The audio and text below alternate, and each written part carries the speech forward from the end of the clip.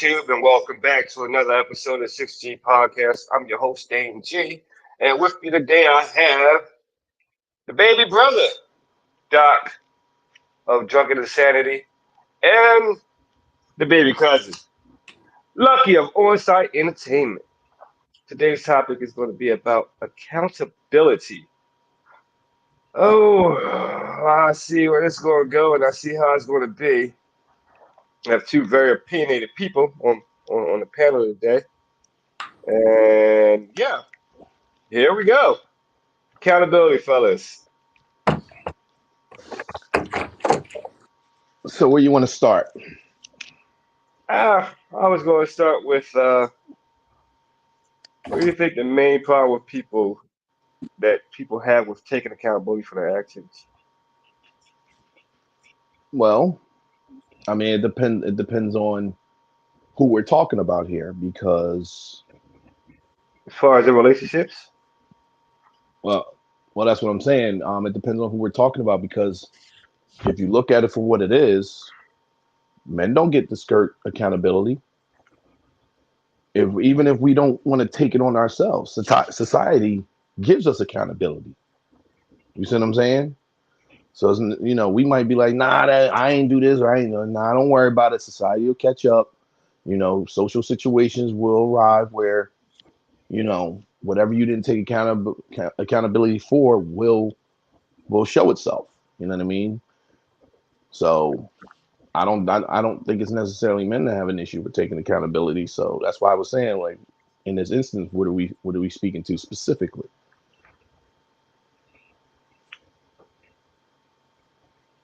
Oh wow, good question. I wasn't expecting you to come back with that one. Um, Yeah. when I was talking about in my brain accountability, I'm talking about like the fact that people don't seem to want to take ownerships of their actions. In that, like, whether it's the street life, whether it's relationships, whether it's parenthood, uh, political thoughts, like the words that come out of your mouth on social media. It's always like, it always comes off like, well, I only said that because, well, I only did that because it's like, all right, you did it. That's the point. You Yeah. did do it. But it seems like people these days now only they take like the minimum amount of accountability before it starts off with like that sentence in itself. I only did that because. And that's what I was saying. We may not want to take accountability, but at some point, with the way society is set, as men, we don't have a choice in it. We can only skirt accountability but so long. It catches up. Or It it doesn't. catches up. Like, if you in the street life, eventually things you do out in the street catch up to you. If you get a woman pregnant and you don't want to handle your responsibilities, well, guess what? There's the court system for that, so it'll catch up to you eventually. It's just certain there's certain systems put in place. There's certain social parameters in place that ultimately will place accountability at the feet of men, but women don't necessarily get that. Um, think about it from this perspective. Um, if a woman gets pregnant by a guy that's just, for lack of a better term, is a deadbeat, there's child support. So even if he don't want to be around, she can take his money. You know, society has things in place so that women make bad decisions. They don't have to take accountability. Society reinforces those bad decisions by giving them a way out of it. You see what I'm saying? So that's what I mean when I say it don't matter for us because eventually it will catch up to us. So it's not so much a sense of men not wanting to take accountability. We don't have a choice. It eventually catches up. Lucky, your thoughts? I mean, I mean, he right. I mean, child support. There's ways around it though. Um, What's the ways though? get on welfare. You ain't gotta pay child support. Um, As a man, you still do. no, you don't. As a man or as a female, because you can't. They can't take nothing from you if you ain't making nothing, as far as they can see. But you start working, then it'll catch up to you. So I say that you right, feel me? In some ways. But then you got niggas that just don't want to work. So some niggas die on welfare. Now, here's the thing about that. If you're a man and you're on welfare, and especially if the primary reason is to skirt child support, society will remind you that your lack of accountability, you know what I mean? Like society will remind you. There's moments where you might get into an argument with somebody because they say, "Yo, well, you don't even take care of your kids." I mean, Women don't get that same. They don't get held to that same standard. I mean, Nobody challenges that on her side. I mean, yeah, no, but that depends on the individual. At that point, it depends on what you care about other people's opinion. If you care about other people's opinion, then yeah, you gonna bring yourself accountable for that. But if you don't care about nobody else's opinion, then there be, you know what I'm saying? Yeah, I get that, but what I'm saying, as humans, we can sit back and go, "Oh, I don't care what nobody think. I don't care what nobody think." Eventually, it gets to you. There's nobody that can wash themselves completely of other people's thoughts of them. You know what I mean? Like unless you just completely stop being around people, which is still going to be hard to do because when people find out certain things about you, if they don't agree with it, it's going to come to the light, and their opinion of that is going to surface. So what I'm saying is we don't get to run from it at all. We don't get to run from that. Only time we get to run from it is when we're in the grave. I mean, once again, in one point you right, and the other point you wrong. Like, if I care, I ain't gonna say me, but period. Like, if an individual don't care about the opinions of others, then it ain't gonna affect them at any point. You got people that live secluded that they don't want to be around people. You know what I'm saying? You got it's a number of things that you get around the accountability factor. Like to be accountable is when somebody holds some type of authority over you, and they could pinpoint it to you. But other than that, as far as regular old people, nah, mind your business. Well, here's what I say to that. You bring up a good point. People that hold authority or power over you. There are people who want to do business with each other. Just giving you an example. Man A, he got a business. Man B, he got a business. So man A is looking at him and saying, "Yo, I might be able to do something with that." But now if man A does some research on man B and sees certain things about him that he don't like, that hinders him from doing business. You know what I'm saying? I'll give you an example. Something I was watching. Um, I don't know if you heard of Andrew Tate or not, but he was saying I don't do business with fat people, and they said, "Well, why not?" He said because if you can't even control that, that gives me an idea of who you are because you control every piece of food that goes in your mouth, and you decide to be gluttonous. So you can't control that. And I'm supposed to believe that you can control yourself when we do business. I can't rely on that. So he said, I don't do business with that. So what I'm saying is, if you're somebody who's skirting accountability, whatever you're skirting, if somebody finds out about that, they going, hey man, what's up with this? Now, if you ain't got an answer for it, what happens? 9 times out of 10, that person, I can't rock with you. That's what I'm trying to say. We don't get to skirt that at all. We can try, We can try to cover it up. Like if people ask, yo, man, whatever happened with that? Nothing. Because we don't want them to know, man, we hit this brick wall. We say nothing. We nothing happened. I'm good. Then when we go home, we sit there like, damn, how am I gonna get this off my back? How can I progress forward? Because that's holding me back. That's only if that person has that type of control or that type of power over you that you feel as though you're inferior to that person. We could have two businesses, and my business could be flourishing without. So when you come and you say, "Oh, I don't want to do business with you," you're not taking nothing from off my plate. I'm still doing what I'm doing. But again, It go right and it goes wrong. Like if a person is like, say, I'm starting a business, and all right, this person could jumpstart me to the next level, but he sees certain like traits or habits that he don't like, and then he bring it to accountability. Then all right, yeah, you're right. But if I'm already flourishing, I'm already doing what I'm doing, then that's still a double-edged sword. Like I don't care. You ain't gotta do business with me. You ain't gonna stop my show. You feel but what I'm here's what but saying? here's what I'm So, but here's what I'm trying to say though. Even if I see certain things that I don't like and we don't do business, all it takes is for me to put that out there.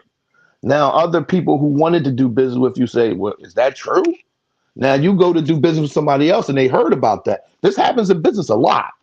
Yo, I heard this. Is that true? Yeah, it's true. Oh, I can't rock with you. You know what I'm saying? All it is what ends up happening is with word of mouth. That's why I said you can only skirt it but for so long. You can only skirt that issue but so long because once word of mouth gets around, people be like, I can't rock with them. I heard about this. Now, if that changes, let me know. Maybe we can do something. But until then, I can't rock with you if that's what's going on. So we don't get to skirt anything. It's only but so long you do it. Plus, I'll tell you this right now. You say if you care what people think. Well, I hate to be the one to say this. We're men. We do care what other people think. no, we don't. We're Because hardwired to care what other people think, especially other men.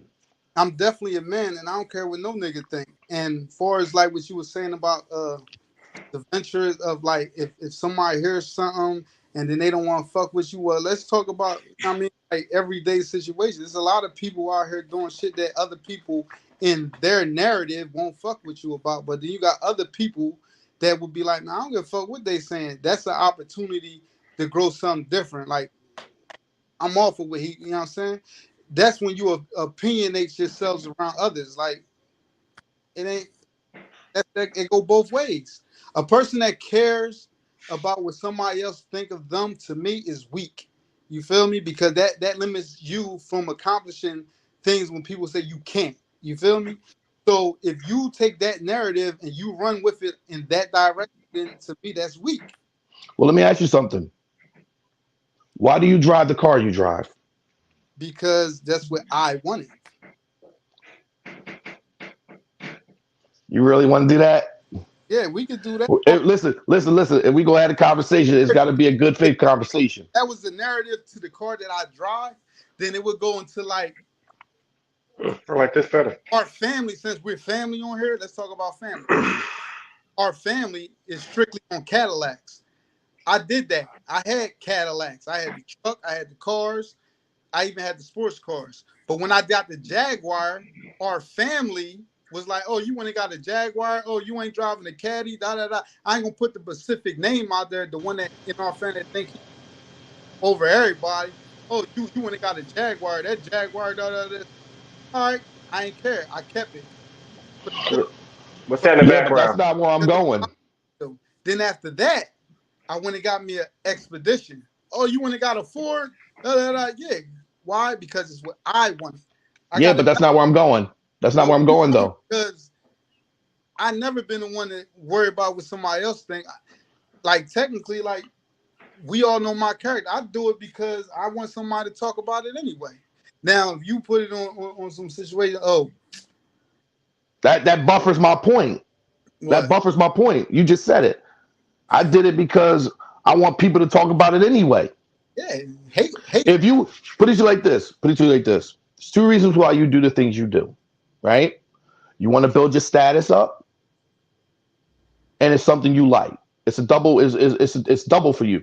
You bought the car you bought because you like it, but you also know that I'm getting this car because I'm gonna have people talking. Now, if you buy the car you want and 100% of the people around you shit on that car, you ain't keeping that car. We're hardwired for that because our status has been tainted. You're not keeping that car. If 100 people around you say Lexus is the best car, guess what you're gonna do? You're gonna say, well, I'm gonna get the top Lexus because I'm gonna be the one to stand out. So you go get it, and now everybody's like, well, damn, not only did he get the Lexus, but he got the top of the line model. And I'm gonna base it on you. I'm gonna base it on you because think about it. Because think about it. Well, wait a minute. Think about it. Think about it. I didn't know you had got a new car. But when we pulled up at the spot to have lunch that day, you was like, yo, come check me out. Check my whip out. Check my new ride out. You had to do that because that's you. That's part of your ego. So you do care. Otherwise, you'd have pulled up and wouldn't have cared if I saw it or not. Flip it. Now let's flip it back. I had my Mustang. I didn't say, yo, everybody come over real quick to come see my car. I ain't do none of that. When y'all came over, you was like, that's all right. When you had the I think the Chevy with the 351 in it. You was doing all that. I never once said, well, you know, my this and this. You pulled up on me in your car. About it, because you see what I'm saying? I recall, and Damien, you my witness, when he got that blue Mustang, right? And it was parked. It was parked on Spruce Street. I'm sorry. Who you talking to again? What was that name you said? When you got that Mustang, he had it parked on Spruce. First thing he wanted to say, oh, the engine in it. And then after that, oh yeah, the rims in it.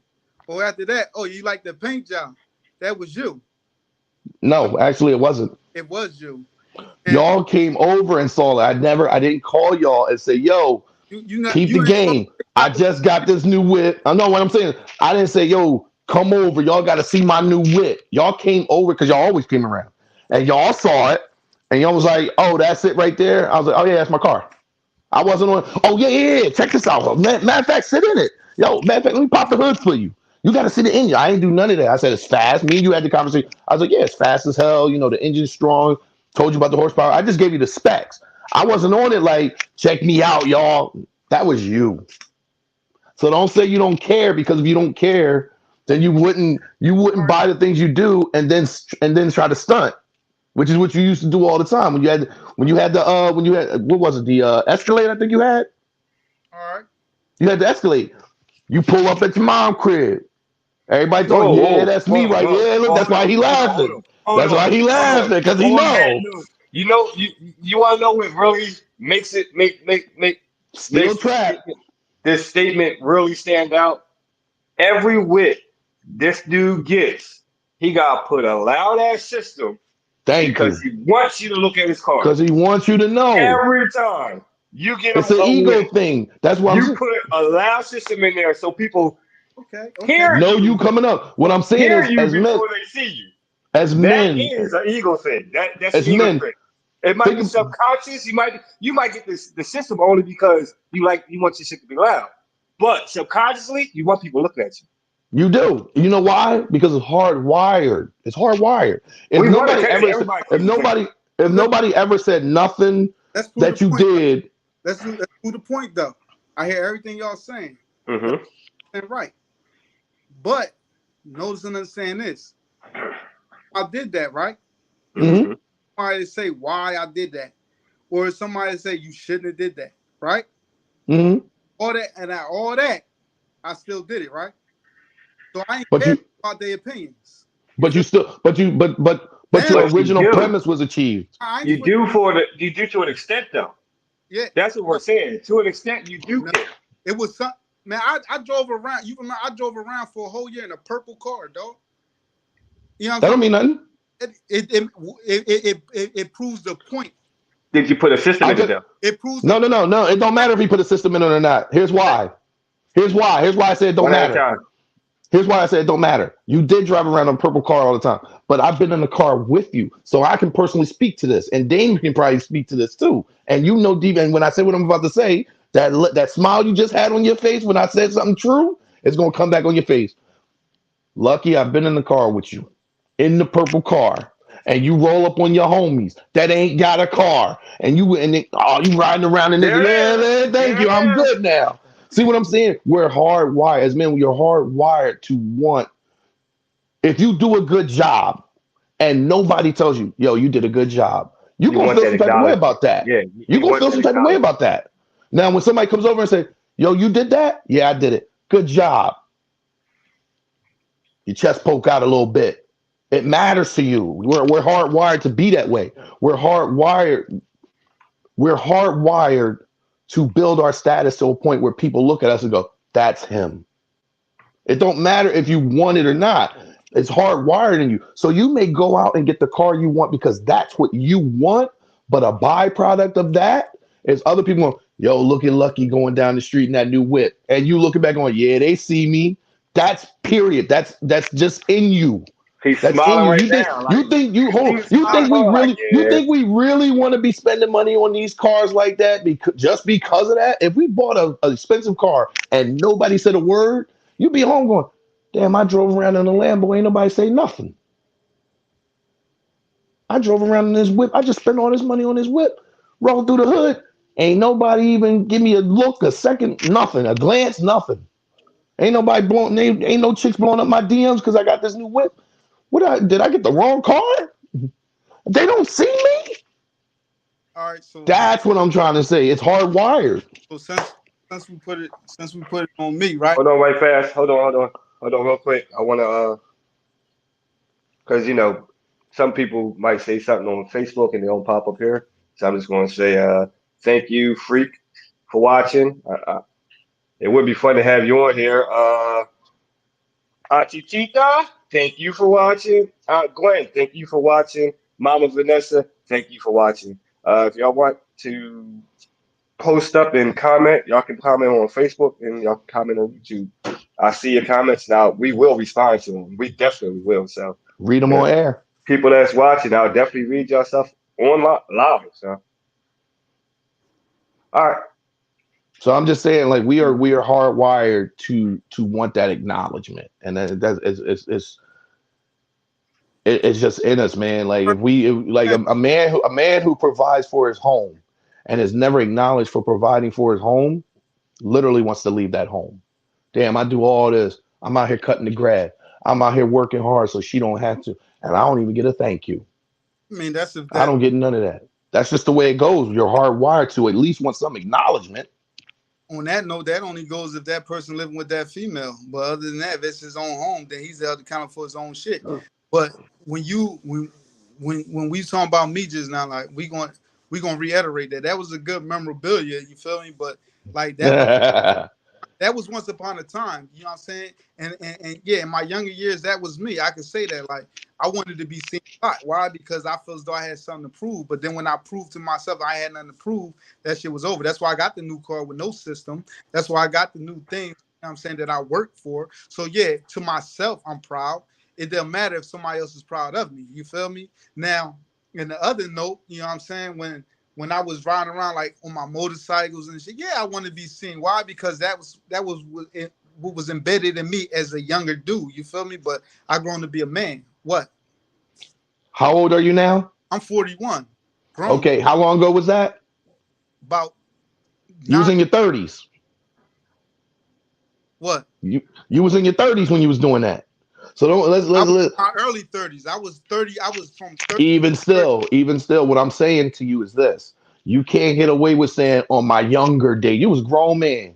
man. Listen, You was a grown man, bro. say, You weren't in your say, teens. I'm You weren't in Well, your early 20s. what you're saying is when he learned in the past 10 years, like some I'm things are more important than others. In Yeah, his but you younger can't say I days, was younger when I did it. You was a he grown was man. younger though. it He was was younger. He was the same age he is today. That's what he's saying. if it's past tense, that means it's history, and Yeah, younger. it don't mean nothing no He more. ain't say he was young. He said he was younger.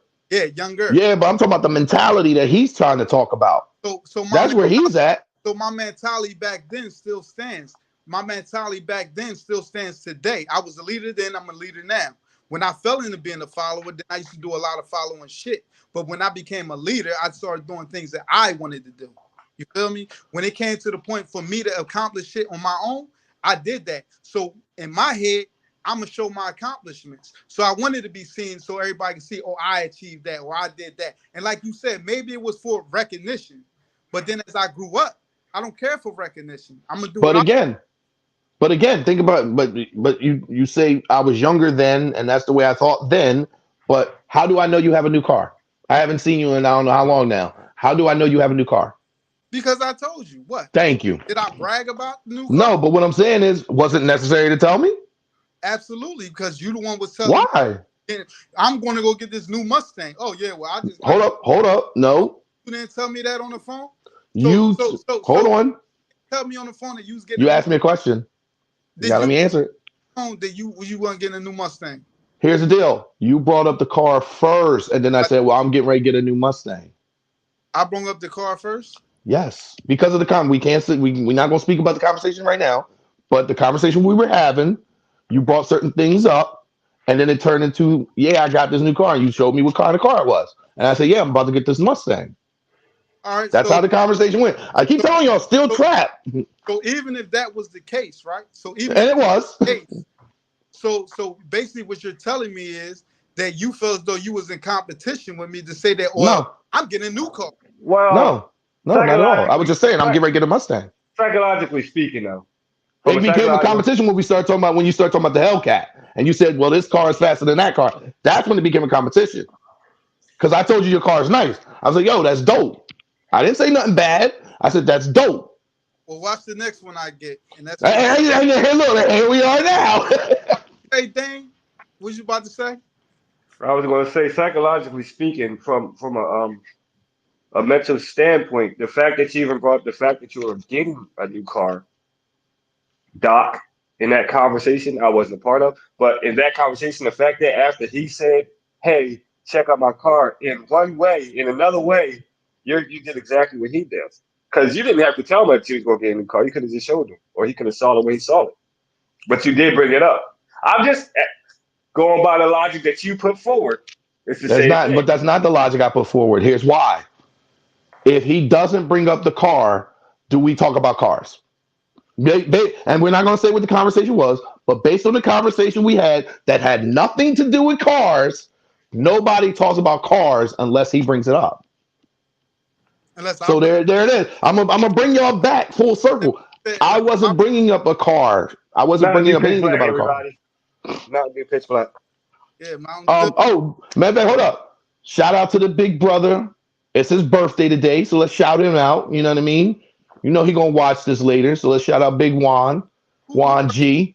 Juan G, the big brother. Oh, today's the 3rd?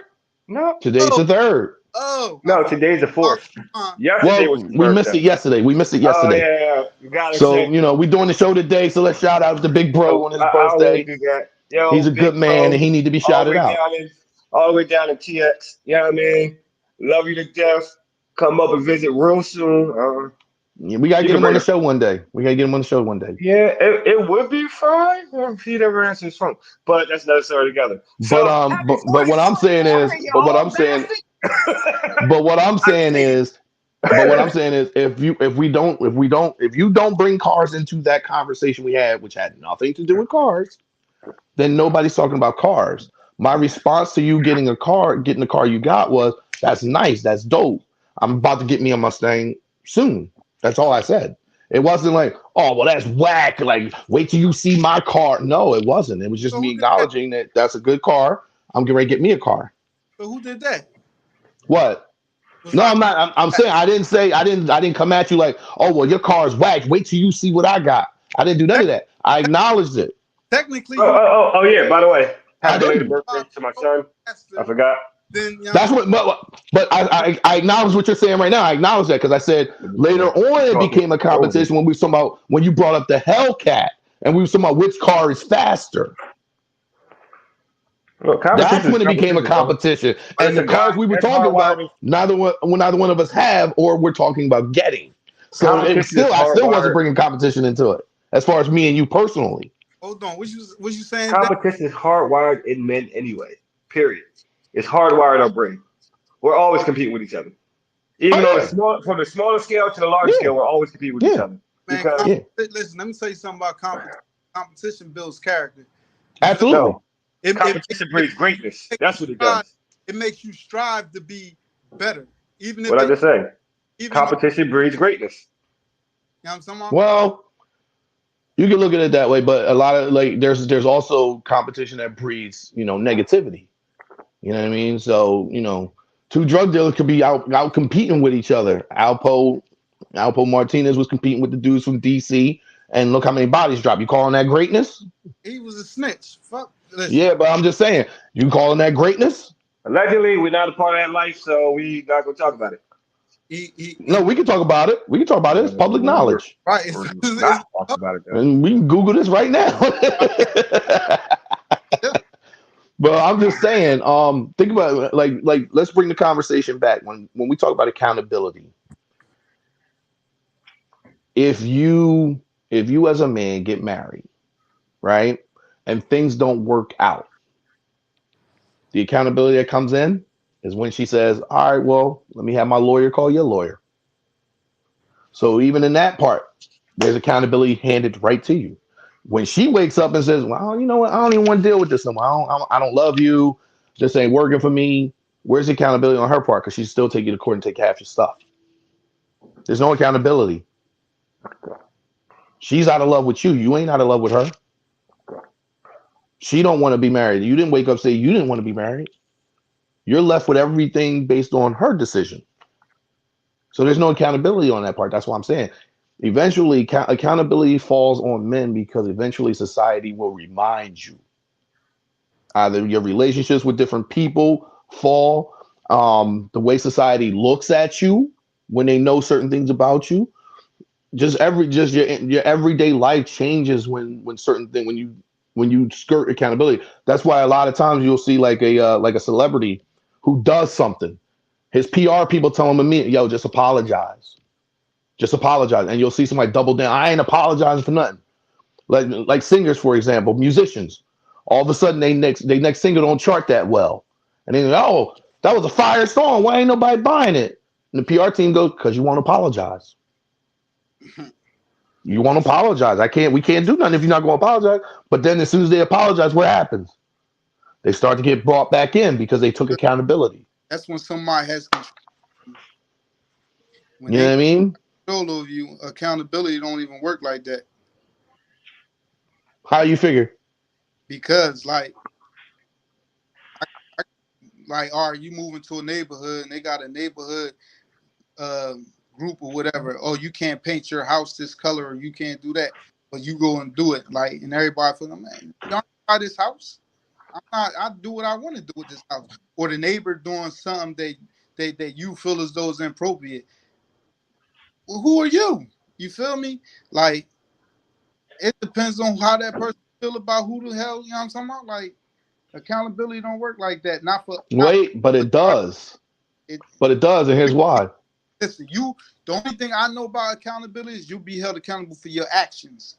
But for Exactly what you just said. somebody's opinion nation is once again like the old words say, like assholes, man. Everybody got them, but you don't control the narrative of that person. You got to But be. wait a minute. Think about what you said.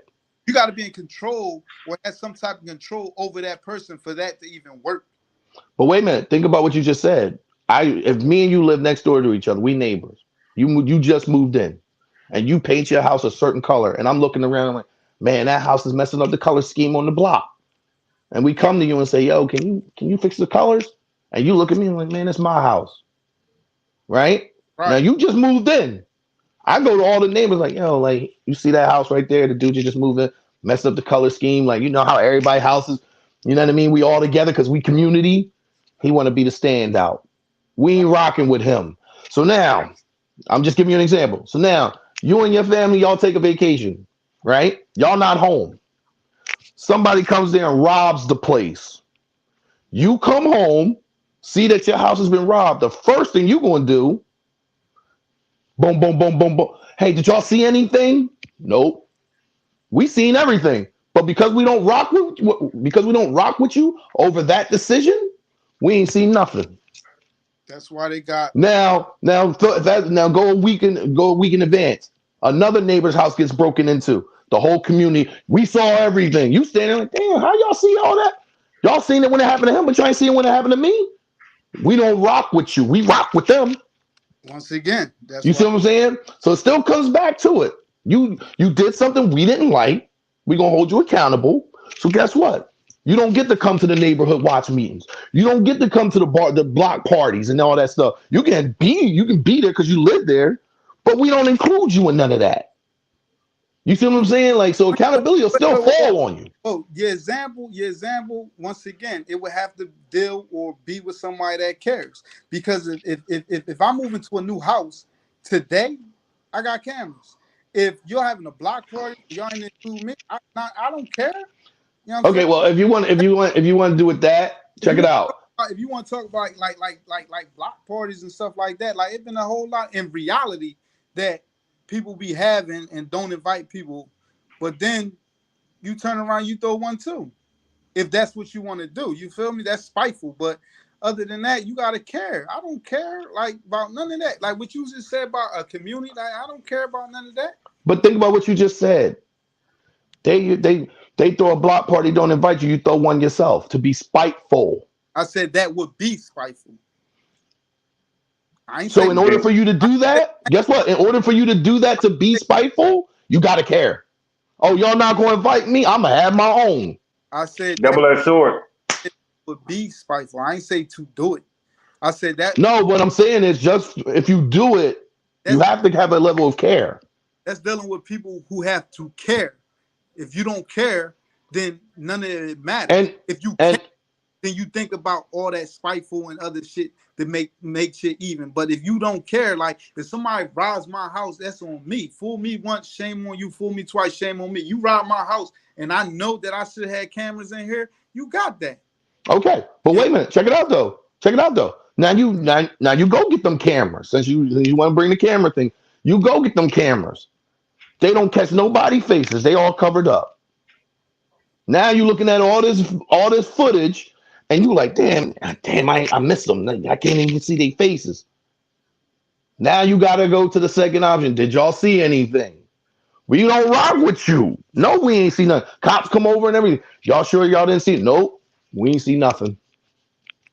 Because we don't rock with you. Because we asked you for something, and you decided to do your own thing. That's your right. But guess what else? The flip side is it's our right to shun you now. Once again. That's what I'm trying to say. Once again, it has to be on the level of somebody caring. You will. You will. You can say, I don't care. But if you are in a community and you got neighbors, none of them ever speak to you.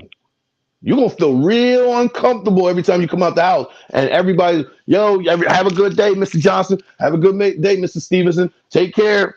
And then all of a sudden you look up and you're like, hey, what's up, y'all? And they don't say nothing to you. You got to care. You send the wife through the neighborhood because what ends up happening is, because we did this, what ends up happening is when you move into a new neighborhood, you want to know who your neighbors are. You want to know what kind of neighborhood you live in. So a lot of times you end up going door to door. Hey, I'm so-and-so, I just moved into the neighborhood. They look at you, oh, okay, hey, how you doing? You need anything, blah, blah, blah. You get that connection made. But then you do something that they don't like, and they just cut you off. Oh, you one of them. All right, no problem. We're not dealing with him. Once again, it's going to bother you. Nigga, I live out here, and I don't know none of the neighbors, and I don't speak to none of the neighbors, so that's the false. And I don't go around here trying to figure them out. Well, number one, I'm speaking in general. Oh, I'm off you personally.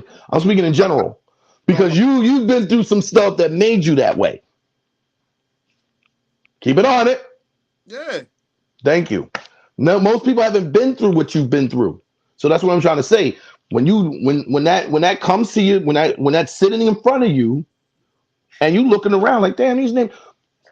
I can go outside right now. These neighbors don't even have the neighbors on this block don't even know my name, but they all speak. They all speak. I pulled up to come in the house. I didn't even know these neighbors had this dog. Had a bulldog. I'm like, I walk up, the bulldog want to be petted. I'm thinking maybe, I don't know, because people's dogs be funny. And I said, are you a nice puppy or are you a mean puppy? And they said, oh, he's nice. He's just a puppy. He just wants to play. 10 minutes playing with this puppy. They don't know me. I'm the only black guy on the block. I'm the only black guy on the block. They see me and, hey, how you doing, sir? Hey, how you doing? Especially the neighbors across the street. They dope. I love my neighbors across the street. The new young cats out of nowhere. I was getting ready to leave to go up to the club. They was like, well, if you want, just stop over. Because they was having some friends over because they just moved in. So they had some friends over. Like, hey, if you want, just stop over. So I was like, well, before I go there, I'll come over right now. Walked over there, hung out and everything like that. They had a bonfire in the yard. We just sitting up there, passing me beer. I'm like, hey, just chatting it up. You know what I'm saying? Now, if I come out the house and go do what I gotta do, and every time I pass these people and they just give me nothing, that's gonna bother you. Because it's like, damn, we live on the same block. You was not raised to not interact with your neighbors. Remember, on grandma's block, we knew everybody on the block. There's a reason for that. You knew everybody that lived next door to y'all on 9th Street. There's a reason for that. Because that's how humans are. Wait, somebody just texted me and said some bullshit. Yeah. But look. What they say? Is it something you can say on stream or something you got to just leave off camera? I got to leave it off camera, but yeah. Yeah, we're going to talk about it then. Yeah. Yo, you got access to the private chat, don't you? Yeah, you got the chat on the bottom. Just put it in there. Yeah, I'll tell you. Oh boy, this must be something good. I said probably something stupid. Just make sure it's not in the regular. Not stupid like they're the person that's saying it is stupid, and I'm just like something that's not even like gonna bother nobody. He typing away though. Look at him all concentrating. Oh, you can still see me? Yeah, we can still see you. All you have to do is hold the button on the screen and press copy and paste. Dang. That's really all you had to do, cause like copy and paste will get you there quicker than what you doing. You a young old nigga. Excuse me. And put my glasses on. Hold up. Yeah, you need the Pepper Farm glasses that sit right here on the tip of your nose. Okay, Dr. Lil. Yeah, hold on, y'all. Let me just go ahead and read this real quick. Hold on, give me a minute. You send it? I'm about to copy and paste it. So you erased it just to do that. But yeah, like we don't get to skirt any accountability in society. Men do not get to skirt that at all. It is going to hit you. It is going to affect you. You could be the most, I don't care about nothing. Mike Tyson said he don't care what people think about him. He on camera crying. So, you know what I mean? Based on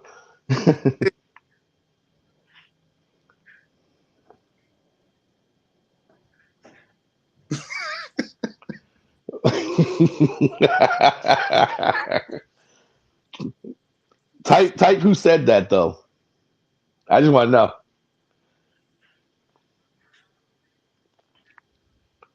That's the beauty. That's the beauty of this app. we can engage on stuff like. No, I'm lost on that one. I don't think where I know her from. Where they get that idea from though? Like, probably watch the show.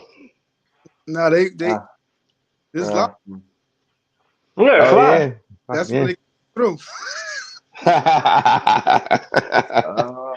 That's funny. That's funny. But I'm crazy. Yeah. That's definitely. But like okay. let me touch on something real quick from the previous show. I had talked to Dame about this off camera, but off camera. Huh? No. I'm saying we had a conversation off camera and this came up. I said to him, it's funny. The topic is accountability. the conversation we had a couple shows ago, I had asked a question, and everybody was trying to dance around the question. I kept trying to bring it back to that question, and ultimately, where that question was going to lead to was accountability.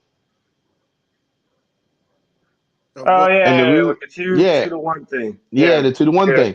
And I said, and even in that conversation, just think, even in that conversation, it was more what the man did, how he's wrong, holding him accountable. And I was agreeing. I was like, yeah, he's wrong too. But we got to also, it just kept coming back to the man. So that's what I say when no matter what, men cannot skirt accountability. No matter what, eventually it catches up to you. Because even in that conversation, it was all about the man. The man this, the man that, irresponsible on the man. He's a loser. He's this, he's that, he's a deadbeat. It was all man, man, man. What show was this? Meanwhile, this was a couple shows ago. 2 shows. With who? Yeah. You gotta watch it. You gotta watch it. You gotta watch it. Yeah, that was January. Yeah. First week of January. Yeah. So January what I'm 4th, saying I believe is, it was. Yeah. Who? No, 7th. and January 7th. yeah, and you got to think about it from this perspective with that conversation.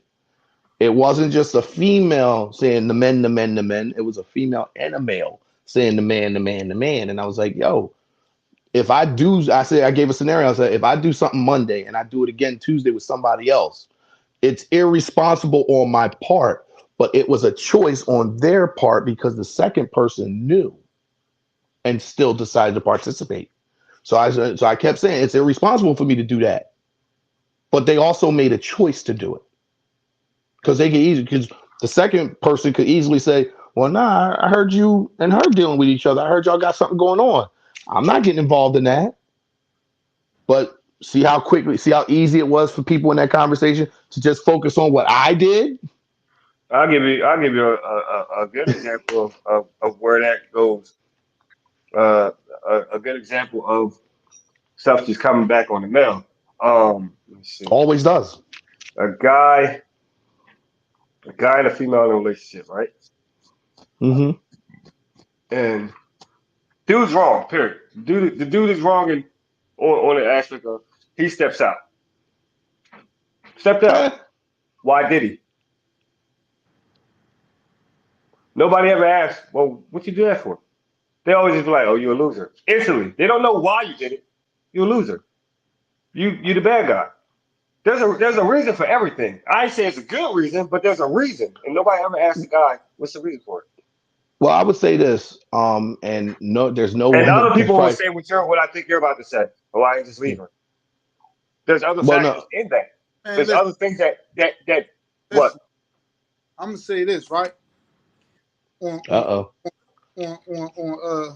Doc end and on your end, right? I'm gonna say it on my end. On Doc end, because he started. If that person is doing something with an individual, and that individual is okay with this individual doing something over here, and the third party is not okay with neither of the later, then yeah, that would become a conflict of that interest. You feel me? And that would be their situation. Now, and on Dane's end, if you're in a situation and you in your heart feel as though this ain't right and you stick around, then that is on you. But if that person is doing something, you keep letting it slide till it builds up, and then you attack.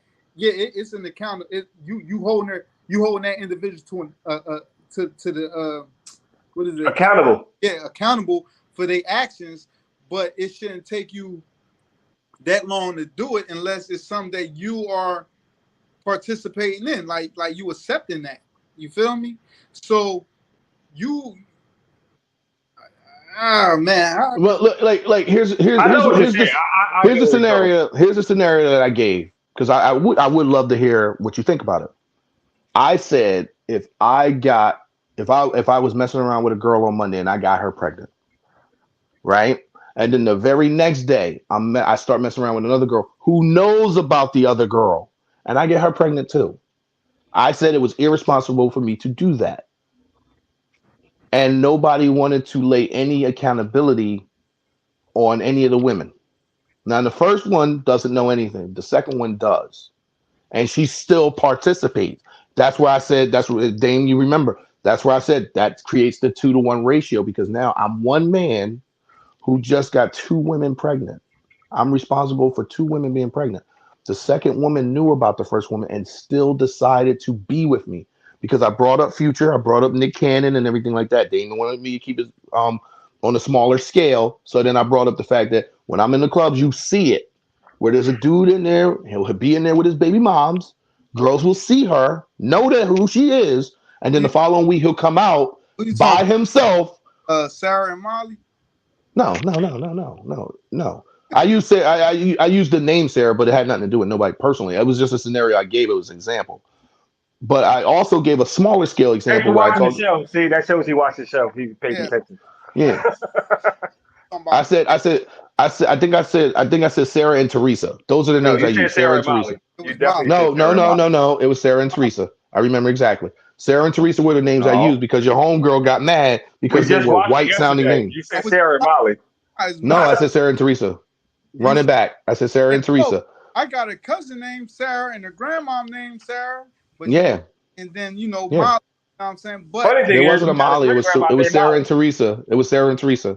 And the reason why I can stand on that is because a friend of mine named Teresa thought I used her name, and I was like, no, it's just a name that popped in my head. So I know what I said. It was Sarah and Teresa. If you run it back, it'll say Sarah and Teresa. it's no But hold on. Let me finish what I'm saying. So what I was saying was it's irresponsible on me to knock Sarah up on Monday and then knock Teresa up on Tuesday. But Teresa knew about Sarah and still did it with me. And they were trying because they knew where this was going. So they tried to skirt past it. So what I'm asking you in that scenario, we can acknowledge that I'm wrong, correct? Yeah, we want to acknowledge it. Now, who is the other girl wrong on her part for participating, knowing that I got a situation? Well, It's out a of yes or no question. the 3, the 2 later ones would be irresponsible. You feel me? And it would I would say it would be like it's definitely on the man because he the one slinging the dick on both ends. But the one girl, if she know what's going on and she still wanted to be a part of that, then she it's just like somebody, you know what I'm saying? Like if we run in the store and you know I'm running in the store, you an accomplice. So if it comes into a negative aspect, That's all I was saying. both of the 2 that know. And the one that's on the later end, you know what I'm saying? That's the innocent bystander because she There don't, you go. you know what I'm saying? But everything on that show that you talking about, like both of y'all, I mean, like how you explaining it now, like, yeah, I could see that. You feel me? But it's still selfless of the nigga though, because he should be more responsible. You feel me? But hold on. But see, like it's so ingrained in us to hold men accountable. We No, keep I'm going not. back to Listen. Out of anybody, anything, like I'm gonna say what it is. Like if she's just as held accountable. She allowed it, but that's her. That's who she is. She got to carry it. So if she allowed it, then that's her accountability for herself. Now the one that don't know, you didn't give her the option of accepting the other situation. You feel what I'm there you saying? go. So There you when go. down to it, it's the man. Even though she accepted because she's partaking in it. But the one that didn't know is the fool. You feel what I'm talking about? So the one that knows on both ends is who? The man. Am I right? Yeah. So the other party that knows about it, she just is a snake by knowing that about the female and not even bringing it out. But she more selfish because she like, well, if she don't know, but I know, I'm trying to reap the benefit of both sides. You feel me? There One, you go. she gonna try to blackmail you, like, oh well, There you go. I mean this, that, and the third, but it still was irresponsible on his end. You feel what I'm saying? But again, you buffer what I'm saying right now because you keep bringing it back to the man. We've already acknowledged his part in it. And no matter what, this is why I keep saying we don't get to skirt anything. Hold on. We don't get to skirt anything because even now we've acknowledged that I'm wrong. I'm the man in this situation that I'm wrong. We've acknowledged that. Now we can get past that part because we already established you're wrong. Who's wrong on the other side of it? The second girl, because she knew. But we couldn't even get to that part. See, like right now, you're acknowledging it, but at the same time, you're acknowledging the second girl's wrong for participating when she knew. You still go, yeah, she knew because she wanted the benefit, and she a snake just like you went right back to the man. So we never get the skirt accountability ever. Listen, when like let's talk about life situations. Let's talk about real life. Like you have females, you know what I'm saying, that roll with the punches because how they feel about that individual. You feel what I'm saying? So if that individual will be like, yo, I'm gonna jump off the bridge, you got 6-person influence. If it's 6 women, 2 or 3 of them women gonna jump off that motherfucker with him. You feel me? Now it's a fact. That's a solid fact. That's not a fact, but okay. Everybody. You were out of 6 people that sit around you. You got 3 to your right, 3 to your left. Out of them 3, you might influence 1 or 2 of them, or you might influence 3, but you're not going to get all 6. That's a fact. Now, when you here's the deal. When you're dealing with women, if your aura or your attraction, you know what I mean, intrigues that woman, it's a lot of things that you can do to that woman that woman will be receptive to, like accepting, like you could be like, man, I'm gonna spit in her face, and she might hate it, but she love you, so she allowed you to do it. You got women that people literally beat the shit out of them, and they don't go nowhere because they feel as though they love this man. You feel what I'm talking about? Whereas though you got another woman. Well, do you know what causes that? A lot of times. What causes that? But we're not talking about what causes it. We talking about the. Yeah, but I'm just saying. Do you know what causes it? What causes it? A lot of times, there's no father in the home when they're growing up. Can't say that because you can't say that, bro, because we got a whole situation that's somewhat like that with an aunt. You feel me? That allowed, you know what I mean, that type of situation for a long time before she stepped away from it, and that father was in that house. And how old were the kids? The one kid was well old enough to know because we was old enough to know. You feel me?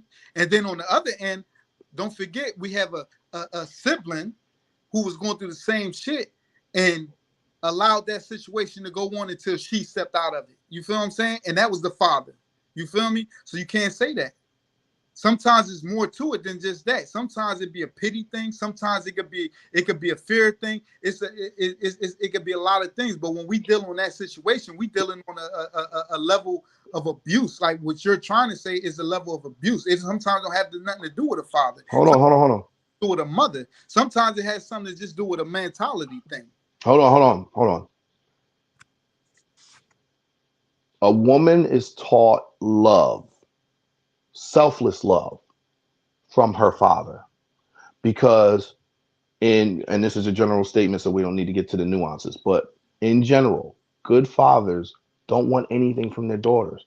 They're not trying to do anything to them. They're not trying to corrupt them. They're not trying to do anything negative. Only thing he's trying to do is raise his little girl up to be a good woman, right? So when you have that as a woman, you learn what love really is. Selfless love, unconditional love. And you carry that. That's why there's a lot of women that go, I learned what I wanted in a man because I saw my father. A lot of women will compare their boyfriends and see if they got the same qualities that they grew up seeing in their father. Girls that don't have that, that's why they call them daddy issues. Girls that don't have that seek that in other men. You see what I'm saying? So the wrong man can come in and turn it into something that shouldn't be. You see what I'm saying? Because she don't know what it is. So like a lot of women grow up without that self-love because they never were taught it when they were younger. So like I said, that's why I said the father not being in the house. That's an important part. That's a major part, actually. Yeah, that's for a statistic. But what I'm saying is every situation isn't like that. Some situations, like I said, is out of fear. Some situations is out of like a pity situation, or some situations is just out of what you just said. You feel me? A mental thing. But when it all boils down, the father, like, fuck that statistic shit of mother and the father could be in the household, because it's still men out here who still live the trait as if both of them was there. And there's men out there that had both of them there, or women out here that had both of them there and still fucked up. So you can't say that. It's a statistic. You feel me? A statistic means a group. You know what I'm talking about? So out of 100 people, maybe 50 of them might feel like that. But the other 50 won't never go through that. And that's Here's what I'm let me hip you to this. You have to bring statistics into it. And here's why. Because statistics can prove what's actually going on. Statistics actually prove reality. There was a study done. I have to pull it up one day and let you read it.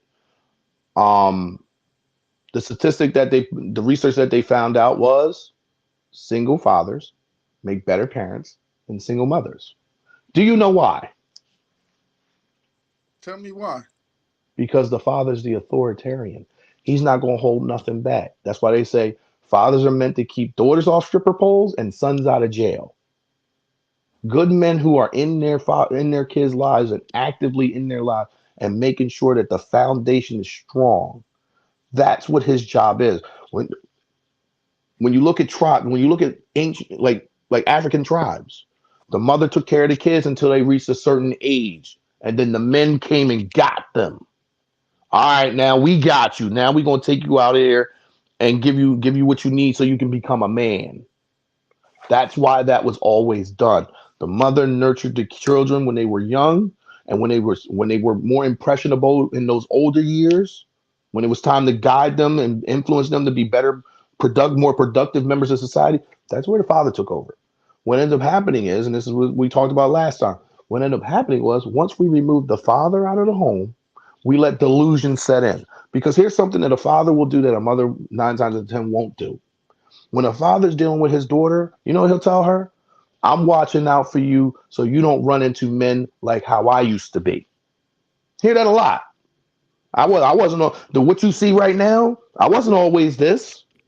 I used to be a young knucklehead back in the day, running around doing dumb stuff. I want to raise you so you avoid men that like how I used to be. That's why I'm teaching you these things. Mothers don't do that. 9 times out of 10, mothers don't do that. Mothers just let you go out in the world. Because number one, she's still navigating. Because there's no man to be like, yo, let's do this. Let's do this.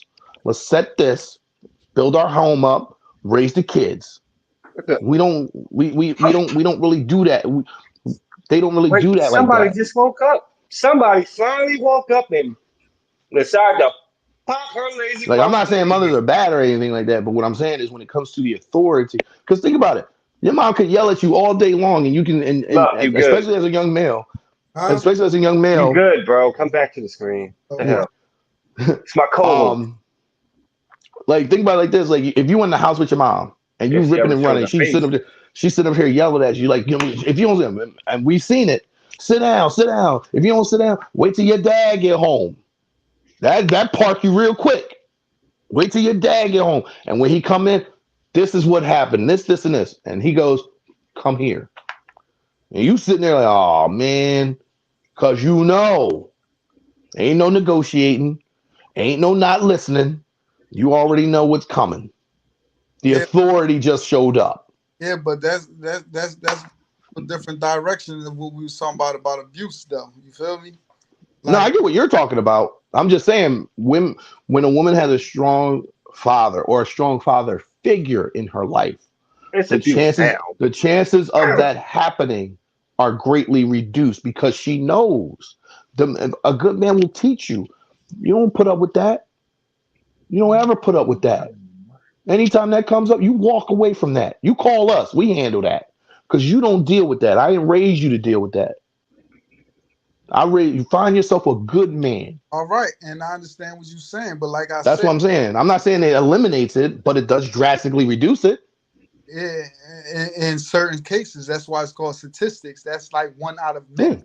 But it's situations where though a girl can have a strong back and a foundation and all that, but out of fear, none of that matters. You feel what I'm saying? But that's the other part of it. A woman won't fear a man that's not worthy of her if her father raised her the right way. Who are these 6 people? You can't. Because it's I once again with a sibling, a strong father. You feel me? A strong mother, and still went through that. You feel me? Even when people attacked that situation, it went back to that situation for years. You feel me? So you can't say that. But then, like I said, I mean, at the other end of it, I told you you're right. But with statistics, that's not with every situation. You feel what I'm saying? Because this individual that I'm talking about, father is real strong, real strict. Well, And I know where you're going with this time, conversation, and huh? that's why I'm not really. I know where you're going with this conversation. That's not why I'm not really even challenging what you're saying. I'm still keeping it a general conversation because for me, that conversation is something we should have off camera. We don't need to put nothing out there on camera. Look You at see what the I'm saying? That's why I haven't answered. I know exactly what you're talking about. right. And that's why I'm not addressing it directly. Ah, ah, ah. I Yeah, know exactly. Yeah, see, and yeah, Dane just figured it yeah, out too. yeah. I already knew what you were talking about because I was around for that. Right. But that's why I'm not addressing it directly because to me, that's a conversation we can have off camera. Probably won't go the way you think it would go, but we can have that conversation. I wouldn't put that conversation out online. I wouldn't put that out there. Facts. But what I'm That's telling you, like I said, is statistics. You feel me? Like a handful will go one direction and a handful will go another direction. So I mean, like to build on that, that's like a iffy thing. You feel me? But like I said, there's a lot of strong women out there, and there's a lot of there weak. are. I'm not saying there's none. I'm not saying there's none. What I'm saying is when you look at the research, when you look at the data, a single father who's holding his frame as a single father raises children better than a single mother. That's the statistics. That's the data. That's what the research says. 80%, put it like this, 80% of serial killers come from what? Single mother households.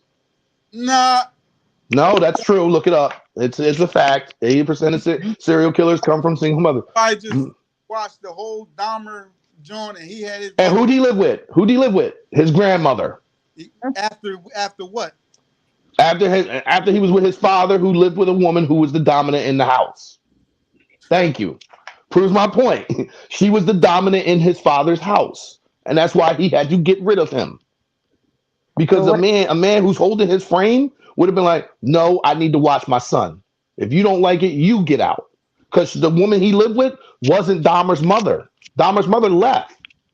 His father brought another woman in the house, and she became the dominant in the house. And she said, "Well, I want this to be our house. If he can't, you got to get rid of him." He didn't hold his frame because if he held his frame, he'd have looked at her. That's my flesh and blood. What you mean get rid of him? You can go. Right. You can go. I'll find another you. He didn't do that. He sent him to his grandmother's house. What was she going to teach him? What was she going to tell him? Because we see the outcome of that. You see what I'm saying? Ted Bundy, single mother. BTK, single mother. Go down the list. Pull it up. Google it. I'm telling you. 80% of serial killers come from single mother homes. These So mass shooters. 70, I think the statistic says like between 70 and 80% of them come from single mother households. And the ones that come from two parent homes, the mother's the dominant. Yeah, what are y'all saying in a father presence supposed to be preventing? Prevents a lot of degenerate activity on the kid's part. Mm, I'm a, If you're not gonna show your face, yeah, I'm Well, I gonna mean, she just woke up, so she's probably applying listen. a little, she left ingredients to now. the See what face. happened? She left. You heard? I'm gonna give you a historic fact right now. Right, dealing Good. dealing with the families. They did. It was like before all the time. They did an experiment in Africa with elephants. Right, Mm-hmm. elephants. They had the bull. The bull would be the father. You feel me? And then after the bull, you have all the calves. Then you had the mother.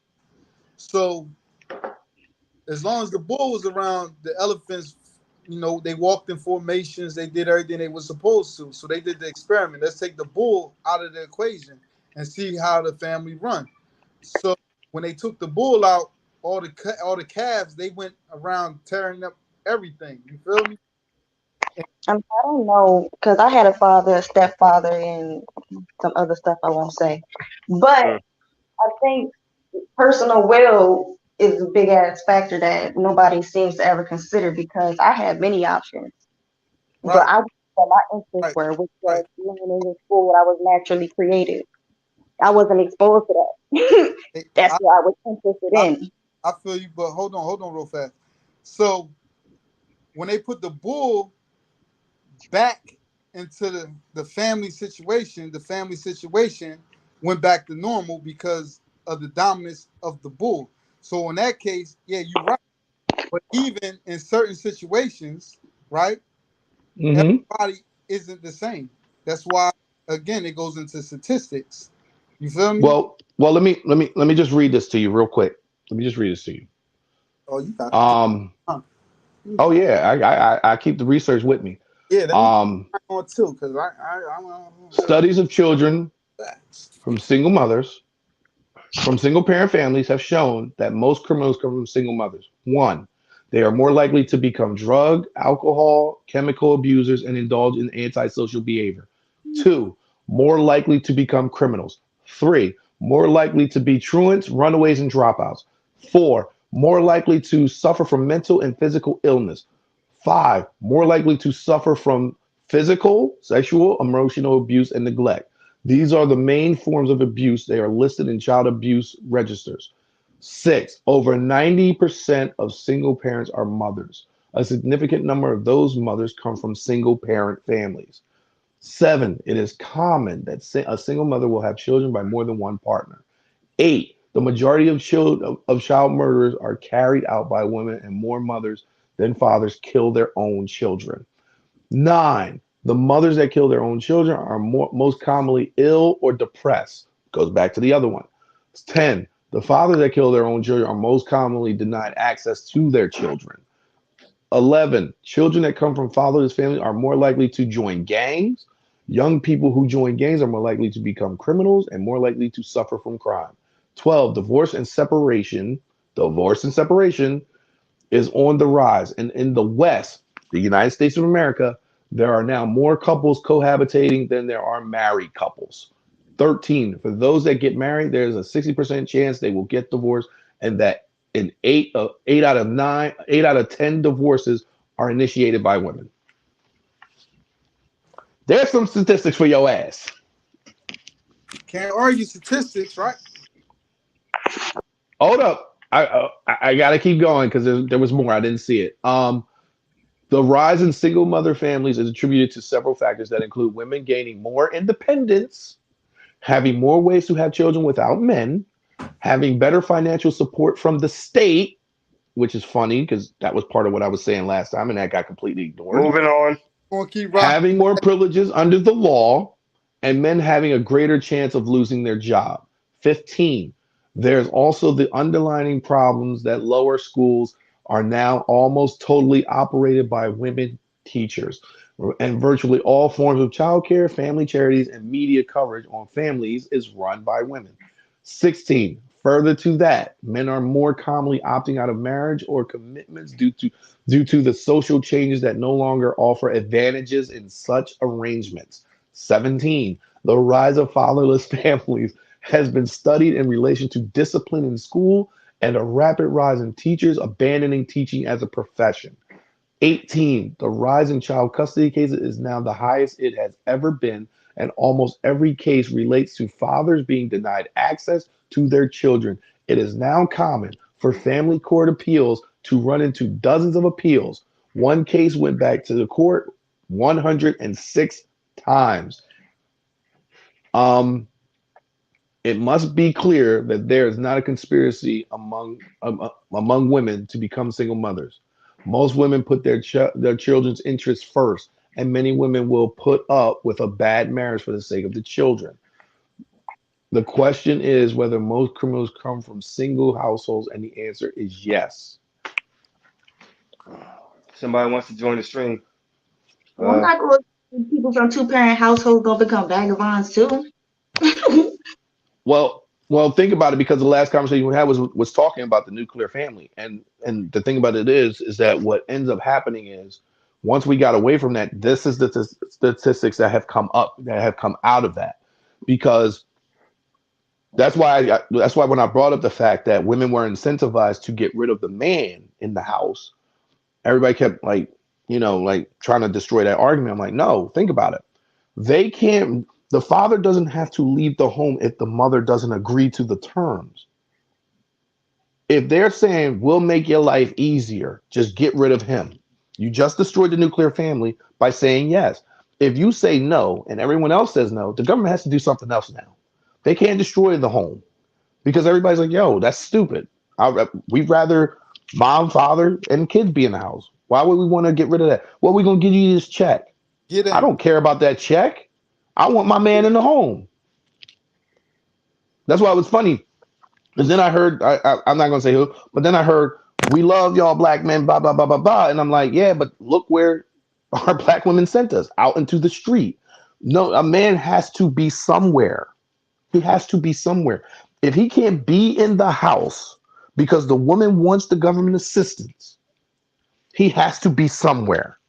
So if he has to go get his own place and still provide for that place, how can he do all of that on one salary? A lot of times, and it's still a choice no matter what. So I'm not taking the responsibility off. Once again, we still hold them accountable for choices.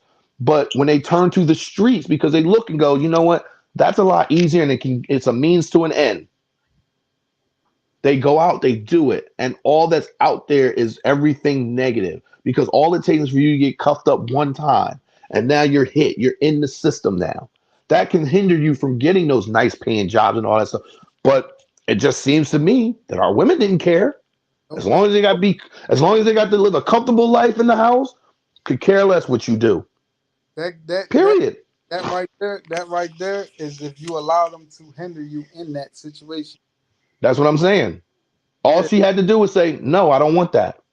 Even if he didn't want that, you know what I mean, or he did want that, it still would put him in a situation that he would have to feel weak to. Like if he's a strong dude, then none of that means anything. It's a lot of dudes out here that's dealing with that same situation. They're very successful. Yeah, but what I'm talking about is this. I'm talking about women being given the option. Because basically what the government said was, you don't ever have to work. Just we'll send you a check every month, sometimes twice a month. So you never have to work. But you got to get rid of him. You got to get, he can't live here. That man had to go out and he's got his family. And now you're telling me he can't be here? Well, now he has to be somewhere. What are you going to do? Live out on the street while he provides for that home that he can't be in? No, he still has to be somewhere. So he has to find shelter. He has to find a home. He has to find an apartment. He has to do what he has to do. He also still has to travel to get to work. And even if you take a bus, train, or whatever, if you got a car, it's more expensive. But even if you take those other options, you still got to go in your pocket and pay for that. It's not free. But once again, it's not free. So a lot of men, and like I said, you make the choice you make. But a lot of men looked over in them streets and said, that's a lot easier for me to deal with, because at least I can contribute and give myself something too. Going to this 9 to 5, I'm barely making it. That is a weak individual if he allows that to happen. Because there's a lot of weak individuals that go through. If he allows what to happen exactly? It's a lot of weak individuals that go through situations like that and give up. It's a lot of. Well, no, I'm saying, what do you mean he's a weak individual for allowing what to happen? If he allows them to like, all right, he can't be in this household and all that. He doesn't have a choice. He got a choice because no, he doesn't have a choice. First of all, we live in a city where people. There's always a choice. Still in the home. No. He does not have a choice to leave the home. If the woman agrees to it, he does not have a choice. He doesn't. That's how they got him out. You think when she said, you think when the woman agreed to those terms, he didn't sit there and go, well, wait a minute, I ain't going nowhere. Well, all right, well, here's the deal. If you're here when they get here, see what happens. I'm talking about that. I'm talking. That's back then, though. Like nowadays, nowadays is different. Like wait. That's not true either. Because think about it.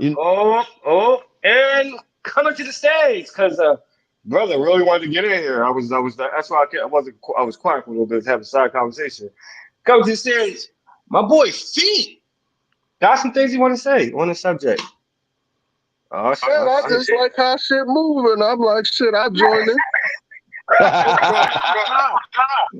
Yo, what's going on, my guy? I mean, what's up, bro? I like going back and forth with Lucky anyway. Turn down your volume. Oh, snap. He here for Lucky. He here for all the smoke. Oh. Feet. Either headphones on or something. Get background. What up, go? Well, let's keep it going. Yeah, I want to You gotta turn. You gotta put your headphones on. Something. All right. Yeah, there's an echo going on. All right, hold on. But while he's dealing with that, Go ahead. here's the way it goes. So you're talking about modern times, right? Do you know how easy it is to get the man out of the house right now? For the woman to get the man out of the house? Yeah, but why do you connect one statement can get the man out of the house. You ready for it? It's a lot of statements. Hello? He just pushed me on the ground. They go both ways. No, it doesn't, because they don't. No. I'm gonna tell you right now. No, it doesn't, and I'm gonna tell you why. Chuck Liddell, his wife put her hands on him. Who spent the night in jail? He did. He did. And here's what ends up happening, because this is what they tell you. They always tell the man, don't leave the house. You know why they tell you don't leave the house? Because the moment you walk out, here comes the restraining order. Now you can't be in the house. Listen. That's how they get you out. It doesn't work the other way around. Once upon a time, that was true. Today, that's not. No, that just happened last year. And I was just around a situation that the man called on her, and she went to jail. So, and what was the circumstances behind it? You don't gotta give me names, but what actually happened? Not don't go into too much detail, but what actually happened? They was in the house arguing. You feel? Mm-hmm. Okay. And he told her, before you call the cops on me, I'm gonna call the cops on you. Okay. And when the cops got there, they took her to jail because he showed them a scratch that he had on his arm. Okay. Now, back in the day, she could whoop your ass in the house and say that you did that to her, and you going to jail. But today, like it didn't work like that today. Today they hold on. Call the police first. Here's the deal. That doesn't stand up, and here's why. Statistically proven, it always works the other way around. So congratulations. Hold on. I didn't say it didn't happen. What I'm saying is that doesn't stand up, because here's why. What you're talking about would be the exception to the rule. The rule still stands when there's a domestic dispute going on. Doesn't matter if the woman initiated or the man initiated. The man has to leave. That's why they say fight to stay in your home, because the moment you leave, I just said she left the house. I just said what he's talking about is an exception to the rule, which means it does happen exactly how he said. So that does happen. I'm not saying all. That's why I said an exception to the rule. But the rule proves every time. It works in the other favored majority of the time. I'm going to highlight that word, majority, because majority doesn't mean all, because everybody keeps getting that mixed up. What I'm saying is this: majority of the time, when there's a domestic dispute, no matter who started it, the man is removed from the home unless he can actually, which is why the greatest advice men have ever been given: videotape everything. Because the bottom line is, if you don't have that to show them when they come to your doorstep, you're out. Chuck Liddell didn't do anything. His wife was teeing off on him because she got drunk one night. Where was they at? In his home in Calabasas. He built that home. He's a Hall of Famer in the UFC. So if he hits her, he's going to jail for hitting her. You know what makes that exception for all? It's not an exception because it proves the majority of the times that happens. He a registered fighter. But that's irrelevant. That's irrelevant because of this point. That's what happens majority of the time. It doesn't matter if he's a fighter or not. It happens to regular guys. If the police are called for domestic disturbance, the man will ultimately be removed from the house majority of the time. So that's why I said what you just described is a exception to the rule. The rule is Chuck Liddell went to jail. He spent the night in jail, and all his wife had to do was get a restraining order. You know why he actually got out that morning? Because she went down there and said it was me. And they let him out because they were going to hold him longer. It was a weekend. They were going to hold him a whole weekend. They let him out because she went down there and got him. They didn't even want him to bail out. They were going to hold him until she decided what she wanted to do. And majority of the time, what they end up doing is to get you out of the house, they play that game, you get taken out, they go down there and they file a restraining order. During the whole length of time that this restraining order is upheld, she can keep getting another one and another one and another one. And eventually, guess what ends up happening to your house? It's now hers. You're sitting up there and you still got to pay for it. So what I'm saying is that's what happens majority of the time. Look up the stats. That's what happens. Your situation that you just brought up, that is a nuance. That is an exception. It does not happen the way you're saying majority of the time. It doesn't. The man is always removed. That's why. So when you say modern times, I'm giving you how they get the man out. That's why they say, Myron says it best. Don't live with your girlfriend. Think about it. You bought a house, you move your girlfriend in, she gets you out. Now it's hers. Everybody doesn't know who Myron is. There, Myron from the Fresh and Fit podcast says it all the time. Don't live, huh? Another podcaster said that. Cool. That's where we're gonna go with that. People. What that got to do with anything? Like, I don't know where you're going with that. Why y'all think the disconnect is so consistent though? Why do you think it's more than? Well, yeah, I do. No, go ahead, ask your question. I want to hear your question. She answered the whole question when she asked the questions. Is it happening more now? And I said, yeah, it is, but why? I believe. You gotta ask women that question. I believe. I don't know. I believe that everything comes back to what we were talking about last time.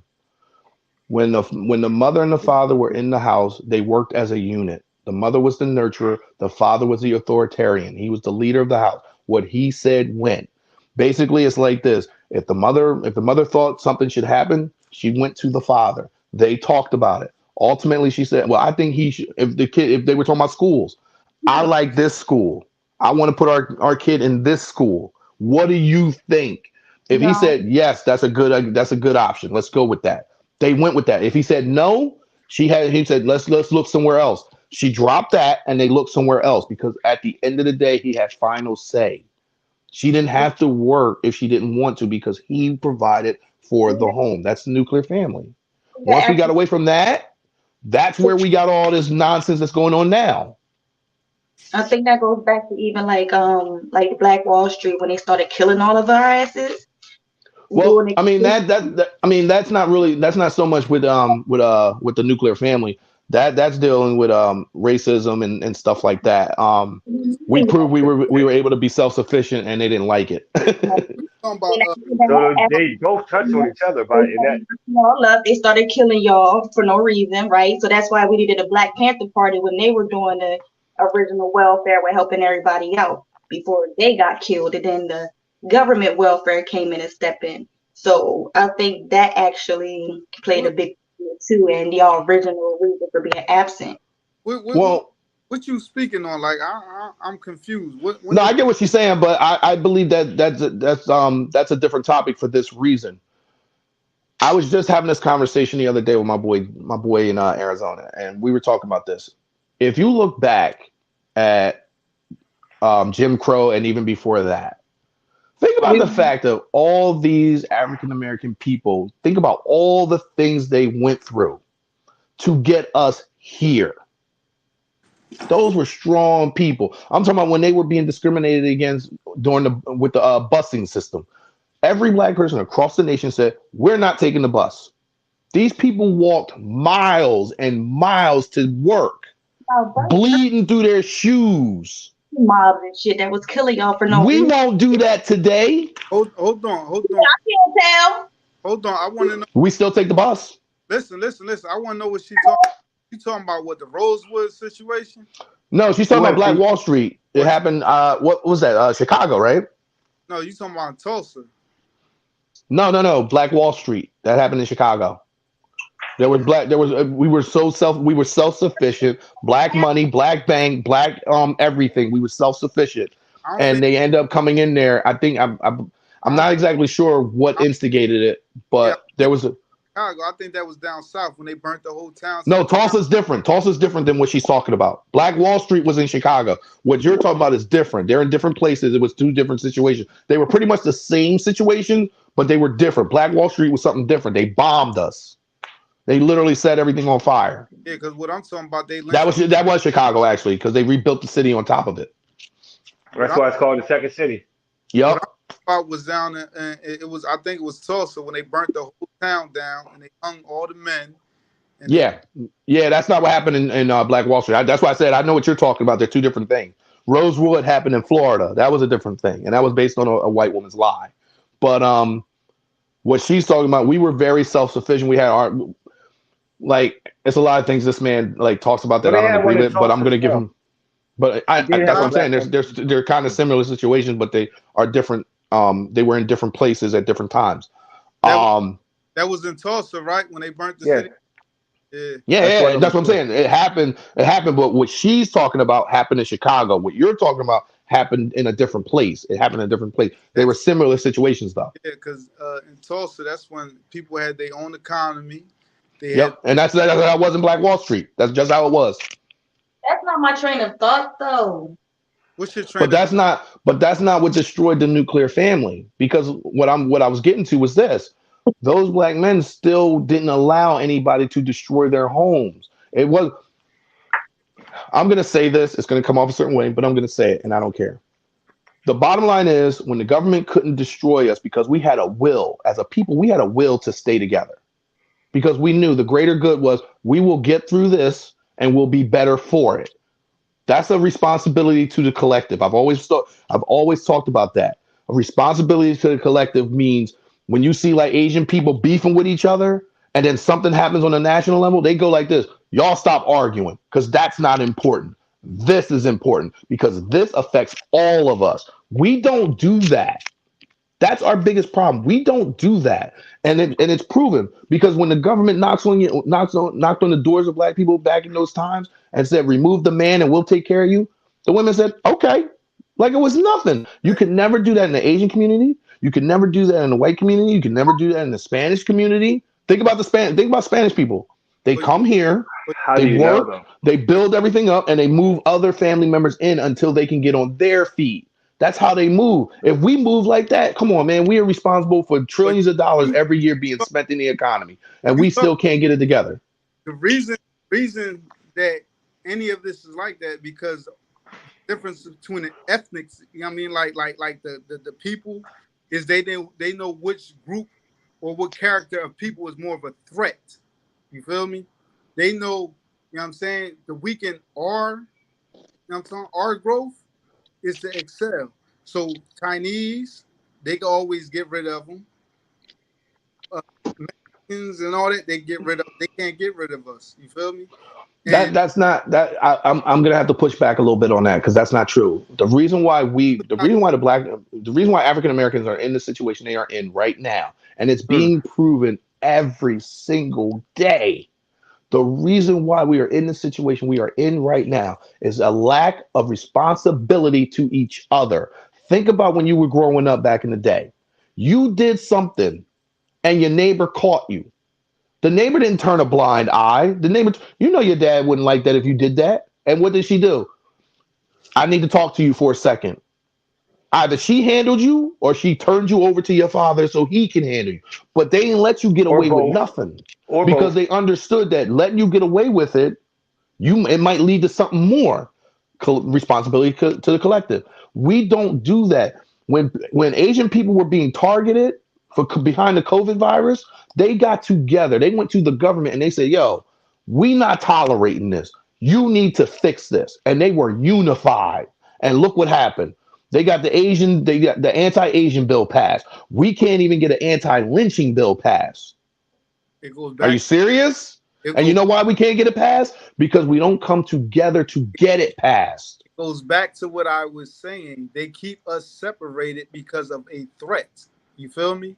Yeah, but it's nobody keeping us separated. It's us keeping us separated. We got the crabs in the barrel mentality. Man, it's about how they control the narratives. You feel me? It ain't that we can't get together. It's the narrative that's already implanted in your head of why I can't, like, oh, I could bring this guy in my house and he could walk around freely, but if I bring my own kind in the house, I gotta watch this motherfucker. You feel me? It's the narrative that's painted around our people to our people.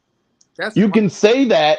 You can say that, and I wouldn't disagree with the tactics. That's a tactic, but you don't have to fall for the tactic because, like I said, when Asian people were being targeted, everything else that was going on in their community didn't matter.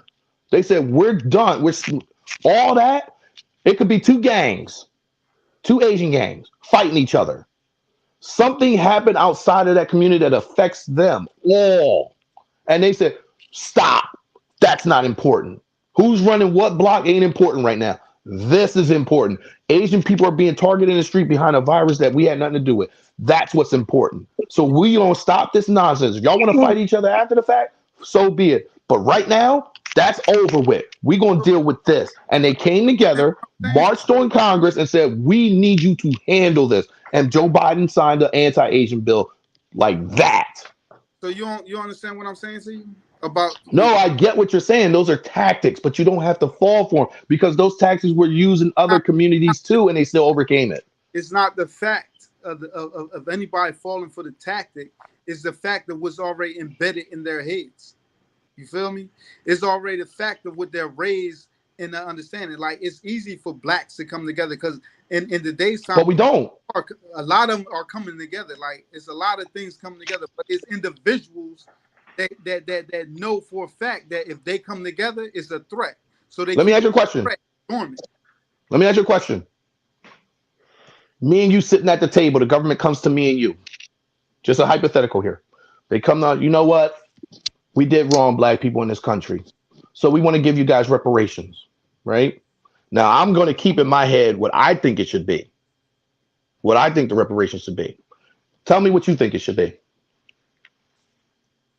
If they said, what do you want? What would you tell them? I'm good. No. You say hypothetical. Hypothetical is my opinion. In my opinion, I'm good. Well, no. You have to tell them something.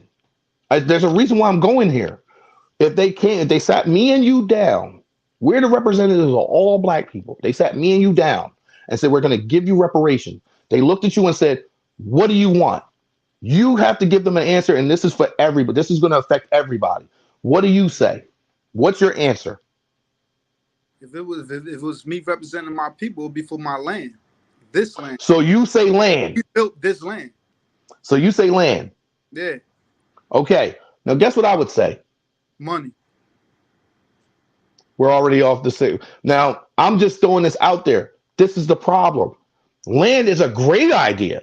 Land is a great idea. Me personally, I would say education, free education.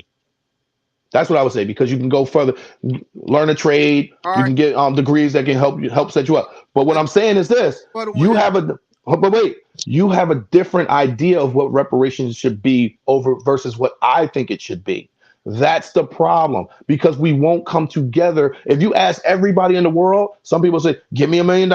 Other people say, give me a car. Other people say, give me a house. Other people say, send me on a trip. We never come together collectively on one agenda. Let me ask you a question. When you say Go for it. that what you would want is education, right? Mm-hmm. So in education, who will be teaching your children? What does it have to do with anything, though? It's a point that I got to make. So I know where you're going with that, but that has nothing to do with it. Education, who history will they be learning? As far as right now, it depends, because we don't know what the history books are going to say. We don't know what. But either way, what history? All right, but for a fact, what history would you want your children to learn if that's what you want? Education. I want American history. You want American history? Mm-hmm. So what the history of America? What would it give to your children? Would it make them angry or would it uplift them? It depends on how strong I am as a father. Because when they come to me and say, we learned this, that's when I say, this did happen. But Let me give hold on. who's gonna Let teach me give you more information on that so you can make a decision on you by yourself but on how you feel. But who's going to teach your children that American history? I don't know. I don't know who the professor is. Because I'm still echoing. nah, you good. Nah, you're good. You're good. You're good. now. All right, bet. So what I'm saying is I don't know who the professor is. It could be a white person because I know that's where you're going. It could be a white person, it could be a black person, it could be an Asian person, it could be a Spanish person, it could be anybody. I don't know. You gonna I'm give not me flag? preferring one over the other. I will Thank say you. that. I'm not preferring one over the other. If you do like this, they can't see it on live. See, Oh, I got you. thank Well, you. the point that I'm trying to say. But go ahead. My This man. is the point that I'm trying to make, right? You say history. The history that's taught to us, our people, this is why our children, like I said before, program. They don't teach you how to sell. Hold up, professors or whoever. They're going to teach our children their history. Our history is not in America. Period. But that's why I said what I said. You said, what are they teaching you? When they come to me and say, I learned this as a father, as their father, now it is incumbent upon me to take what they got from school. And if I see necessary, expound on it. Yes, that happened, but this also happened. Let me sit you down so you can get the full story. If that teacher leaves something out, I'm filling in the blanks. All right, but I have to be educated to do that. all right, but if you was taught their history or their education, how is it that you're going to expand your history? You ready? Yeah. Because it's online, I can just research it myself, which is what I've done for the past like 15 years. Anything I need to know, I can go find it. I can go find it. So, Yeah, but I don't There's know no yeah, about all but that. you mean you telling me I can't find it online? you can find Nah, you can find, you can but find put there. who put stuff online? Like they only putting the stuff for what they want us to see. That's not true.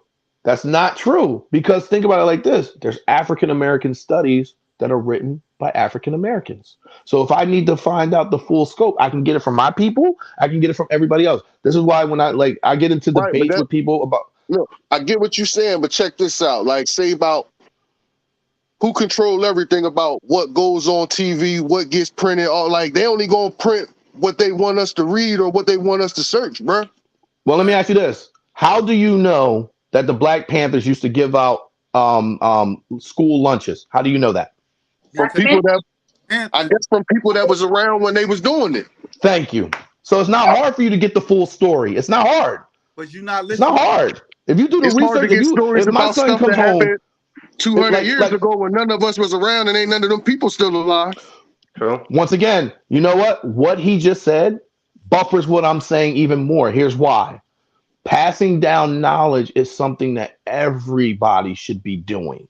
All right, Everybody should pass the knowledge down. Most And definitely, that goes always. back to, but wait a minute, but that goes back to why I keep saying when we become free, it's because we finally realize we have a responsibility to the collective. Think about it like this. What did the United States have to do with the Holocaust? Nothing. Nothing. Do we teach it? Yes. You know why we teach it? Because the Jewish community will never let you forget about it. We had nothing to do with it, but we learn about it damn near every whatever Jewish month it is. I can't remember off the top of my head, but whatever month it is, they always make sure you remember what happened. no disrespect to the Jews, because I ain't Kanye, but I don't care about a Jewish Holocaust. No, I'm just We have- telling you. That's how you. But wait, I'm just saying that's the responsibility to the collective. And there it Comment is, to the room. right there. Comment to the All room. info is online, but Black kids are being taught to dismiss the past and to focus on the future. That's where you, as a parent, have to come in and say, "No, this is what it is." The whole point of what Can't leave it on the schools. the whole point of what I'm trying to say is, if like what Fee said, everything when the elders pass away, all knowledge goes with them, and that leads Not to at all. Oh, when the elders pass away, all children, All untaught knowledge goes with them. Say Yeah. There that. you go. all untaught knowledge go with them, and the children are led astray. You know what I'm saying? So when they let it stray, it takes on somebody else to teach it. But what are they teaching them? You feel But me? that's what. But that's what I'm saying. But that's what I'm saying. Because like you said, when the elders pass away, they ain't just pass away and didn't teach their kids or the Thank people you. around them nothing. They That's taught what we what was lost. taught. This is what I'm saying though. That's like this. When we was growing up, we got our ass kicked. You feel me? Now Mhm. next generation, you know what I'm saying? Our Yeah. children, I done got beat by neighbors. I remember he just was talking not too Thank long ago you. about I done got Thank beat you. by Yes. neighbors, my mom's friends, all Yes. type of shit. the point. Yup. That I'm You trying to make. know. This the point Matter that of I'm fact, I think motherfucking D and them motherfucking mom might have got me once or twice too. And shit. this the point, Yeah. Definitely did. this the point that I'm trying to make. At that time frame in that era, that's what it was. And then when we had children, you know what I'm talking about, it's slacked up. We weren't whooping our children asses. And now our children is having children, and the children are taking over what they, you know what I'm talking about. So a lot of our heritage or our cultures is getting washed down today. Nah. And They stopped them ass whoopings. That's why they put all this that's the what 1-900 call and tell if your parents is hitting you because they know no, that helped. I'm using that as an example. Man, I used to be scared to get ass whooping, so I turned away from a lot of shit that my boys was doing. That I'm like, man, y'all ain't gonna get y'all ass whooped when y'all go home. I am, so I turned away from a lot of shit. Yeah, but that's just what because of thinking about it. That's what I'm saying. But what I'm saying is, so now you can't even touch your kids. You can't even touch your kids now, bro. That's what I'm saying. How things change. You feel me? But they changing it. They stopping that shit. Yeah, you can't discipline your children. So therefore, the things that you teach your children, they try to. But wait. Credit that. But wait. But this is what I'm trying to say. It's easier to get into the house when the strongest member of the household is no longer there. If your father is not there to be at that door when they come a knocking, how easy is it for them to come in and say, well, this is what we going to do in here? It's very easy. It's very easy. Like it's very easy. It's different situations because, like, but I grew up with my grandma. Because here's the thing. But here's the thing. I ain't had my father around. But here's what I'm saying. When you remove the father from the household, it is very easy for anything to come into the house. It could be foolishness. It could even be another good man. It could be another good man. You don't know what's coming into your house, but it's easier for that influence to take over the house when you remove the man from the home. You see what I'm saying? So when you're talking about passing down the knowledge, that goes back to what I'm saying when I say responsibility to the collective. You're supposed to pass down the knowledge. Think about it. Grandmom has a cookbook of her own recipes. She looks at her granddaughter and said, baby, I'm giving this to you. And you'll pass it down to your kids, and you'll pass it down to their kids. That goes along with knowledge. Think about it. They pass down, your grandmother will pass down her wedding dress. You see what I'm saying? They pass down things for a reason. I want you to always remember this. All right, buddy. So you learn the lessons and you're supposed to pass it down, but it takes a responsibility to the collective.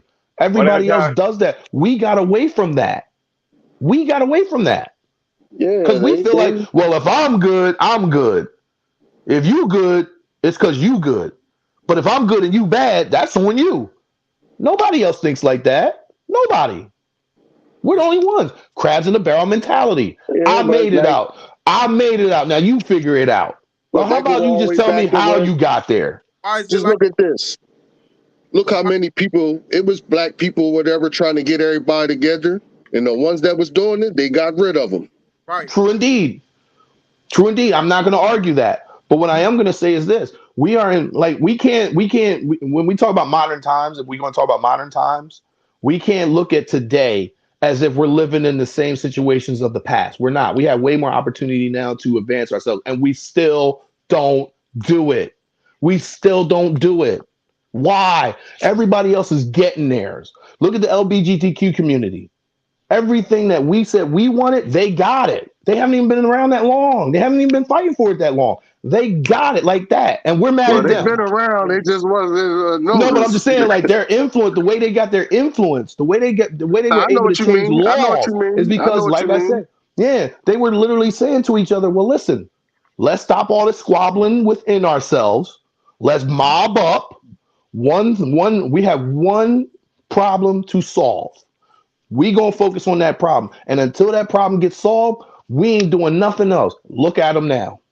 They're so powerful that they made Black Lives Matter mean more about them than about the Black lives that it was built on. Yeah. All those black men that were killed, that basically was the foundation of what Black Lives Matter was built on. None of those families got any of that donation money that they sitting on. None of them. Breonna Taylor's mom ain't got a dime. Tamir Rice's mom ain't got a dime. Trayvon Martin's family ain't got a dime. Freddie Gray's parents ain't get a dime. None of those families that lost their children, that was the foundation of Black Lives Matter, received a penny. But look at the president of Black Lives Matter, living in a mansion in Calabasas, California. How'd you get there? You used that money. She lives in a $6 million mansion. No, she live in a cell now because they locked her up. No, they didn't. She's still sitting there chilling. She's still sitting there chilling. That's what I'm talking. But that's what I'm talking about, because we should have been like, hold up, what y'all doing with the money? Why is Tamir Rice's mom talking about she can't make rent? That woman should have been cut a check a long time ago, because your movement was built on the blood of her son. We don't get together and say that. You know what we say? That's their business. No, it's our business too. That's our community. They're in our community. They That's our business. To be greedy and selfish. Yeah. She paid what's her? I can't remember her name off the top of my right. Patrice something. Statistics, because everybody don't think on that same level. You got a whole lot of black individuals out here doing for their community 100-fold, and the recognition that they get is kept silent because they know that they can wake up a whole nother nation. Like I said in the beginning, that's what it's called. How they say they fear how people come together, our people, because we come together, we're a threat. Period. That's like what Feet said. Everybody that was awoke and was waking up people, they got them up out of here. Why? Because we're the threat. Spanish people is not a threat. But what I'm saying is, why was it so easy to do that? Why was it so easy to think? I'll give you the best example I can give you. Hold on. I'll give you the best example I can give you. You gotta look at the narrative. You can't say why was it easy to do that. You gotta look at the motive. What was the motive of something? We can talk about the motive. But think about it like this. We all know who El Chapo is, right? Mm-hmm. Yeah. Let's think about the fact of how many times that man was able to escape from jail. Now let's go a little further. His son got snatched up by the police, right? The militia. Where's he at right now? At home. No, he's home. He's home. Because when they were driving him to the jail, a whole segment of people stood in the road and said, you ain't taking him nowhere. What did they do? Released him. But you talking about that? Hold on. No. I'm bringing it full circle for you. What I'm talking about is this. They did that for 2 people. We can't even do that for the 6 that are in the ground. What I'm saying is this. Those people in those communities came together to get El Chapo's son out of that car and back home in Colombia. So what I'm saying to you, stop. What country was that again? Colombia. Okay, is that part of the United States? That's not the point. That is the point. I knew you were gonna do that. In different countries, bro. You can't. No. Let me finish. You can't really associate what is able to happen in one country with what's able to happen in this country. Because don't tell me, that's enough. No. You're talking about something that happened in Colombia. You're talking about something that happened in another country. Their rules are different there. They have a different set of standards. Whereas over here, we have another set of standards. Amen. It applies to here because here's why. Huh? Who? Dame, whatever. Here's why it applies to here. Those people took to the street. No matter what the laws are in that country, they found a common goal. Get him home. If we did that here, no, we wouldn't. I understand. Listen, y'all both right. No, we wouldn't. Have you not watched TV lately? Hold on. How many people died at the million? Hold on, no. How many people died? No, let me ask him a question. Lucky, let me ask him a question. Second. No, you're going to listen to me now because you've been talking for a minute. I said that. I'll be quiet. No. Okay, I can't respond to what you just said. Okay. No, stop. No, I'm going to put this out there because you're going to let me go full circle like you keep saying. Here's the thing. The second an organization of our people get I united, know it. you know what? Let me I knew finish. this was where it was going to go. Yeah, okay, now you're muted. You're not interrupting me anymore. But historically speaking, the second our people unite and do anything, they always infiltrate and destroy. Always. In other countries, that's not able to happen because those people don't allow that to happen. Nah, you And their wrong, D. rules are different. You wrong, D. I'm wrong? All right, tell me Yeah, where I'm wrong at. I don't you know. I know you wrong, want to say D. something. All right, listen. Well, let me tell you where you're wrong because you asked me. You said where has that ever happened? And I was going to ask you this question, and you wanted to get around it. How I many didn't get people died at around the Million Man? that. That's my point. I can't even get it out. How All many right, people died at the Million Man March? How many people died? How many people were shot? It was a Million Man March. How many people got killed? None. They marched on Washington. Not one person was shot. So you can't say that. You can't say that. That was people coming together for a common cause. So that right there is proof that when you come together, you can make things happen. But what did they make? We don't do it on a consistent basis. We blame, just like you just did, we blame everybody else for our own problems. All right, but We listen. blame everybody else. All right, You all right. just did it. Well, when we do this, they do that. Hold up. No, we stand 10 toes down and make it Hold happen. up, Doc.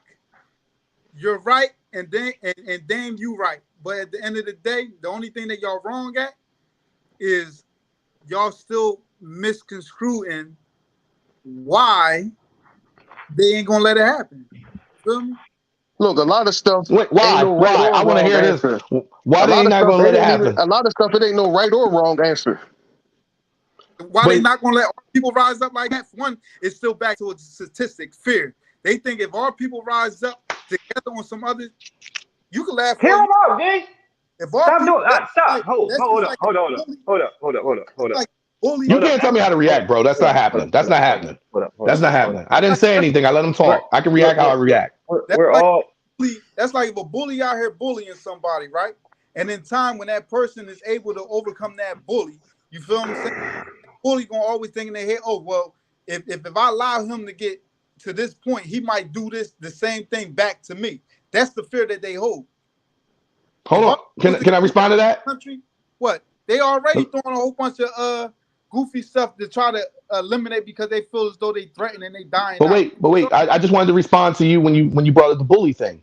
I'm glad you said that. A kid getting bullied at school, his father tells him, "You go handle that. Ain't nothing more than running because you running every day. You got to stand firm and stand up to that." The kid goes to school, stands up, and the bully leaves him alone. That's what we're supposed to do. We It don't done work with like that all all the that. time. Think about it. Well, It think about don't it like work this. like Think that about it all like the this. time. In Sometimes you Little stand Rock, up and just get your ass kicked. sometimes you do. But what does your father tell you to do? Go in the gym and practice. If one way don't work, you figure out another way to attack the problem. But you don't lose the battle and give up on the war. Definitely that. I ain't saying that part. That's what I'm Look, the trying to whole thing say. right here, like when you brought up Million Man March, that was so strong right there. You're right, it was strong. It was Thank strong you. just And it because you made got things 100 black happen. people in one spot at the same time. And they made things happen at that time. So what I'm saying is this: look at the Bloods and the Crips. If there's a documentary right now that you can watch where they was in Little Rock, Arkansas, killing each other every day. I seen that Something banging in happened. Little Rock. There you go. And something happened where a innocent black kid got killed by a rival group that wasn't even in Little Rock. What did the Bloods and Crips do? They said, "Yo, hold up, enough," because now we got people coming in here thinking they can do this. At the end of the video, at the end of the documentary, Yeah, they came together. they tied their scarves together and they marched in the street, red and blue. Came together.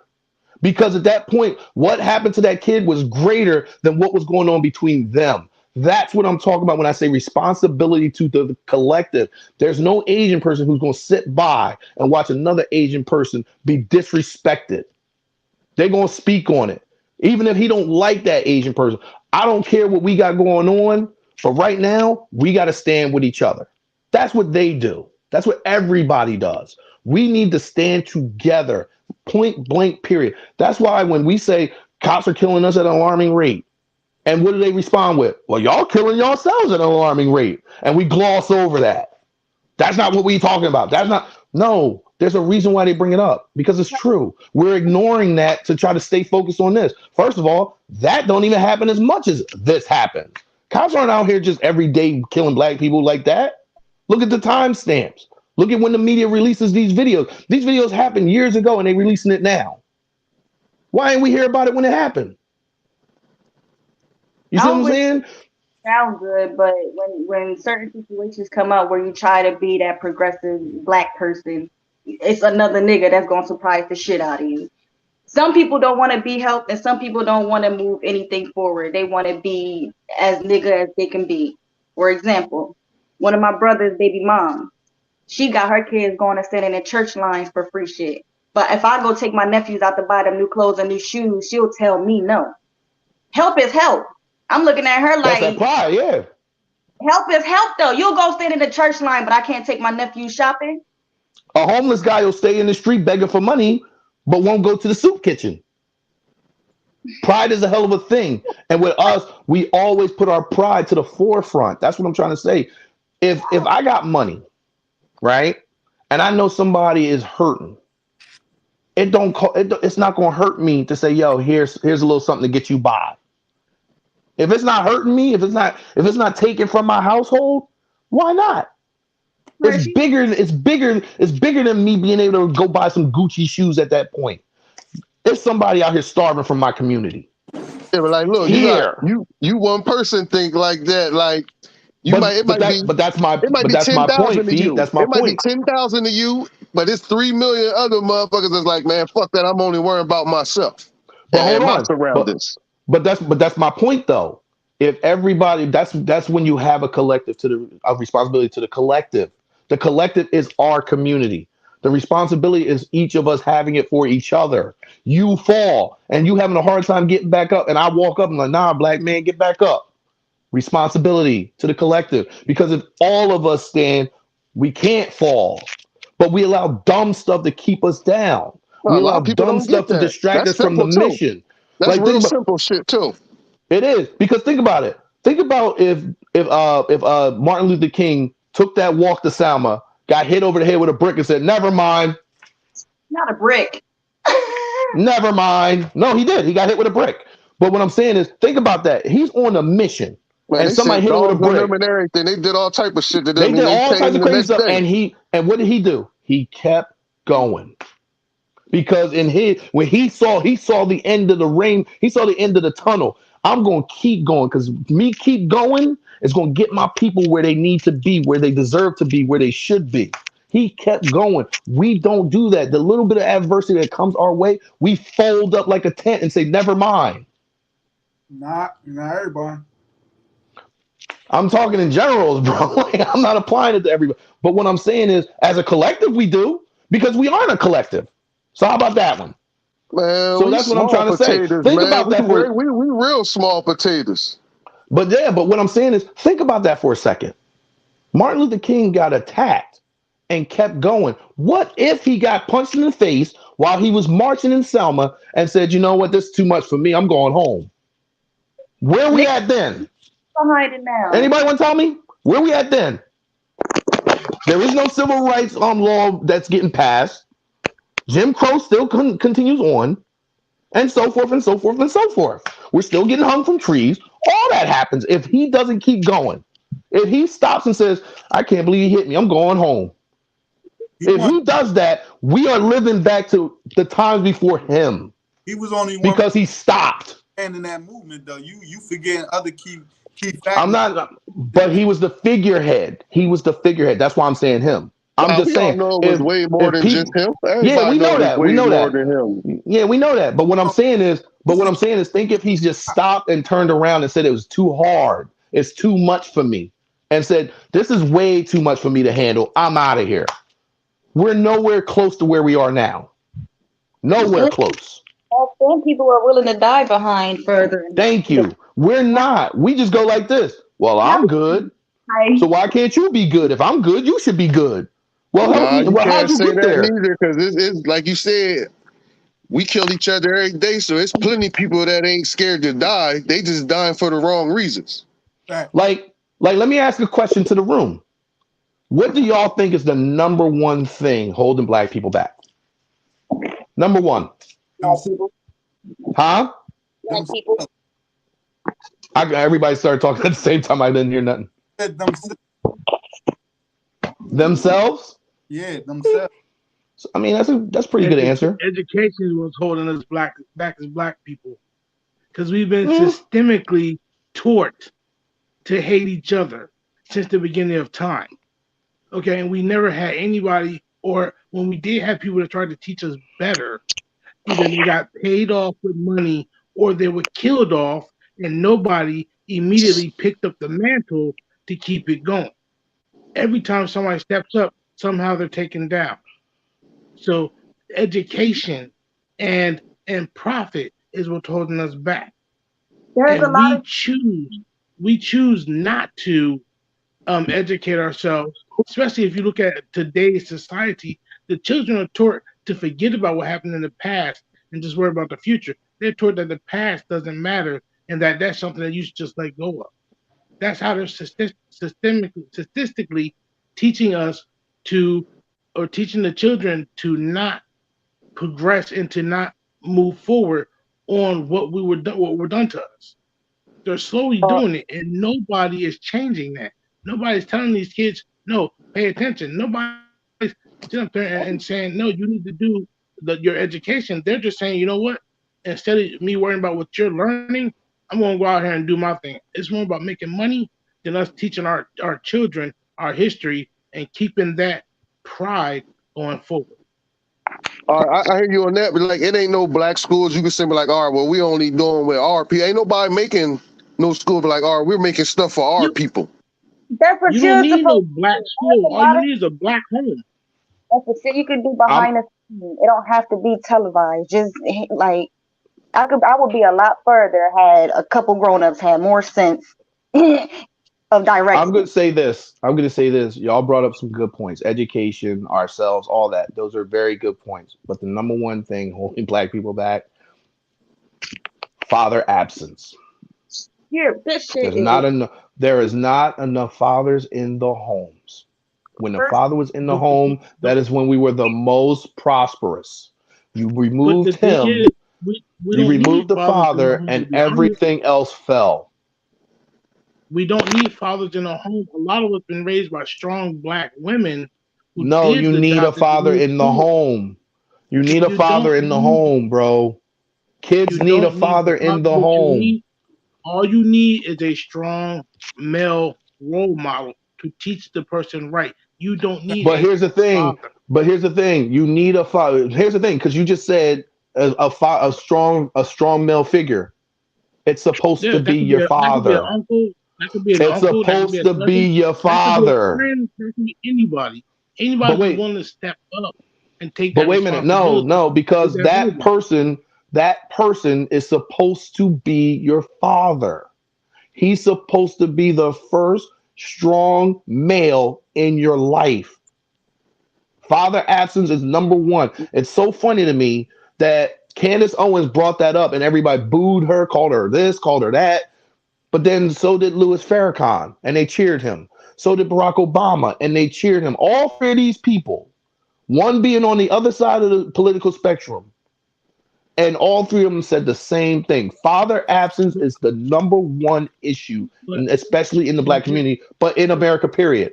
Not having a strong father in the home leads to degeneracy. It does. But look who says that. The people who say that you need a strong father in the home are the people who were brought up with fathers in the home. But you ask somebody who was brought up without a father being in the home, and they will tell you, I was brought up right by my mother. See, but here's the thing: what you are saying. You're looking at one side.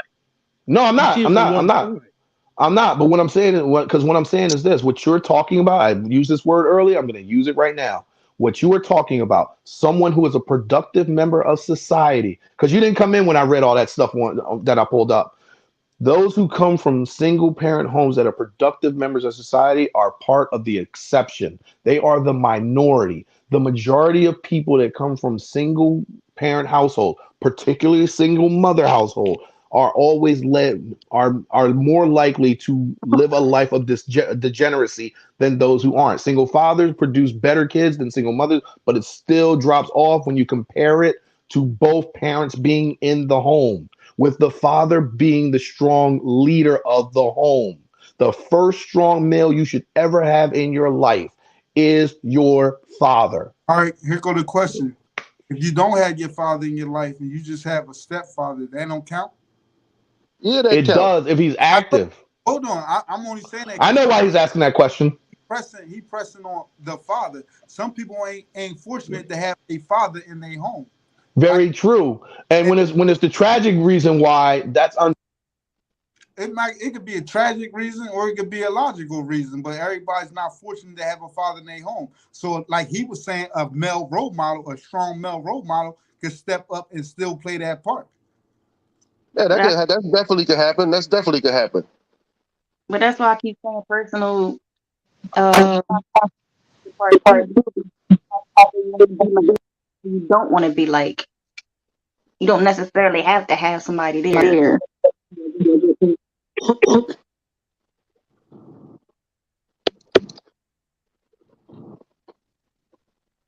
Is my shit echoing? Yeah. All right.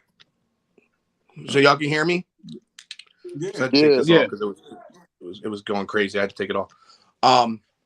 But what I'm saying is this: like those who have a father who doesn't want to be in their lives, it's an unfortunate thing. But once again, if you bring it back to the beginning of this stream, what was the topic? Accountability. That's a whole other subject right there. No, it's not. It fits in, and here's why. Because the topic of today's show was accountability. Who chose that man that doesn't want to be in that kid's life? If a man make a baby and don't take care of it, then he a sucker. He'll be Wait, taken wait. care of because guess what? The mother didn't choose the father so that he wasn't That's going the to be whole a good point. father. The She world will, didn't the know society he was will going to be hold that him way. accountable. She got one. Damien's trying to talk.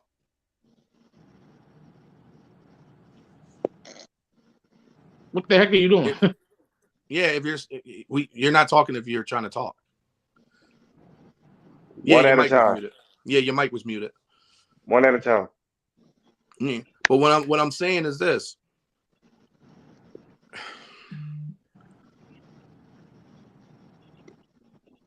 If you don't have your father due to like, loss of life or something like that, that's unfortunate. And what your mom should be doing is making sure there are strong men around you. Your pastors, a teacher at school, gym teacher, people like that. People in the community that she sees are good men. You see what I'm saying? But the father who chooses not to be there, society will handle him. Because what does he get labeled? A deadbeat. Right. That's what he gets labeled. A deadbeat. So it's not like he says, well, I ain't taking care of that kid, I'm out.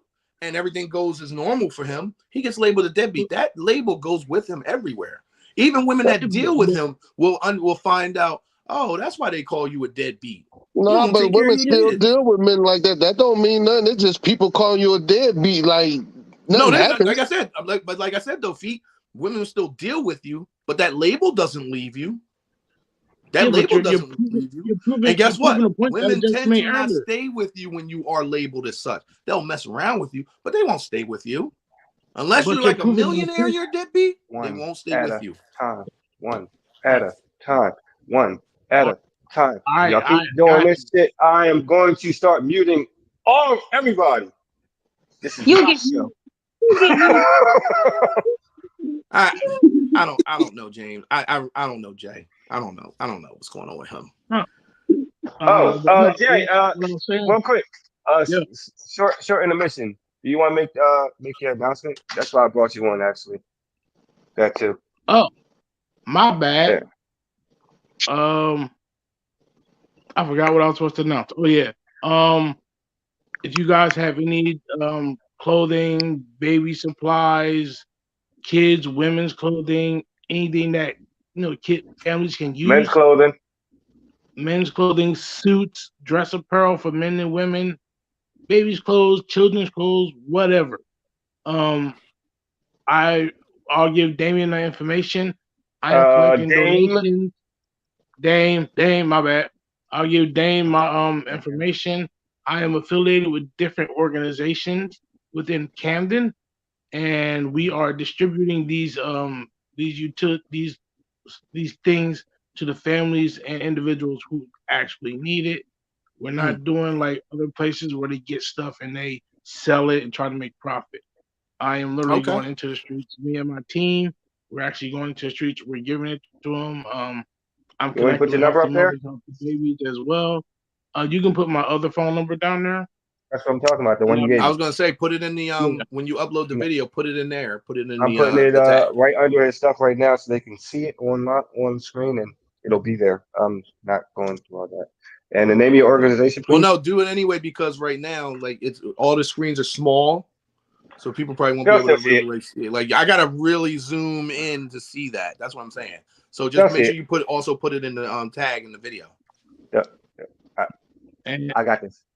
You said you weren't gonna do it. I said I will, but right now I'm putting it up there while he's on screen. I got this. Put it as a ticker, as a banner.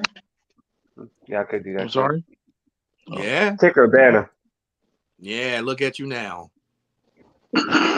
Your co-host just took you down. Oh, I'm sorry. What you say? I told you I'm gonna start muting people. Apologize now. I'll let you back in. Anybody else got something smart to say? I was just messing around. Gotta have fun. Yeah, power goes to the head. What? Stop Yeah. moving your lips like you're saying something and you're not muted. I unmuted myself. I'm not talking about you. Talk about Okay. the guy in the bottom right corner. Like he just moving his mouth like I got something to say, but he ain't saying nothing. You're not muted. But you can't hear him. Muted. He not talking. Maybe he muted himself. Yeah, yeah. No, he didn't because I would know. But yeah, I'll definitely be looking out for that too because I might have some stuff for you. Yeah. And just let you know. What's the name of your organization, please, sir? Right now, I'm not putting the name out there because it's due to church, so I have to wait for that. But right now, you can use me. I'm the contact, and this is a year-round thing. It's not like, oh, I got to do it at a certain time. Nah, whenever you do it, we're accepting all the time. Yeah. All right. So what I want to say is this: if you look at Joe Biden's presidency, right? He had an overwhelming number of African American women who voted for him because they basically said to him, "We will vote for you if you meet our requirements." So under Joe Biden's administration, I'm not saying this is a bad thing, so don't think I'm saying this, but under Joe Biden's administration, there have been more African American women put in higher positions of government under him because they said, we want this. And we'll give you our vote if you can meet this. So I bring that up to say this. As a community, if we did the same thing as a community, we could produce the same results. We will give you because right now, think about it like this. Right now, the Democratic Party is always, whenever elections come around, they always wake up and assume, oh, we got the black vote. We don't got to worry about nothing. We got their vote. They're going to give it to us regardless. So why do they have to meet our demands? Why do they need to sit down at the table and discuss what we may need to prosper? They don't need to. They don't need to. I compare it to Madden every year. They're the only football game out there, and people are complaining this game sucks. You guys need to fix this. You need to fix that. But EA Sports is sitting back going, why? We're the only football game. Where else are you going to go to play real football at? Nowhere, because we're the only ones, and you're still going to buy our game. So the Democratic Party is saying, well, you don't like the Republicans, so you're going to vote for us because you're not going to not vote. You're still going to vote for us. So why do we need to meet your demands? I'm a Republican. We don't. Here we One go. thing. Now, one thing. I'm sorry. I'm a firm believer. I don't care about Republican. I don't care about Democrat, because either side is both doing the same thing. Of course, Republicans are of course. worried about the money. I'm Democrats are with worried him. about those who don't have money. And guess what? Who's worried about the people? I'm with Forget you, big the bro. parties. But that, Who's worried about the people? but Nobody. that's my point. But that's my point, though, is that the Asian community went to them and said, this is what we want. They got it. They got the vote. Latin Americans went to them and said, this is what we want. They got it. They got the vote. The transgender and LGBTQ community, they said, this is what we want. They got it. They gave them the vote. We're the only ones who don't ask for anything for our vote. So even though we may feel historically we've been wronged by the Republican Party, just to give Democrats something to light a fire under their asses and say, well, listen, if you ain't meeting our demands, we going with them. We going with who works for us. That's the only way change will come about, but we never do it because we don't have a responsibility to the collective of our community. We don't. But you also have to realize we are only, and I mean the Black community, we are only the community, African American the community. only community in the world. The African American community. We're the only community in the world who has been taught from everybody to hate ourselves. So we can't come collectively together because we're taught not to do it. Asians are taught to come together. Whites are taught to come together. Hispanics were taught to come together. But we as Blacks, African Americans, however you want to put it, we have always been taught to not come together. If you look at slavery, you got the house N-words versus the field N-words. You were taught to hate the house N-words if you were on the fields. And the only reason why you were a house N-word or a field N-word was the tone of your Blackness. If you were dark, you was in the field. If you were light, you was in the house. You were taught to hate that. So you were taught to automatically separate from that.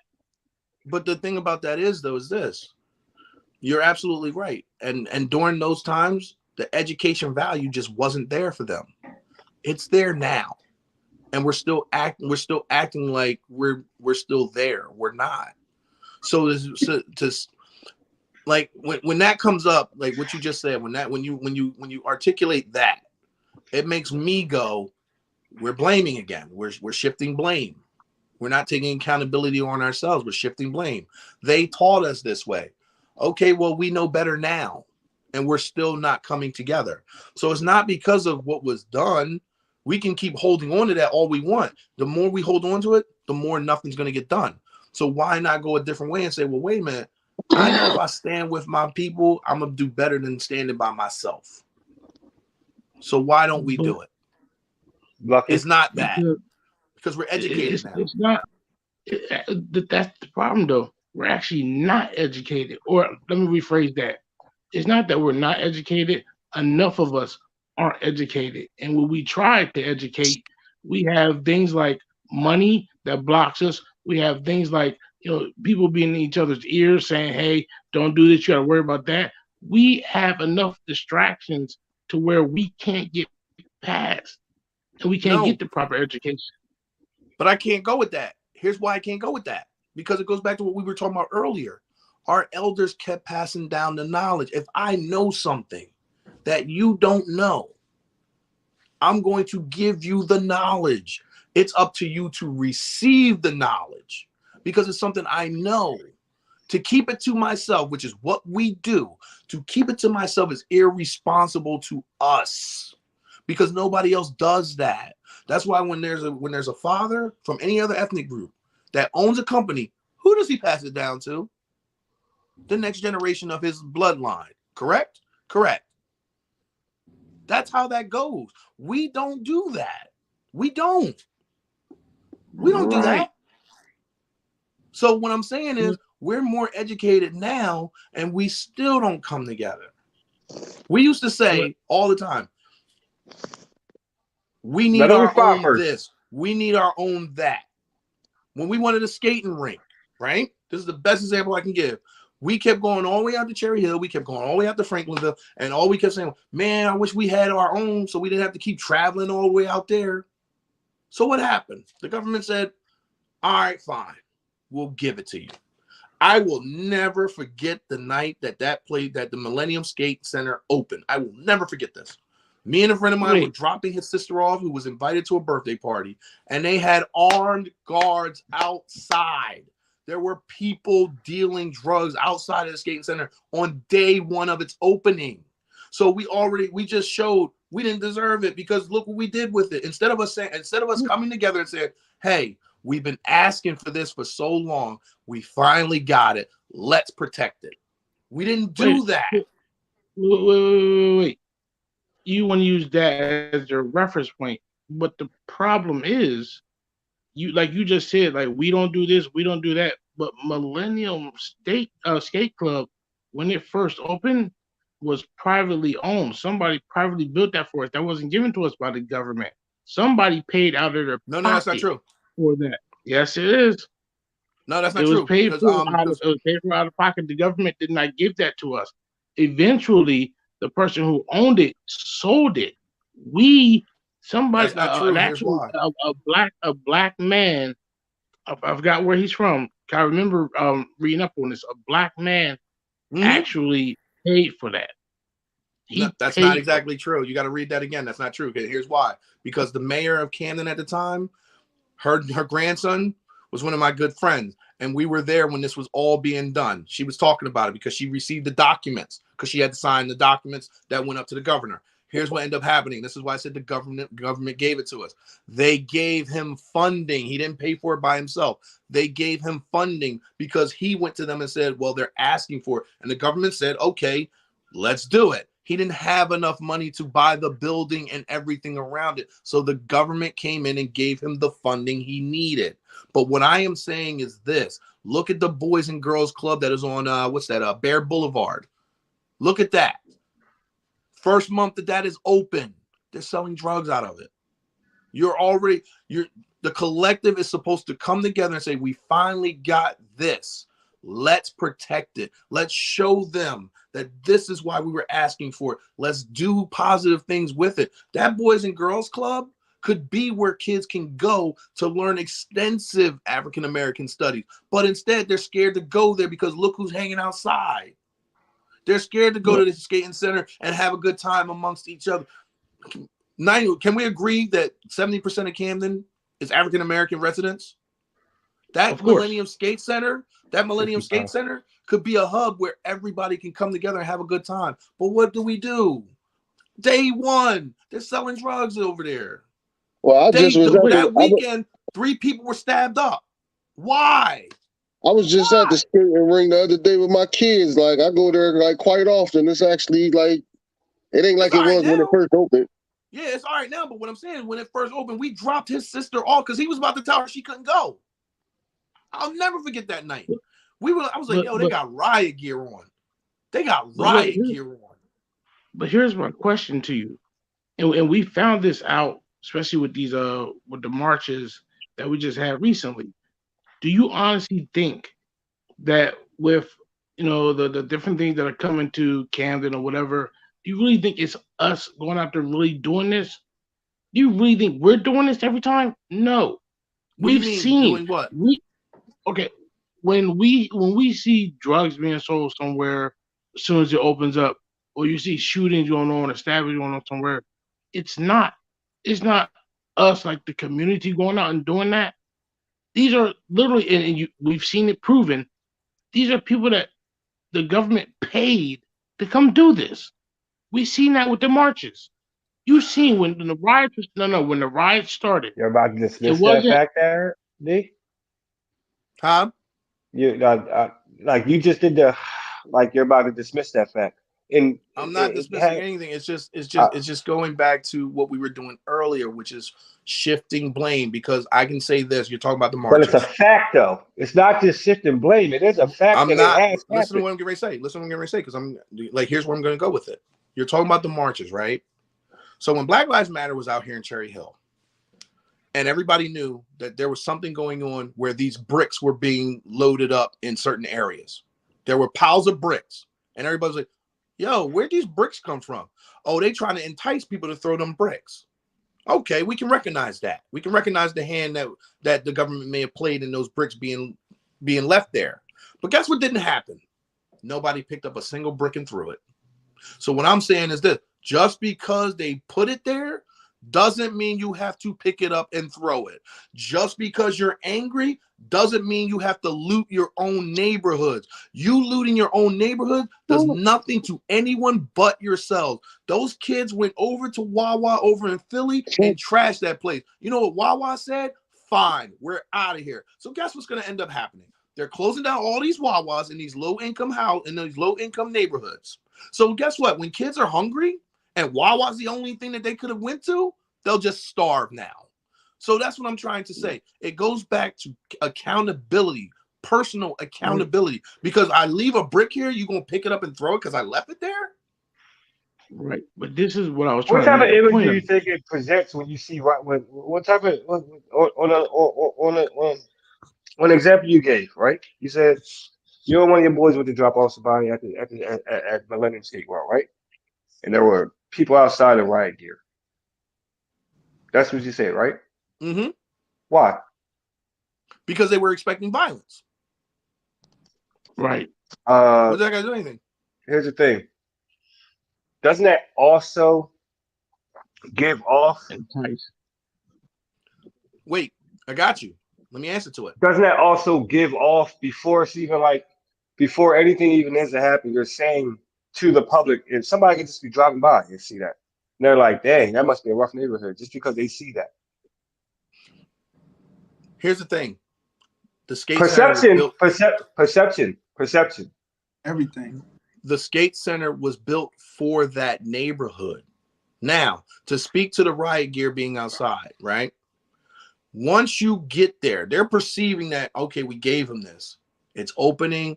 Let's put safety parameters in place. When you go there, you show them it's not needed. You don't deal drugs out there. You don't stab 3 people up over the weekend. You don't do anything that can give them cause to pause. That's what you don't do. When they I leave a pile of bricks, right.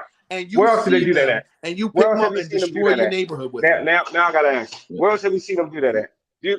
When they opened up the Lowe's in Cherry Hill, did they have riot cops out there? No. Say that again. No. When they opened up the movie theater Maple Shade, did they have riot cops outside the first day they opened? No. You know why? So they're not. Why? You're gonna say something. You're gonna say something crazy. No, I'm gonna ask you why. Why is that? No. In my opinion, this is my opinion. No. I want to hear what he says. Why is that? Because they don't give us the chances that they give them. Look, let us fuck up first before you say let's send the riot cops over there to protect it. But instead, they just assume that it's going to be messed up from the door. Why? That's perception. Why That's though? perception. What here's the thing. Their perception is, I just gave millions of dollars to make this happen. I'm going to protect it. Now, once I send that out there, if you show me that it's not necessary, I can sit back and go, that's money well spent. You don't do that anywhere else, is my point. They don't. But here's why. Here's why. Because you're ignoring something. Here's what you're ignoring. Let me guess. You're ignoring something, Damien. You know why you can open up a Lowe's movie theater in Cherry Hill and not have to send a riot squad out there? Because how much crime actually happens in Cherry Hill? A lot. Exactly. No, it doesn't. You're not out. It's not reported as much. No, it doesn't. You know what the most?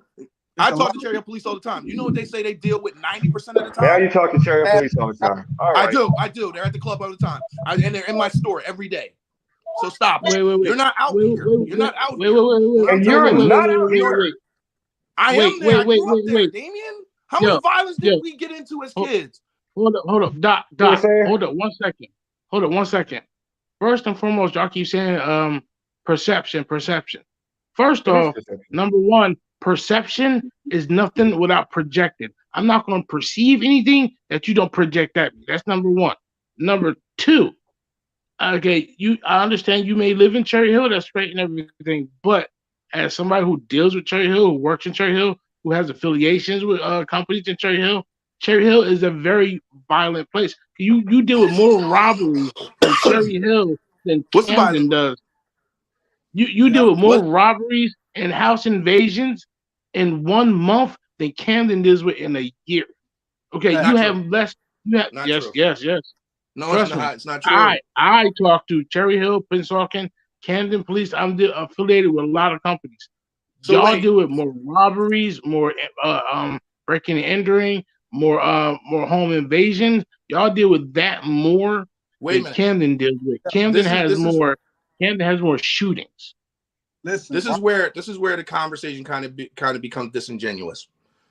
I say I talk to police and this is what they give me. It's pushback. He just said he spoke to police. Nobody batted an eye. You see what I'm saying? Like, come on, man. I'm talking to them because I have personal relationships with them. You see what I'm saying? For you to say that is inaccurate. It's not true. The crime rate in Cherry Hill is less than 3%. Listen, right? The crime rate in Camden, New Jersey is above 40. And it just got down to 40 thanks to your new police chief. Guarantee y'all don't even know who that is. It's a white man. So all that you're saying is ridiculous. It's not true. Crime rates, and you go put Cherry Hill, and it shows everything that happens in Cherry Hill within the year. I'm not saying nothing happens. I'm not saying nothing happens. But 90% of their time is spent on the most menial crimes, speeding tickets, after school fights. That's what majority of their time is spent dealing with. That's what it is. In my keyboard, because I'm about to read. You see what I'm saying? The new police chief of Camden came in and he said, we're going to get to know our neighbors. We're going to walk. He didn't even allow them to drive cars for the first couple of months. He said, no, walk your beat, learn your community. And crime went down, and it's down to 40%. That says a lot. So this new guy came in and made changes, and he got it down to 40%. What was it before then? So what I'm saying is this: if you put something in a high crime area, you are going to want to take precautions to protect it. But what the citizens in that area have to do is, because you said perception, right? You said perception is projection. What you do is they perceive y'all as being dangerous. They perceive that this is going to be a bad financial investment. What you project to them when they come in is that, no, it's not. Everything's fine. But the first day they're there and they put those guys in place, the riot gear and all that, they put it in place. Those cops should have walked away saying, man, that's fine. We were there all night. Nothing happened. But if he comes back and says, man, we broke up all these fights, there were dudes selling drugs, people got stabbed up. What do you think those investors are now saying? See, this is why we didn't want to do it. But here's the thing. But it's still open, though. It is, because it got better. It got better. You can keep twisting it both ways, because you can say, okay, they put the SWAT down there or whatever to stop the violence. But then the people of Camden see, well, they already think we're going to do something, so we might as well just go ahead and do it. It's just like when you take a child. That's what you're going to respond with? If you beat a child for doing something wrong, but they didn't do nothing wrong, then they're going to turn around and say, well, I might as well do it because you done already beat me. It's the same thought process. No, it's not. It's not. If you don't put it there, if you trust the people, then the people will show you that they can be trusted. But you show them that we don't trust you, then they will show you, then don't trust us. Hold on. So let me see if I got this right. From what I'm gonna use your logic here. So I'm a bank robber. I done robbed houses, robbed banks, everything. You just moved into a beautiful home. You comfortable with me walking in there while you're not home? But why would you be walking in my home when I'm not there? No, but that don't make sense. Why would I be comfortable? Even if I'm there, even if you're there, you're still gonna be uncomfortable. You're more comfortable with you being in the house than you not being there, but you're still going to have a level of discomfort based on my past. That's just common sense. Anybody's going to be uncomfortable with someone walking in their home. So apply that logic. So apply that logic to what I just said. This is a high crime area. We are investing millions of dollars into something they asked for, and we're just going to put it there and leave it alone and hope for the best. No, we're going to protect it. And if you show us that we don't need to worry about it, then we'll fall back, which is like he just said. He's been there recently. It's a lot better. And I said, that's true, because the crime rate has dropped in Camden. So they don't have a reason to sit back and go, we got to watch that. We got to keep an eye on that. Now they feel comfortable letting it go. And they've done that. There's no cops that are in there patrolling like that. They go by there to make sure everything's cool, but not the first night you got riot gear. There's no riot gear there now. Our friend who lived on our block on Bellevue Avenue does all the skating parties there, correct? Correct. And she hasn't had an issue. So it's like, bet, y'all did the right thing. But on that first weekend that place was open, you proved their fears correct. We gave you what you asked for. And this is what you did with it. You wanted a Boys and Girls Club. You're selling drugs out of it. So why do you keep telling us we need to invest if this is what you're going to do? I'm not investing in something if the return isn't going to be great. I'm not investing in that. That's why they literally do their research before they do anything. Where do they want it? They want it over here. How's that area? Well, it's a high crime area. High crime area, but it's the best place to put one. Okay, well, how about this? We'll put it there, but we'll make sure we protect it by putting police there. Cool. So they do it. Now, as a community, you say, yo, we finally got what we asked for. Let's go there, have a good time, and let nothing happen. Let's show them why we deserved it in the first place. We didn't do that. We sold drugs in there. We stabbed up people in there. I remember, I know all of y'all on here remembers the arcade that used to be in the Cherry Hill Mall. I know all of y'all remember that arcade. Why did they shut it down? Because people from Camden were on the buses coming in there, robbing people, beating people up, and they said enough's enough and got rid of it. You do realize that they just reopened the arcade for the little kids, right? 12, like all these teenagers came there off the bus going, oh man, the arcade's open. They stopped them dead in their tracks and said, no, this is for 12 and under. Because they said, we're not taking a chance on that again. They're literally in the Cherry Hill Mall right now. They are phasing out all the urban stuff. The last urban store that's in the Cherry Hill Mall right now, and it's almost about to be eliminated, is City Blue. That's the last one. They're making the Cherry Hill Mall way more upscale because they're like, yo, we're tired of this. We have all this here, and this is what y'all choose to do. So guess what? We'll eliminate that, and you won't come here no more. That's their way of protecting their investment. But we have to show them, no, we belong here too. The way we belong there is we go there, we partake, and we go home. We don't go in there, partake, bother other people, do all this other nonsense that nobody else in here is doing, and then think it's okay. We're allowed to be here. No, they're going to look at you and be like, all right, cool. You did that? Well, here's our answer to that. So when you sit over here and try to say because of this and because of that, and I don't hear no personal accountability in nothing y'all saying, that's where the problem is right there in and of itself. No personal accountability. You go to that skating center, you have a good time, you put money into that building, you put money into it. You make sure it's clean outside. You make sure the inside's clean. You make sure nobody's doing anything. If you see anybody doing anything that may jeopardize that place, you let them know immediately, no, we ain't about that. Go somewhere else with that. But we don't do that. Period. That's why you can open up a Lowe's in Maple Shade. That's why you can open up a Lowe's in Cherry Hill, because they didn't have to worry about anything. But guess what? The numbers of attendance started dropping at Lowe's in Cherry Hill. Why? Because there's people that get off the bus and come over there and try to rob people. Huh? Go figure. So it's not the people that live. I guess they could. I guess they definitely come from Camden though. Right. You can't come from anywhere else. They from Camden. They definitely came from Camden because they came there to rob people. Like that's what's kind of like making me mad right now on this subject, because every time it's like you keep saying, "Oh, these people came and they robbed this place," so they definitely had to come from Camden. I mean, they came with a bus, but they definitely came from Camden. They didn't come from anywhere else. Only from Camden did they do that. Please live in reality. Please live in reality. Where does the bus come from? That's what I was talking about earlier. When I was talking about the riots and everything. It wasn't the people that were there or from that area that would do it. There was people that was coming in that looked like us that started doing things, and we got blamed for it. Yeah, but the people who lived there. Wait a minute. Are you talking about in Camden? I'm talking about when they That's why I'm gonna let him I'm skate while going this back is. to No, going back to when we had the you marches said and the when everybody riots. was marching. Are you talking about in Camden? I'm talking about Because the ones we just recently had, the ones that everybody saw. There were people who were ushered in to start things off, and they were paid people, and they looked just like us. okay, but check this But out. they were paid to do it, and nobody's focusing on that. They're just like, oh well, the people destroyed it, so we can't do it.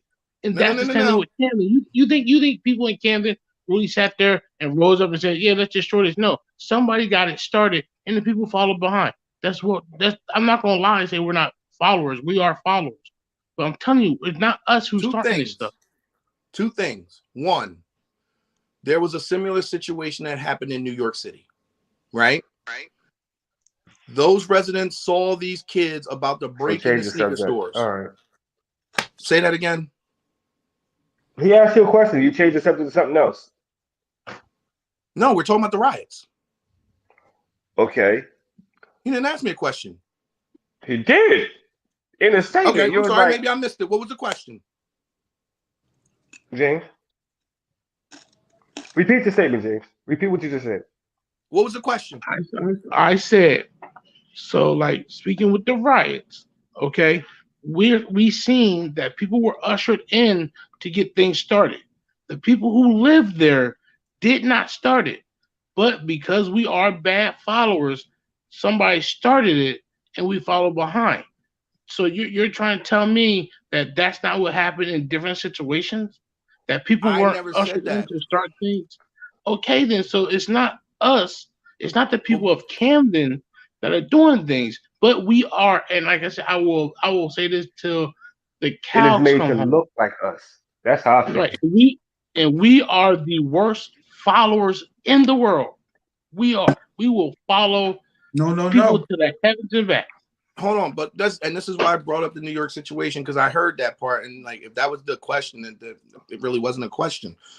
Here's the thing: they saw these kids kids that didn't live in New York. These kids went there to cause issues. You know what the citizens of New York did? Get away from there. You ain't from here. There's a video you can pull up right now with a lady telling these ladies, get away from there. You ain't from here. You ain't damaging our neighborhood. How hard is that? It's not hard at all. If she did it, that's one woman. That is one woman going up against a bunch of kids, males, boys, who could have. Where can I find this video at? Send me a link to this video. Send me a link to the video. I will send it to you. I'll put send it in it the chat. Put it in the chat. Now, put it in the chat. Here's the other thing. Here's the other thing. Wait, here's my thing. I already said. I actually said it in my statement. I'm talking about the people of Camden. We are some followers. I don't know why we're like that, but we are. So soon, instead of us sitting there and being like, yeah, you get away from it, no. We saw somebody do it. We follow behind them. I said we are the worst followers in the world, but we are not the instigators.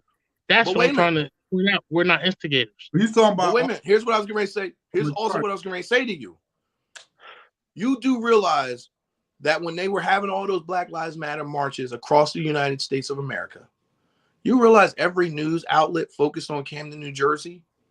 Do you know why they focused on Camden, New Jersey? Because they said that city is leading by example. When the police chief and our community leaders were walking down, Mount Ephraim Avenue together, holding up a Black Lives Matter sign, they said a city that was always considered one of the worst cities in America, one of the most dangerous cities in America, just showed America how you do it. And how did they do it? Because they came together, because they had a responsibility to the collective. They said, we are done with that. There is too much bloodshed going on, and we're going to march. And they didn't tell the police, you can't be a part of it. They had a barbecue that day. The Camden police put the money in the pot, and they had a barbecue at the end of the march. Everybody came together. So that's what I'm trying to say to you. We can do it. We just choose not to. We can do it. The entire United States looked at Camden and said, wow, that's what everybody should have did. That's the example. There's pictures in the newspaper with the police chief walking with the Black Lives Matter members. So it's not that we can't do it. It's that we don't do it. We could change everything within our community if we all just came together. But everybody wants it right now. I got to get mine first. If they start sending out checks right now, if they say reparations, we're going to send everybody, let's just say $10,000. There are people who would get their checks before somebody else, and the person who didn't get theirs yet would go, well, where's mine at? Just be patient. No, you're looking at the person that just got theirs, and now you plotting on them. Yo, just wait. Yours is coming. If I got mine, that means yours is coming. But you want yours right now. You deserve to have yours before I get mine. I didn't have nothing to do with when they sent them out and who they sent them out to first. Just wait. Yours is coming. You act like that only happens in our community, though. Brother, I'm trying to tell you, that's part of the crabs in the barrel mentality. I don't have, so you shouldn't have either. No other community has that issue. Nobody. Wait. That's why Not all true. these other communities are getting laws passed so fast. We're mad because we're sitting back going, how did the LGBTQ get all these laws passed? Well, it's called responsibility to the collective. We're mad at them because they're getting it done, but they're getting it done the way you're supposed to get it done. Come together. Wait. I'm gonna say one thing about that. I disagree with that. We don't sit there and say, I don't have mine, so you shouldn't get yours. We say, you got yours, I should have gotten mine. We don't say you shouldn't have had it. We say we should have got ours. That's what we say. There's a difference. There is a difference. So why are there so many kids scared to? Why are there so many kids getting jumped and beaten up for their sneakers? Because I don't have it and you got them. I want them. That's not just in Camden. Why all communities that happens. That's not just singularly. That's not just linked to just Camden. That's a lot of communities where that happens. We're talking about Camden, Damien, so that's why I'm talking about Camden. That's old though. I mean, that goes without saying. We know it happens everywhere else. Happens in New York all the time. It's on the news. Okay. Happens in LA. I know where it happens at, but we're talking about Camden right now. And it doesn't just happen in black communities. It happens in white communities too. Oh, white people are Latino communities. White people are killing Latino the alarming rate to get sneakers. That's what you're trying to tell me? They're doing that at the same rate as us? I said it happens. Sneakers? So you're saying it never happens? Oh my God! I said at the same rate, Damien. So obviously it happens. What did I say? I said it happens in other communities. I didn't say at the same rate. I didn't say anything like that. I said it doesn't happen in other communities. Yo. Stop twisting what I'm saying to try to fit your narrative. What I said was you're acting like it doesn't happen in other communities. I never said that though. You're putting words in my mouth. Does it or does it not happen in other communities? I never said it didn't. I'm just saying. Words in my mouth, Damien. I don't remember nobody getting killed for no sneakers in Camden. Thank you. Thank you. What? I don't remember nobody getting. Hold on. Did anyone on here hear me say it doesn't happen anywhere else? No, I said I don't remember it happening in Camden, period. People have never gotten jumped for their sneakers. You get killed. Like you like kids shit? Like all kids no, don't do that. I mean, does it happen? I seen people get their shoes thrown on the line. I seen that. That was like I brought up sneakers as an example. Damien, how many bikes have we gotten stolen? Wait. Let me say this. Doesn't matter when it happened. It happened. It still happens now. What I'm talking about. That's everywhere in the ghetto where it's kids at. Huh? Yo, listen. That's every ghetto. But wait, listen. Exactly. What Doc was saying, it stopped happening because the time period changed. Yo. I think what they're trying to say is, Doc, you're saying that people in Camden were getting killed for sneakers. They're saying they never heard anybody getting killed for sneakers. Yeah, people got jumped. People got beat up. I said jumped. Yeah. I said at school getting jumped. That's what I said. You're right. You did say jump. I'm not going to hold you. He said. Thank you. I didn't say nothing about killed. I said at school getting jumped. We've seen it ourselves. Give me them sneakers. You got them. I want them. That's where I think I'm saying. I think that's where the misconception came in because I think people thought you said. Yeah, but that's what I'm saying. Y'all nobody telling me like I said it like that's what I said, and that's not what I said. I didn't say it didn't happen in other communities. I asked him a question of, does it happen at the same rate? Because he tried to pull in this whole, well, white people do it too. And I said, do they do it at the same rate as we do? No. They don't. Well, they're not robbing each other for Skechers. No, they have different crimes that they commit at the same rate of the crimes that we commit. Very true. Very Okay. true. I'm not All right. denying any of that. It's a different spin. In the hood, you got shoes. In the white community, you might have electronics. I love it does happen though. No, you just give it time. Here we go. all I'm saying is simply this: we showed the nation how a peaceful protest is supposed to happen.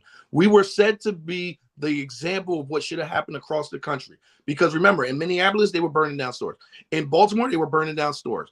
In Chicago, they were shooting and burning down stores. In majority of cities where there were supposed to be peaceful protests. I remember that. That was like last summer. Yeah, but when it came down to Camden, they said that's how you do it. Give me a second. No, I know. I seen that on the news. Everything, Fox, all that shit showed that. I seen all that.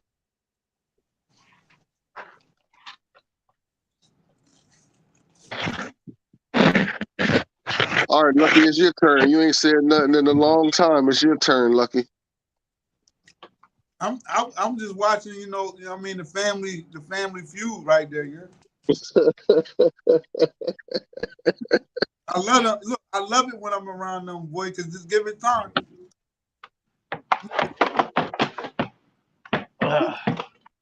But look, that's what I say. Black people could come together. There ain't no problem in that. It's just what was taught to us. When you learn to forget the things that was taught to us, then we'll move forward. But other than that, they won't allow us to forget. And then on the other note, with you, what's your name, Jay? Yeah, Jay. You gotta look at it like this. When like my whole focus on the education part, like you could teach them anything, you know what I'm saying? But education from somebody that don't know your history is false education, and I'm gonna stand on that. You know what I'm saying? Yeah, it's definitely that's the truth all day, every day. That's why I said earlier, the education it doesn't start with the schooling. The schooling, I'm not gonna lie, and excuse me for saying like this, the school is gonna teach us BS. The education starts at home. But the parents aren't stepping in to do it. That's the problem. That's what I said earlier. The parents ain't doing it. And then look, this is how all this started when bro was talking about a father being in the motherfucking Kraus. That's what all this started from. Like an hour and a half ago, it started with that. And then an hour and a half ago. I don't know how we always got all the way over here. Well, you saw I got really quiet. Like, all right, let's see where this is going to go. But me personally, this is just me, my thing. This is why I got heated. And I know you can hear me, so it's not like I'm saying behind back. This is why I got heated. I'm still here. All of us are still here. So you think I want to just constantly hear you say this bad about Camden, that bad about Camden, that bad about Camden, that bad about Camden. There's so much good going on in Camden, honestly. Right, but look, we know that because we here, so like he can say whatever. That's what I'm saying. Like, yeah, you're basing it only on what they put on TV. You think they're honestly gonna put all the good that Camden's doing on TV? Hell no. Wait. Most time they talk about Camden, all they talk about is the bad. That one time they said something good about Camden, that's the only thing he can say. But we live here, we see all the good things that's happening. Right. We see it. That's why I started getting really, hold on. That's why I got really heated, because I'm like, wait, I'm here and I can see the good. I see what's going on. Yes, every once in a while, some stuff happens. Things go down. But man, that's for the everywhere. most part, people might exactly my point. That's everywhere. I'm gonna use me and you as an example. All right, Dame. You know where we came from. You know how we came up. Right? We all came up the same way. We all in the same area, bro. All of us. Right. And look at what's downtown all day. Look at what's going on with us. Exactly. Well, East Camden, saying Parkside, but yeah, same difference. We've been around. But see, I'm using it as an example because I'm looking at like look what you're doing. I'm saying I don't know the other brothers too well. Look what I'm doing. From what we came up in, from what we dealt with, look where we're at now. Right. Exactly. So but guess what? We still here. Exactly. And we went through all the drama we went through a and lot, the but we're still crimes. we're still in our neighborhood. Like nothing. Like Where he what? go? He's going there. Nah, yeah, he's here. Hold on. He just came back. Come bring his butt right back. Yeah, Why I you love leave how him? you tried to keep me out, so I couldn't. I like, did. listen, You jumped listen, out yourself. I was listen. like, Yeah, I where'd he lagged go? out and I came back in, and then you held me Oh. backstage. I just heard everything you said. First and foremost, like I'm not trying to go here with nobody, but are you telling me right now? Are you telling me that if you were ultra successful, you would stay there? Stop it. Yeah. Stop it. Please I'm staying stop here. it. No. I'm talking to him. I'm talking to Dame. If you were ultra successful, making good money, you staying there. No, you're not. So stop acting like you're so I don't know. for being there. Because if you could get out, you would get out. I won't you know were until it trying happens. to at one point. So don't act like you're there by I don't know choice. until it happens. I won't know until it happens. Yeah, but once again, when you said you were leaving, where'd you say you were leaving to? South Carolina. Thank you. So you weren't staying there in your own spot. Did I say where in South Carolina? No. Doesn't matter. You're not staying where you are now. You were Who just said I leaving won't get there. back? And even when you were staying, when you said you were going to move, when you said you were moving in Jersey, where did you say you were moving to? Blackwood. Close to my job. Blackwood. So what I'm saying is, I just heard you say, and I'm Still still good. here now. Like it's like you had a choice. Still You were trying good. to leave. Okay. But Not what too long about ago, you were those? trying to leave. But what about No idea what those you're talking about. who had a chance to leave and stay and still doing their thing? What about them? Now I understand what he's trying to say to you, Hold D. on. I get it.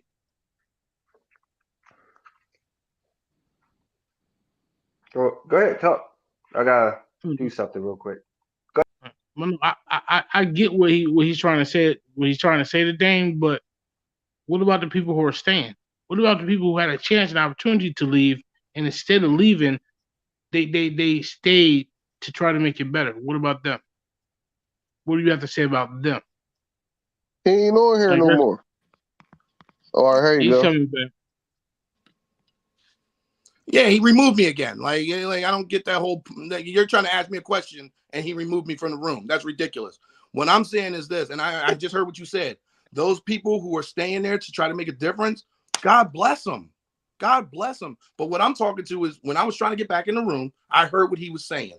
And it's like, yo, if you're there because you choose to be there, that's fine. But he was trying to leave. So what I'm saying is this: to sit up here and try to wave a flag, like I'm here because I want to be here and I want to make. Oh, shit. That's not it. Stop it. Stop it. All of us try to leave once in a while. Everyone wants a new environment. Hold once on. in a while. But what did James just say? What did James just ask me? What about the people who are here trying to make a difference? What did I say, James?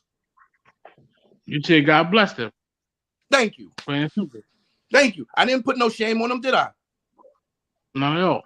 Thank you. So what I'm saying is, don't try to make like you try to cheerlead like that was like a choice for you. Don't do that. If you read. Hold on. Yeah, I got you. I just read it. Got you. But what I'm saying is, if you don't have no car, none, you don't have no money to get one, and I give you a busted down jalopy, you ain't gonna cheerlead that car. You happy you got one? It gets you from A to B, but you ain't gonna be sitting up on the internet going, "Yo, check out my whip." Still here. Not. You just happy to have one. So don't make it seem like you're gonna go on the internet with a broke down jalopy that got tape holding the mirror on, like you're gonna put it on the internet, like, yo, check my ride. No, you're not. I've had a car with tape on the side. Whole block. And I never saw it once. Thank you. Wait. Thank you. Everybody saw. I didn't hide it. Man. Like, stop it. It wasn't hidden. It was the blade, right? Yeah, I didn't hide it. It wasn't hidden. Where'd you go in it?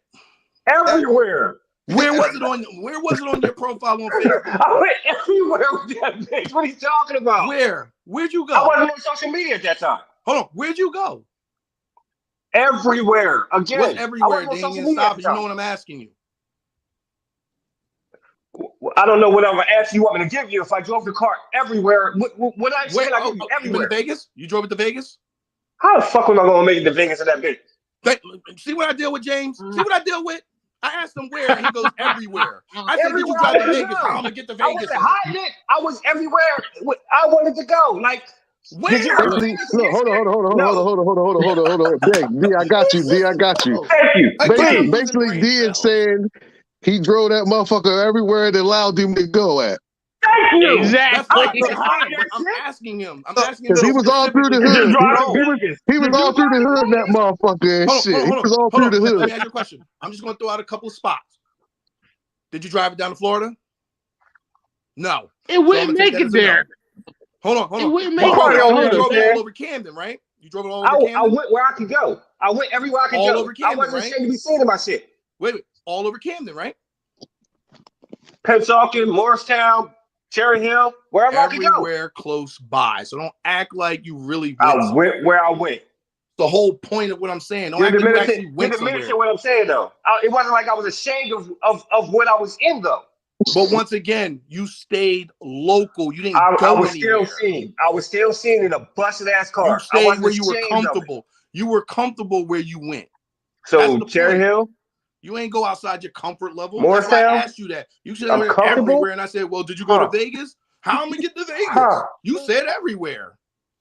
Huh? I just used that against you. No, Stop you it. really didn't. You're taking the extreme side of things. I said I went No, everywhere I proved the within my point. means. Within my means, I went everywhere within my means. That worked better for you. That worked better for you. I No, swear, it doesn't. brother, And relax. I swear I had a brother, yo, because like, No, it's crazy. Like I asked him a question, he gives me this vague ass answer. What You could the have Nah, said heck? I man. went to Cherry everywhere. Hill. I went to. You We, could have said I went to Cherry Hill. we I need went to Morristown, DeWan just on like here you for just this did. You one. could have been to Yo, that, you and we told would him. have had this Hold on. Wait, conversation. I'm gonna see if I can get him. We need my boy DeWan on here to be the Crazy, yo. middleman And for DeWan, this. would be like, Give me one. DeWan would be texting me off camera We right now. we need DeWan to be the middleman If right DeWan now. was DeWan wouldn't be the middleman, and Damian knows that. DeWan would be texting me right now, going, "Yo, like, did he really just say that?" I'm like, "Bro, this is what I deal with." That's what the conversation would be. Really? All right. Well, hold on. Hold that thought. Now, is that why he keeps kicking me out of the room? Because I'm making good points? Well, I'm gonna put it like this. It's crazy. You're making wait. You're making points, but your points are basically individualized. You're making your points, but you're making your points about Dane. But that's if you're looking at that's who I was talking to. Right, but I'm saying if you're looking at the collective, do people get like you said, a busted ass car? Do they put it on Facebook or put it on social media? Some people do, because they're happy to have that car. Right. But that's why I put it to him, because when I was sitting backstage on this app, he was saying all that stuff, and I'm like, well, let me back in the room so I can respond, and he wouldn't bring me in, so I had to respond when I got in, and I said, don't act like you doing it as a virtuous thing. You're not. Yeah. All right. This is what I'm gonna tell you to do. Stop talking to me right now. When I'm looking to the side, don't talk to me. Talk to them. And I'm don't talking talk to about James, me. bro. Don't do that either. Don't do that either. Don't do that Don't either. talk about I'm me. not When that I'm looking to dude. the side. I'm trying to handle Don't do something that. right quick. I'm not going to be able to respond to you right away because I'm trying to do something. So, well, I'm talking to James, actually. Me and James are having a conversation. Keep me out of that one. So go ahead. You go ahead and do your thing on your phone. Yeah. Once again, what I said was, when I was stuck. See that? See how I muted you? Because I can do that? I'm just telling you. Listen to what I'm saying, okay? Yeah. He's the man because he muted me on the app. I'll also kick you off the app. But I'm not. You can if you want to. You act like you doing me a favor. This is what I've been looking forward to. Don't do it. You act like you doing me a favor. Ain't doing anything. What the fuck exactly, mumble. Like, too many years I've been seeing this. You taking this whole thing and making it like a personal. You making it a personal thing. I'm not making anything personal. And all I'm doing is spitting facts. I'm not making anything personal at all. You are. What I was saying was what I was saying. I'm gonna kick him. That's personal. All right. That's not personal. We're having a conversation. Accountability to this. Yeah, exactly, and there's that accountability on him right now. He don't want to deal with it. I stated a fact. You didn't say not one fact. Because you tried to leave twice. You said you was leaving twice, and you didn't leave because you couldn't. What I just say? What? What did you say? What I just said to you? Nothing. Back to what I was saying, James. Look at. Bye. Yeah. There we go. Now, when I say certain things like there are certain things that can be on here, and certain things that off mic we can talk about that. Like when I go background and y'all guys might still hang out, we can talk about those things. But other things aren't meant for everybody. That's what I'm saying. Y'all understand? Y'all understand that, right? Yeah, it's understood. I mean, like I said, And that's why I said, and that's why I texted him and was like, "Hey, chill." Like what I said to him was what I said to him, and he heard and he read it. That's why he was like, "All right." But what did he just do? He went right back to what I just talked to him about. So that's why I put you in background real quick. That's why. If you're wondering why you're in the background, that's why you're in the background. Because you went right back to the same thing I just said, what I said to you about. That's all I'm asking you to do. Meanwhile, it's supposed to be. It's supposed to be a bar. It's supposed to be like a barbershop conversation, right? What did I say though? Rules for it. Why did I say what I said to you? Fuck out of here. Fuck out of here. All right, bye. Have fun. Anyway. Thank you. Bye. No, all you gotta do is say bye. You can go. I don't care. Like, and if I go call my phone and say something slick to me, and all right, whatever. Let you back. Oh man. Because like it's some things that, like, let's say me and you having a conversation on here, and there's some things that you won't want me to say, right? Because of outside people. I'm not going to say those things. So if somebody was to say something, I go text message to you and say, don't say that.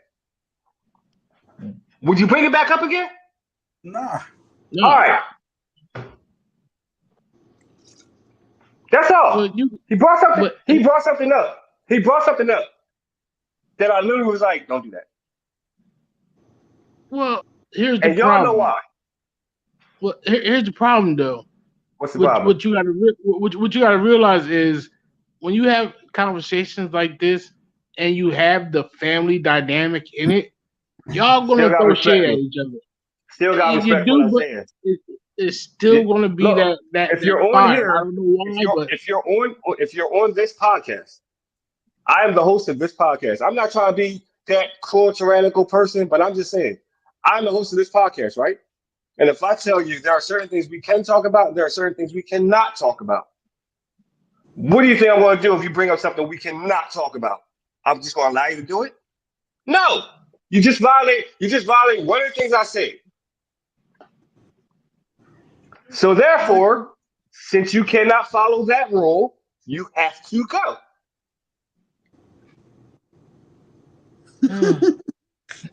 Am I wrong? I mean, Feet, am I wrong? Yeah. Hey man, what's the next subject? Shit. Yeah. All right, man. Yeah. Fuck. What, he off or he in the background? No, he off. He left completely. I put him in. I basically took him off the street and put him in timeout real quick because I was about to text him and say something, but he took himself off the show altogether. So whatever. Wow. Like I was about to have an off mic conversation with him. Like I was about to say, y'all two have a conversation. Let me go ahead and do this real quick. And I just want to explain to everybody why I did that. He wants to make it like, oh, he's tyrannical. Oh, he doesn't like what I'm saying. That's not the case at all. I don't mind what he's saying. But it's a time and a place for him to say these things. This ain't the place for these certain things because situations. Need I say more? No, you good. I think my man's doing the right thing. What's the next topic? I don't know. What else I want to talk about? Oh, my blood pressure just shot up. You tossing people out the barber shop and shit. Like, you in the barber shop, you motherfucking blocking people out the bar. Like, you got to go. You Uncle Phil people. Go, I'm saying that my clippers were just getting warmed up. I mean, you got to go back to the cold again. All right. We can talk about our community, man. We can talk about how we can, make it better. You feel me? You know what I'm saying? It's a platform. People watch it. You know what I'm saying? Give some type of you know what I'm saying?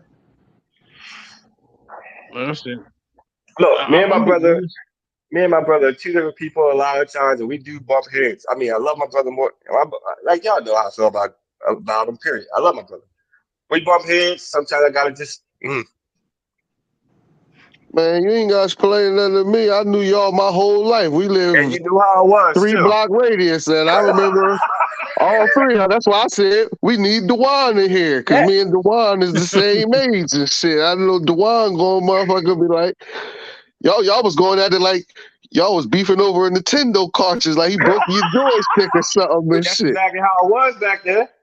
Oh, since you said it, I was about to say that's how it was. That's how it was. One little thing. One Man, had I know this mother. They one just take my He-Man controller. had Skeletor. That's how they was. He-Man and Skeletor. You know what I mean? G.I. Joe and the Cobras. You feel me? And I was always the good guys. I was always Cobra. I was always Skeletor. You fucking right. I was the good guys. By any means necessary. Take them out. Yep. Wow. That's why I said I swear I had brothers, man. Word up, You did have brothers. We was like your brothers. What you talking about? I'm talking about somebody, you know what I mean, chastise and you know what I mean, go through the motions with. That's the only thing I ever lacked. You feel me? Funny thing I learned later on in life, like your cousins was your brothers and your brothers was your brothers. You just have to get along with your cousins a little bit better than your brothers most times. Man, you and Doc got me being happy I'm the only child. Look, man, I ain't got nobody to argue with. I'm happy. You argue with me all the time. So what the fuck? That's why I don't call you that much. That's why I don't call you that much. That's why like growing up, everybody that I consider a friend or everybody that, you know what I'm saying, I bring into my circle, I look at them as my brothers because I never had brothers, you feel me? So that's why, like me growing up out here in this hood, man, like I always extended myself to people, you feel me? So for me to go through all the things that I went through and I don't see none of that in return when I'm the one down, that's why I'm the way I am now, you feel me? Dolo. You know what the funny part is? And I'm just gonna touch on this for a second. What you just said is something that I don't see from the community today. People don't know how to take the ones that are close to them and make them family.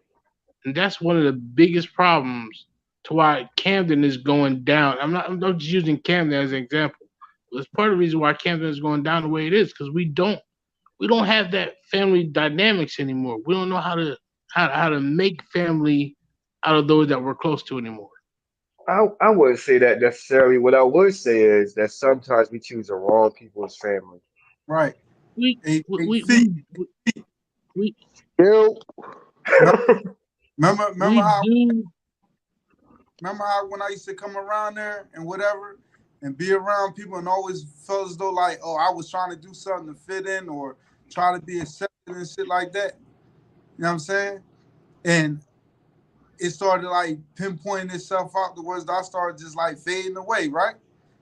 Like I looked at him, I looked at Feet like that was my big brother. You feel me? He in that house sleep, knocking on the door early in the morning, remember? When you was on Bruce, he like, boy, what you want? Man, nothing. I'm chilling, you feel me? Because I ain't had nobody to hang with, so I looked at outside people for that. You know what I'm saying? Shit, I ain't never turned you away. I know. That's why I asked you. You feel me? Like, but that's what I'm saying though. That's what I'm saying though. That's just how I am though. Like, I mean, like, I don't look at me like no matter what. Like, I'm better than like we all grew up in the same neighborhood around the same stuff. So like we all had the same whatever. Like, I could have been doing whatever better than whatever. Like, some people be like, I don't know, like a lot of motherfuckers let motherfucking greed change them. And that's what I'm talking about though. That's what I'm saying. Like when we were all younger, you know what I'm saying, it was no thing of like one of us going to the other person's house, hanging out all day, you know what I'm saying, the families knew us and all that stuff. There was no problem with that. Nowadays, Right, we was younger. But now everybody's like so money hungry because it's like everything is high. Like, you know what I mean? So you like, damn, if I ain't got no money, I ain't got no choice but to rob or steal or whatever and shit. You know what I mean? So like they making motherfuckers vultures basically. Yeah, right. yeah. And I saw this meme. I saw this Like that's meme all on people Facebook. is. Right? People a product of their environment, man. That's all it is. Right. Well, And you look at it like that, like when you was younger, whatever, people motherfucking rent $200-300. Now live in Camden, you gotta have $1,400-1,500 to live in this motherfucker. Well, I was on Facebook. I was looking at this meme, and it said it made me laugh because it said this was our social media, and it just showed a yard with a bunch of bikes in it. And I seen that too. I'm like, that's how it used to be. Yeah. Exactly, but now Or the basketball court, or right. or What do we have now? What do they have now though? Oh, let me see if they're online. Let me see if they're active. No, you don't see bikes sitting outside yards no more. You don't see basketball courts junked up. You don't see that. You got That's kids? part of our problem. No, thank God. Gotta have a legacy, man. But even like I asked that to say this, even with these kids today, man, like my son is an example. You be like, go outside. And they be like, go outside. I ain't going outside. What's outside? I said, man, it's the whole world out there. You feel me? But right. That's what the social media is, man. This social media made the whole world much smaller. You know Well, I think just social media is everything, like technology, all that. We talk about this a lot in the hood. We like, can you imagine if we had all these camera phones and this type of stuff when we was 14, 13, our kids' age and shit like that? You can imagine growing up like that? Yeah, nah. Man. Nah. Like, so look, we ain't have the stuff that they have. Like, you got kids making thousands of dollars a day just for making videos off of their podcasts or whatever. Like, know what I'm saying? It's stuff like that being done. Like, we ain't had stuff like that. So, like, some kids are taking advantage of. Some kids ain't just wasting their time. Well, some kids is really using it and taking advantage of it. Yeah. I got something to make you laugh. Though. Look at how these kids, right? They're making money off of Fortnite. All they do is sit in front of the TV and play Fortnite all night. Exactly. Yeah. Now imagine if they would have had something like that for us back in the day with the Atari. Exactly. Nintendo, whatever era somebody grew up in, whether it was Sega Genesis, whatever. If we could just make a video with our phone of us playing the game and people motherfucking log on and watch it and we get paid for it. Right. As many hours as we clocked it on them games. Like, come on now. But we didn't have it. We were made to work. We made to do shit. Yeah, now we don't have that. Same situation of earlier, man. Like the dumbing down of America, the dumbing down of our kids.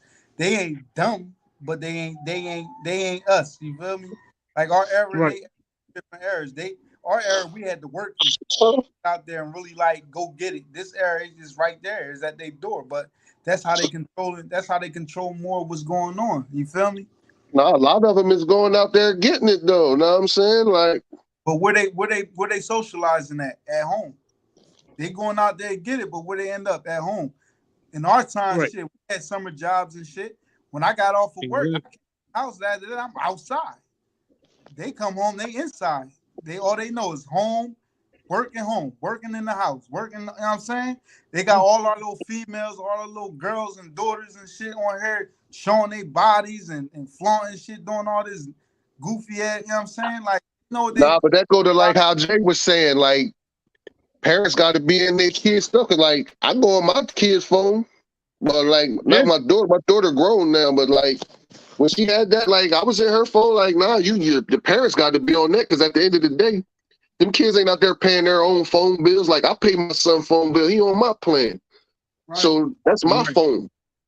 I'm giving it to you, so I control what he got going. Like, parents got to be in their kids' lives.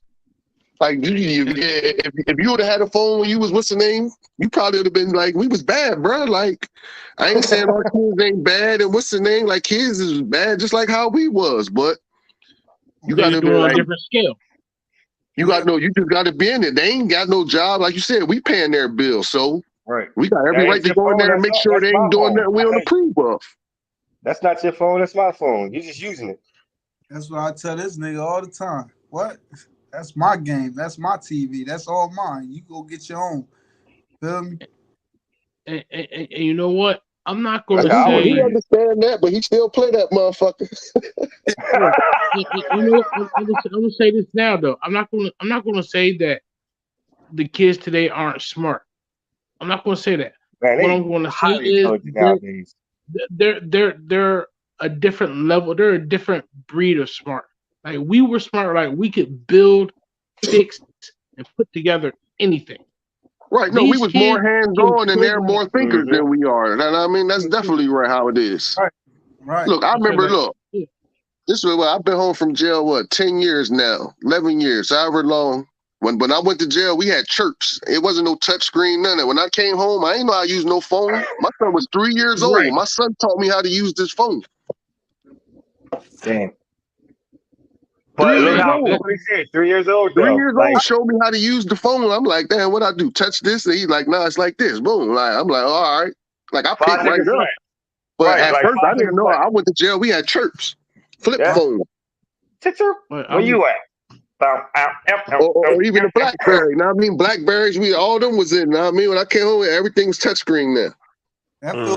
That feel like just years ago, though, man. That was a whole lifetime ago. Exactly. Right, but I sat there. Like I 11, sat there. 12 years ago. Look, But it seemed like 20. I dealt with this one kid, and he was like, "Yo, you don't know how to do this on your phone. You don't know how to do that." I'm like, "Nah, I'm not that type of dude." He's like, "Oh, you don't know nothing." I said, "All right, cool." I took him outside. I said, "Change that tire." He looked at me like I was crazy. Right. I'm like, "Yeah, you don't know how to do nothing with your hands. I don't know how to do technology stuff. Why don't we teach each other?" Look, you'd have told that to my son. He'd have pulled the video out and he'd have did it right there with the video showing him how to do it. Prime example out here, the young boys was out here, they had bikes, you feel me? So one of the boys' bikes caught a flat. I said, well, fix the flat. Go get some patches and glue and fix the flat. Oh, now they don't know what that is. Yeah, he like, nah. what? They want $9 for an inner tube. Like, yo, they got inner tubes $9, buy me an inner tube. Like, nigga, you better go get $1, patches and glue and put that motherfucker to work. But look at the example. I had to sit out there with six of them, and show them how to fix that flat with patches and glue. You should have taped it and put it on YouTube. You might be getting paid off of it for just putting that shit up that motherfucker. But the whole point that I was making in that is, after I taught them, now they know how to do it because it was something that was just taught to them. You feel me? A lot of the times people ain't teaching them how to do nothing that we know how to do. You feel me? That's our job though, because like you look at it now, we ain't the kids no more. We ain't the young boys. Like that's our job now. Right. You gotta teach them, man. And the funny part is, the funny part is that goes back to what my man's Feet was saying. Nowadays they'll just pull out the phone and look it up on YouTube. Like nah, but yo, I swear, bro, I be on there so much, and people call me and be like, "Yo, how do you like, man? If you don't pull up your phone and just type it in, just text it in the phone, it's gonna show you. It's a video to show you everything. Yeah, I don't care if it's take a car apart. You can watch a video take a whole car apart, and it'll show you how to put that whole car back together, piece by piece yourself. Yeah, but we ain't have that back in the day though. We had to go out there and do it, and you learn trial by error. Nah. See, the whole point is what I mean by saying about the kids and all that stuff without the YouTube and stuff. It was us. It was us, like as us being grown and men, like guiding the way. Right.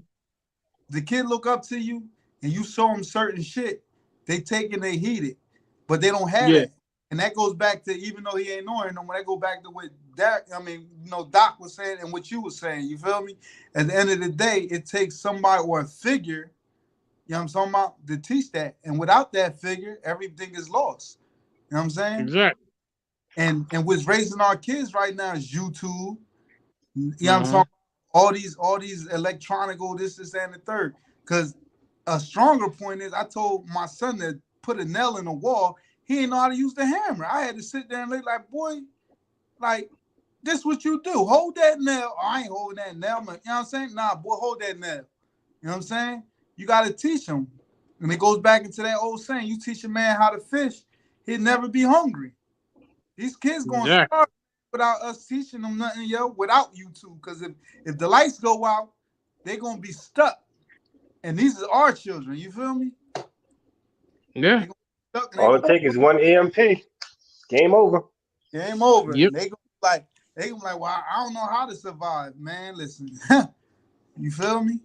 Well, like like we ain't know how to survive neither. We just survived on the wing. We won it. Yeah. It's like everybody, everybody have people to look up to. You just have to go out there and learn on your own. Yeah. Right, but that's the point we was making. No, I know exactly the point. But like, just saying that if that happened to them, just don't just be like they gonna be fucked. Like, nah, they gonna do the same thing we did.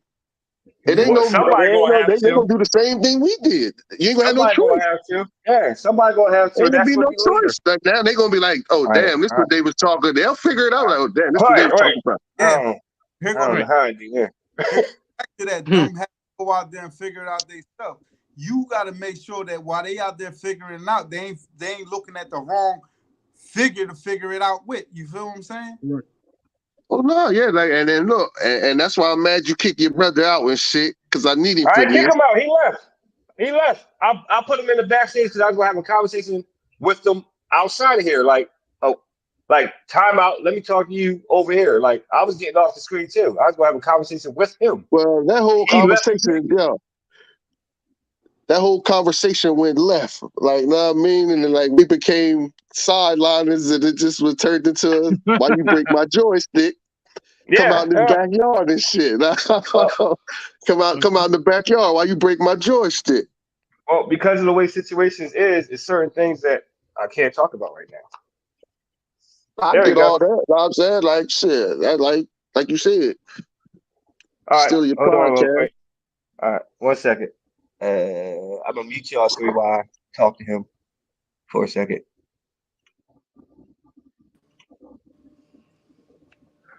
Yo. I'm gonna be quiet and let you say what you need to say, and then I'm gonna respond. I'm not gonna interrupt you. I'm just gonna let you speak. My bad. Lost it due to situations, due to circumstances. All right. That's all it was. That's why I put you in the background. I was gonna call you, but you left. Oh yeah. Here's what I'm going to say. This is going to be real short. We're still live, by the way. So that's fine. Your biggest supporter. Got you. Don't, because that was just like, I mean, it happened last time, and I was like, I'll talk to him off camera about it because that wasn't fair to me and the other person that was on. What happened last time?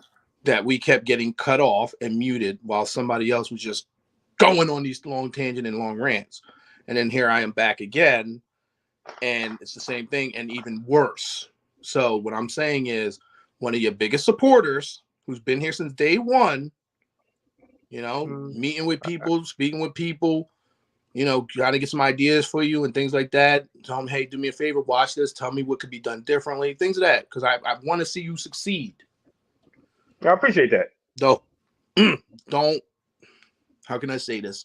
This is not a threat, but what I'm saying is don't take it that way. What I'm saying is don't make me a detractor. Because, I'm supporting you 100%. I'm invested in supporting you. I want to see where this can go. I want to see how far you can take it. To lose somebody like that is very detrimental to your end goal. And my response to that is simply this. You know situations. No, I knew your situation. That's why I didn't. What I brought up, that's way back. So that should not even have any bearing right now. You gotta remember. Yeah, but it's just one of those things because it kind of we don't talk about off camera stuff on here. Okay. But I'm just saying. But what ends up happening is because we don't, it's hard to tiptoe around that and have these honest conversations that are supposed to be a quote unquote barbershop conversation. because in the heat of a barbershop conversation, certain things will come up. Now, some people can censor exactly what they say, and then some people go off script and go haywire. I censored it. I kept it to things that realistically nobody should be getting mad at now because it happened then. Yeah, but I didn't bring up nothing current. You got to remember one thing about that though. Like, even though we know when it was, we know when that conversation happened, an outsider would be like, "What was this? Last week? Last month?" Like, you know what I mean? That's what I'm saying. Like, that's just like, yeah. But that's all I wanted to say. Plus, I just went at 8. So. Oh, all right. So you good now? I'm fine. I'm perfectly fine. We're back. I actually had that conversation online. Oh, Fred wants to jump in. He said 20 minutes. Who? Fred.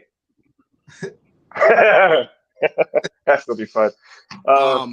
Jay, you want to talk to bro? I think Feet wants to say something.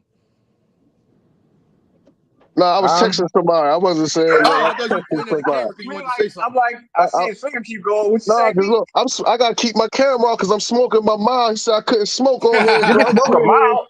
I thought it was something else. It's a mild. Oh no, yeah, that's all I was smoking. I'm smoking the Black and Mild.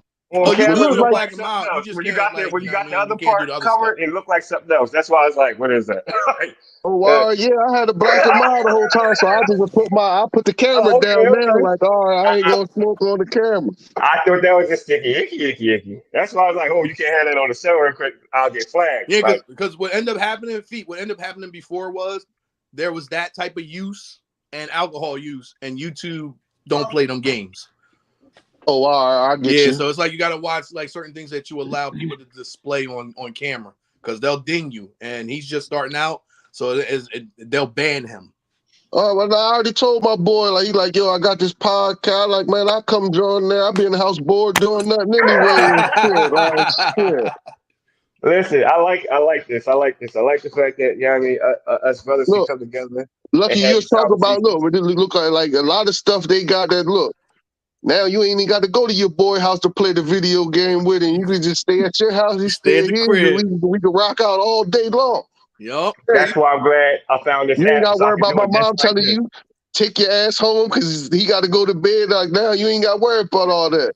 We at home, Mom. Hey, you got over there, Xbox or PlayStation? No, I'm not. You start acting like you're a real gamer. I ain't played the game in like 4 years, bro. On everything I love, I don't even be playing no more. Yo. So you got a PlayStation 2? Hey, Feet, don't worry about it. I played the PlayStation 4. I got the PlayStation 4. You got a 4. Lucky always taught that game and stuff, and he ain't even nice. What? My son got a 5. Like, I could play the 5. I could play my son 5. My son got a 5. Like, I just ain't into the gaming, so I ain't go get no 5. Got 2K22, 2K23, 2K21. There you go, Doc. And you can get smacked in all 3 of them. So stop talking. You got the friend request. Holler. Lucky, what happened the last time we played a 2K? You keep talking about history, bro. History. Because history repeats itself when it comes to us. I'll wear you out in games. All right, whenever, yo, we can do that. We can have a tournament out there, yeah. Like this work over here. You don't want to clock in for that. Stream it to myself. I want to see that. Stream to the channel. This the work that you call out from. You don't want this work. You don't want this work. Like the goal is to throw it down. Like, come on. I remember being 64-1 in Madden. Oh, that was my thing. I ain't never ran across you in my circle. Yeah, I'm especially now. I'm a move. Oh yeah, I swear I ain't played the game in like 4 years. I hate it, to be honest with you. Madden's terrible. I might got like Madden motherfucking 19. Like that's the last time I played Madden like 20 some shit like that. Like, I haven't played the game in like 4 years. Yeah, like, my man got me feeling good. I still got 17 in my house, so I feel real good right now. Like y'all far beyond Trust me, yeah. Man, I used to be like a game head. Like I used to play there. I'm talking about hours. Like I put hours on the joysticks. Like There's your 17. yep, that's the one I got. There's the 16. There's 19. What happened to 18? I think I'm a little bit I gave it to updated than somebody. It that. had Tom Brady on the cover. I should have kept it. There's 20. Oh no, I got 22. I got 22. 23. I got 22. So, matter of fact, I think the other ones are still here too. I ain't that bad. I got 22. I ain't got He just ain't playing yet. You know how you know how bad it is. They're saying they're holding up game cartridges. I'm thinking that they're holding up playing cards. Like I don't even know the boxes anymore. Oh, digital. Yeah. Digital comes through. I ain't got 4.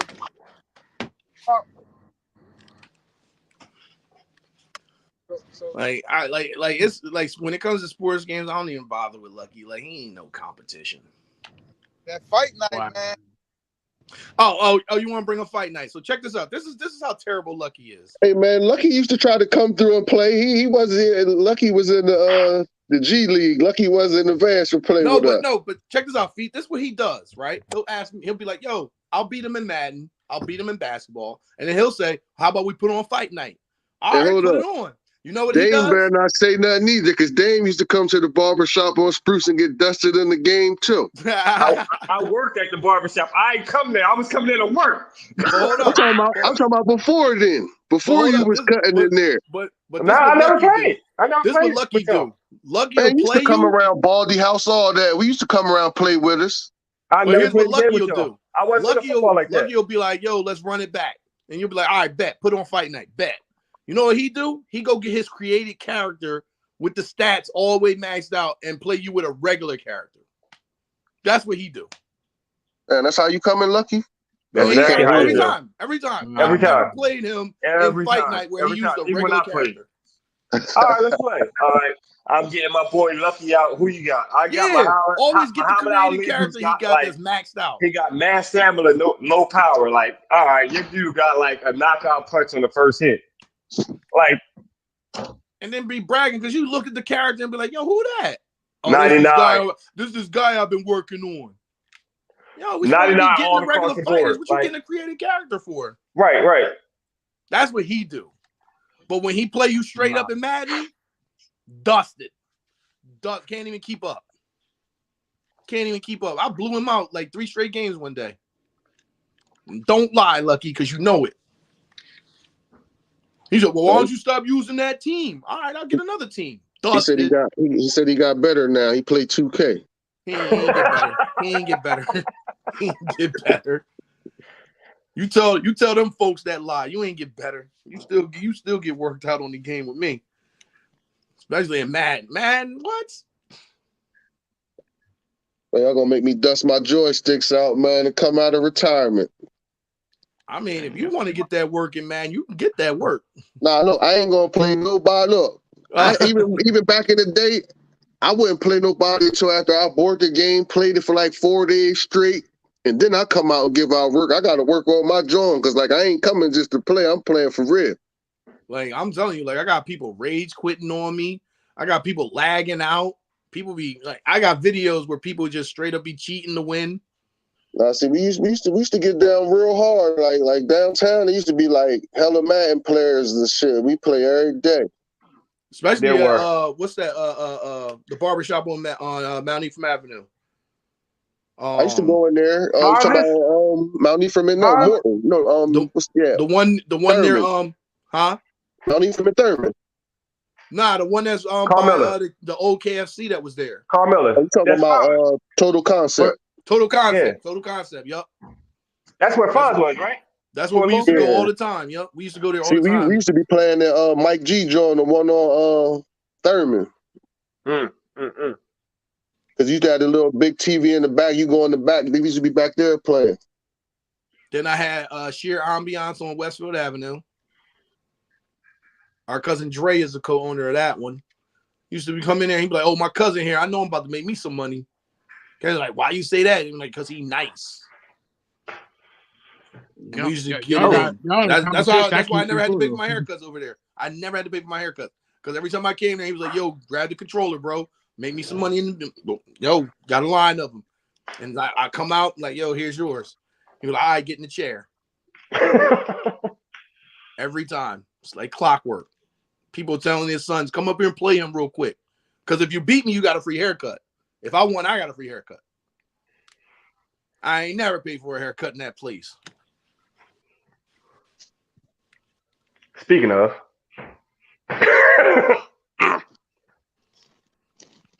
I'm trying to get in. I told you about Uncle Gene, right?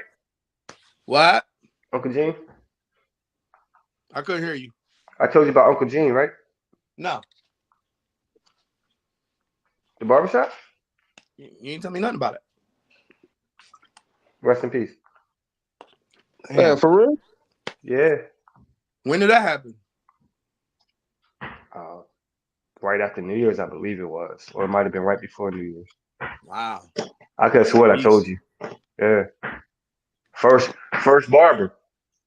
Yeah, he was the first one. He was my second. My mom used to take me to Russell, but after that, I used to go to Mr. Jim. Oh, right up the street? What was Russell up the street? What was his name? Nah, Russell was on 4th Street. Oh, okay. Yeah. Russell was on 4th Street. Him and my mom was cool. I always went to Russell, but then after my mom moved, and I used to just go to Mr. Jean because shit, I live right there on 6th and Pond. So we was right across the street from the barbershop. I know. Right. We just walk right across the street, go get our haircut. Watch me walk across the street, Mom. Me and Dewan was in every class. Me and Dewan was in every class together and back in Landon Square for all the way to 3rd grade. Yeah. Landon Square, wow. Every year. We used to motherfucking make jokes on Mr. Fister. Yo, I ain't heard that name forever. I ain't either. That's crazy. Wow. Yo. Already on air talking to no one. Mr. Fister, that was my man. Who that? Where you at, Lucky? I'm at the laundromat. Oh, look at him being a grown up. Shit, I go to laundromat on Tuesdays. Ain't nobody there. I don't care. I drop mine off. I don't care. I drop mine off. I come back and pick mine up. The one I'm out from? Yeah. I go to the one where the KFC, the old KFC. I go to that one, the new one. Oh yeah, right there. Where they got the cow out front. That area. Yeah. Right? Not me. I hate folding. You see, he fancy. I swear, I hate folding clothes. Look, they only charge $1.25 a pound. They put your shit on what's the name? I just don't give them no jeans. I take my jeans to the cleaners. I know. It'd be $25 a bag. I'd be all right, all I gotta do is take it out, put it in the dresser, everything come back folded. I can wash and dry my shit. I just hate folding. So Jane, I got a question. How long you been doing the clothing donation thing? Jay. I'm sorry, what? I'm sorry. Wow, bro. Wow. Wait. I have an excuse. I was texting my fiance. Leave me alone. Now, first of all, congratulations with that. Yeah, he recognizes the big brother voice. Jay, huh? But I was saying, how long you been doing the clothing drive? How long you been doing that? Some niggas see yeah, we gonna mute him. I'm trying to get it started for a while. I got officially put into it last year in October, and I've been working with different organizations. I do a lot with the neighborhood center on Kane Avenue. I go there for a lot of stuff as well. Like I said, I'm now, I guess you say, officially affiliated with Healthy Mothers, Healthy Babies. Okay. And then working with other organizations throughout Camden. So like I said, we're trying to get people stuff they need. That's what's up. Doing them. That's what's up, man. God bless you. Hey, Lucky, when you're done, give me a thumbs up. Lucky ain't never gonna be done. Like, But we're not to smoke on here. you can smoke cigarettes, you can smoke miles. It's just the other stuff. Right, gotcha. yeah, the other stuff is that'll get him kicked out permanently. Well, I wouldn't want that for my boy. I don't want that for my boy. I appreciate it. Pete. You always did take Yeah. good care of Hey, Dame, I will go get my drink, but I'm not trying to put nothing up on your screen. As long as you yeah, having a drink try the like drink now. a cup that they can't see what's in there. See me, I always Yeah, that's what I'm about to say. If y'all See, want I to can drink have stuff, this just get like a red cup. Just get because like a I red had cup. this. One day they're gonna Right, sponsor but me. you know what Like, you know y'all what I see have. me. You better get a red cup. Nah, I Why I got gotta a get a book. red cup though? Not you. Oh, Why I gotta get a that's a red cup Poland though? Spring with a flavor packet in it. Because whatever's in your cup is in your cup and not everybody else's brain. So let me have my cup, as Lil Wayne. Wayne would say. Wayne. He said, Well, I think I'm "Don't ready worry to get about me what's a in my cup then. cup. It's in my cup." Let me get me a cup real quick then. I knew that was coming. Now I'm a changed man. I can't hang no more. Word is born. I'll be trying a little Listen, bit. Bro, after you I'm get out every weekend, bro. I after feel you like get I'll be like, damn, I can't be this soft no more. I can't take nothing.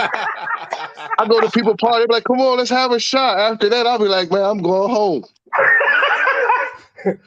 one shot. You don't take another. Nah, one was good. Gotta go. I had somebody ask me last night, "Yo, how do you do it every weekend?" Y'all talking about? Like, hey man, I'm a professional. Oh, y'all talking about the drink? Oh yeah, Yeah, we can talk. We can talk about it. Just can't show it. Man, yeah, we can talk about it. I was gonna say I ain't had one of those. I ain't had one of those in man. Yeah. It's been 2 hours. years. Anyway, 2 hours. I'm just saying. Well, last time I got toe up was on my birthday, and it was all fresh fault. How you gonna blame it on somebody else? Bruh, like, it's your birthday, so you're gonna take all the shots. I ain't gonna hold you. It's like, yeah, get him certain people you can't go around on your birthday. No, you know that's my best friend. So, nah, I feel you. So he was like, I got you. And he got me like a quadruple shot of 17.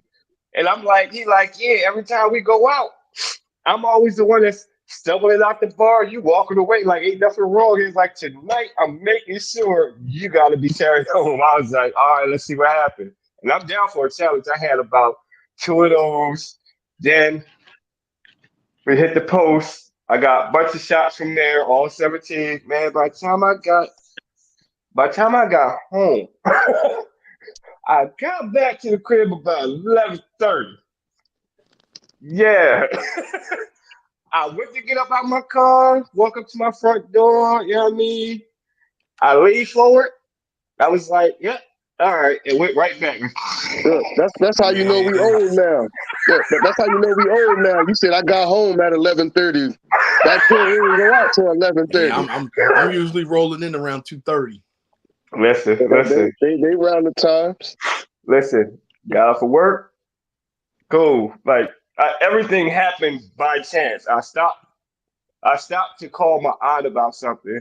She said, "Today's your birthday." I was like, "Yeah, it is. Where you at?" She's like, "I'm at Crystal's." I'm like, "Oh, I'm at Crystal's." She's like, "Come on in and have a drink." I was like, "All right." I was headed home then, but fuck it. Let me go get this shot. She gave me a shot. Right as she asked me, where fresh? I said, I don't even. That's him on the phone. Yeah, where you at? I'm at Crystal. All right, come get me. Bam. We got him, came back.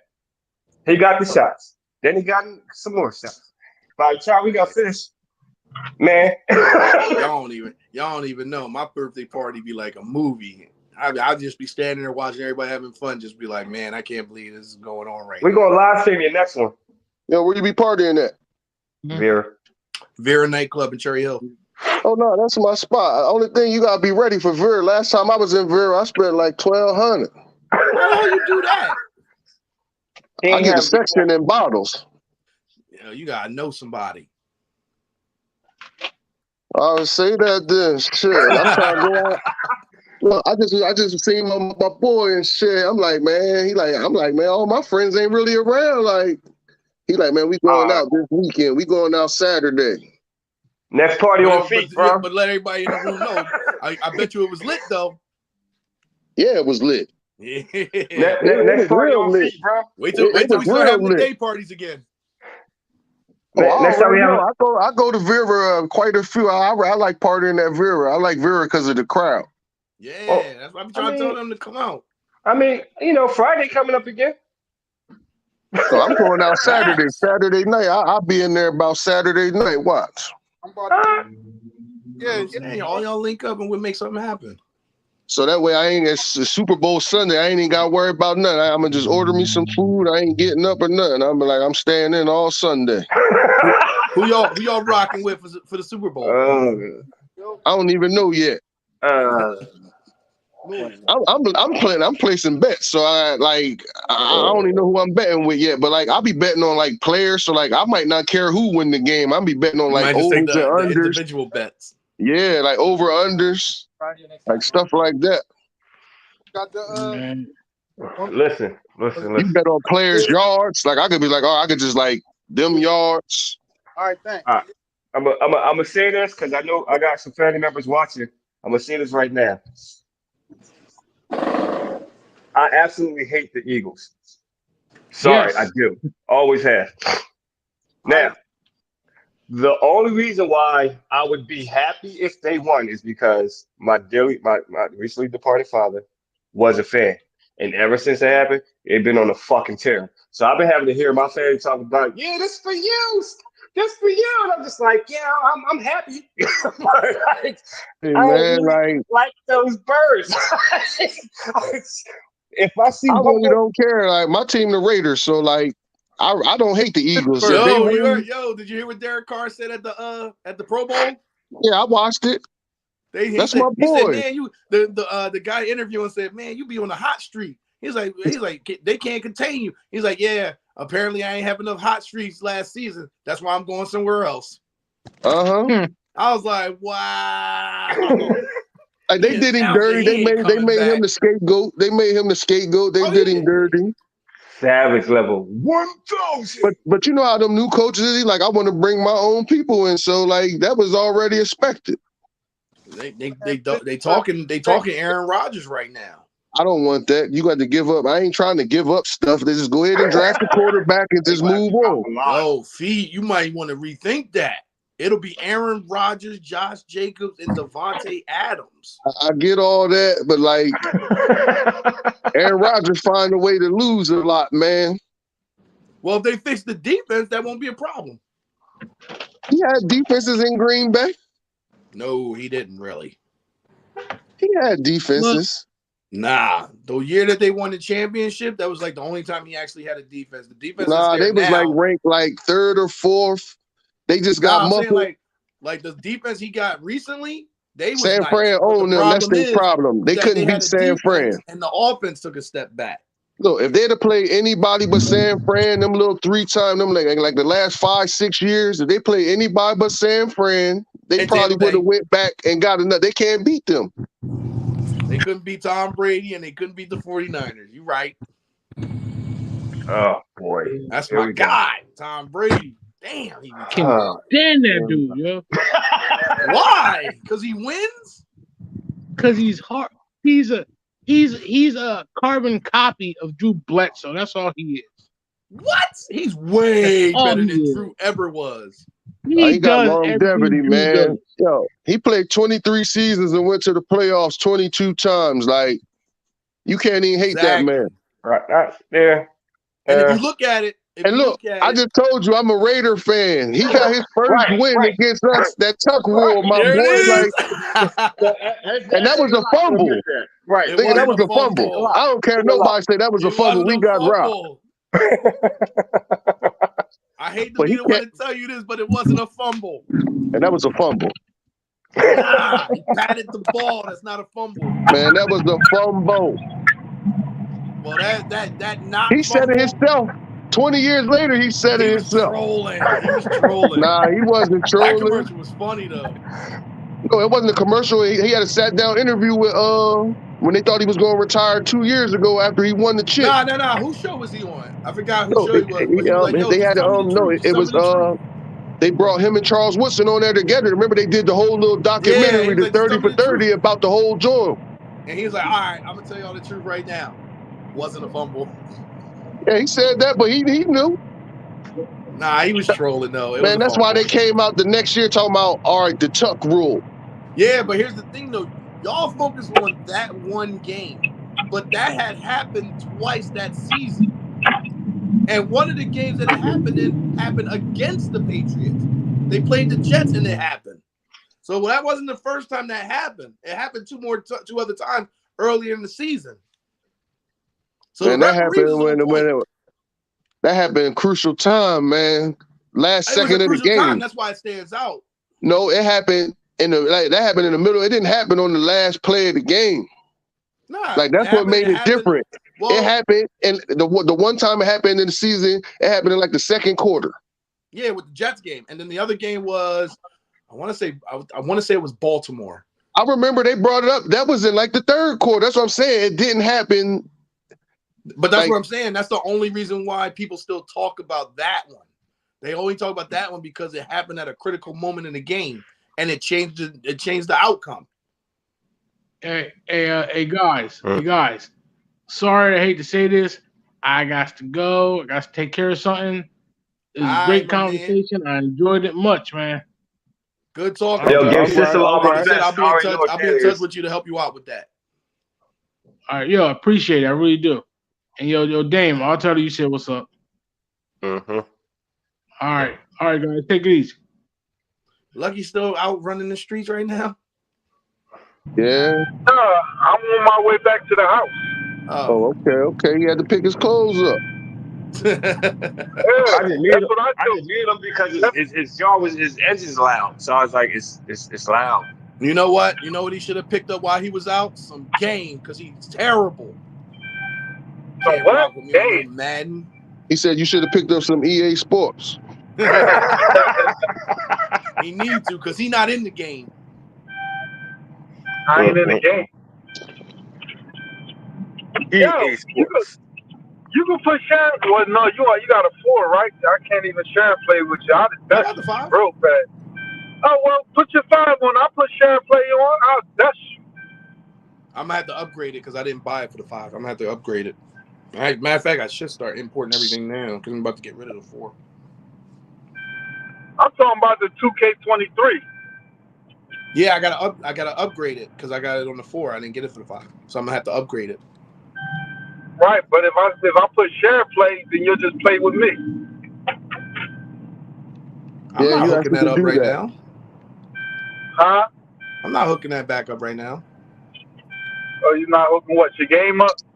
Yeah, I don't have it hooked up on here. Oh, all right. As long as we know. But I'll definitely set it up though, and you're gonna regret it too. As long as we know you had an opportunity to get dusted and you ran from it. Like I said, I'm gonna hook it up, and you're gonna get dusted. And then you're gonna do what everybody in WWE has to do right now. You'll acknowledge me. Oh, you watch WWE too? You already know. You ain't see last week's podcast? We live streamed. Yeah, we live streamed the Royal Rumble. Oh no, I ain't know. Like I've been watching that since I was 3 years old. I never stopped. Exactly. Yeah. We went some diapers, yo. I'll put that. We're gonna do a live reaction to Elimination Chamber. Yeah, we're gonna do that for the Elimination Chamber. You're welcome to join us. Shit, I'm mad what's the name? They just had what's the name was just over Philly. I didn't even know they was over there until the day when it happened. No, it was SmackDown, wasn't it? No, Monday Night Raw was over there. Yeah, it was Raw. Oh, Raw 30. Yeah. Exactly. All them legends. Man, I was on Facebook. A couple of my boys was over there, and a couple of my Facebook friends was over there with their kids. I'm like, I'd have took my son over there. I didn't even know they was in town. I had to go to work. It was lit. forgot what the word that guy. Yeah, I'm being here chilling. I gotta go back to work on motherfucking tomorrow night. Shit.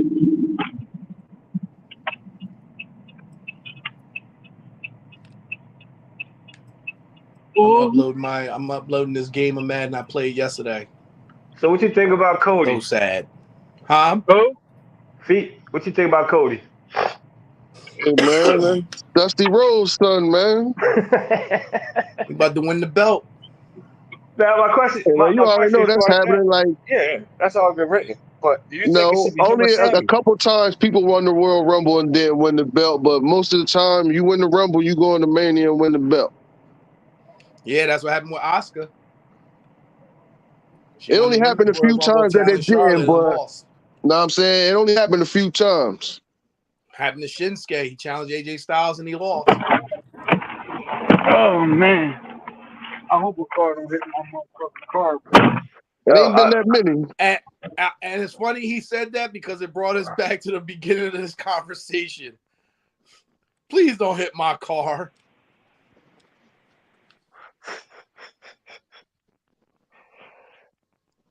Let me be out there stunting on people and talking about he don't care what people think. You hear what I started? GTL stuff. Like it's funny because like he be stunting on people and then got the nerve to talk about I don't care what people think. So why you stunting then? Got a point there, Lucky.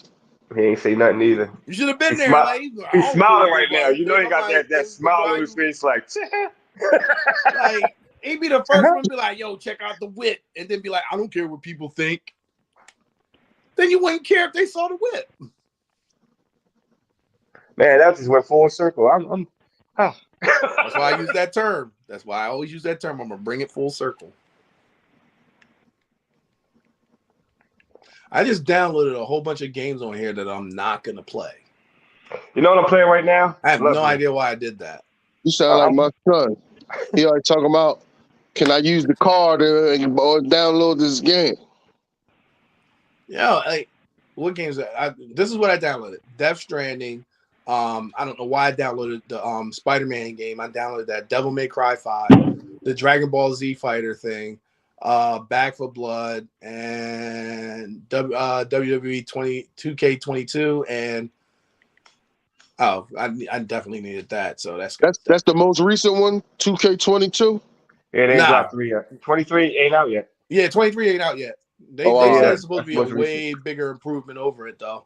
Nah, because I think I'm ready to dust my joysticks off and get back on my game. And they got online.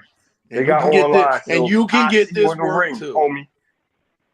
What? Nah, I don't do that. Like, I ain't gonna be nobody's stepping stone. I ain't gonna play nobody until I get my skills right. Like I said, I'll be waiting for you to worry. I'll wait for that invite. Nah, man, I ain't gonna be no stepping stone. I gotta master it first.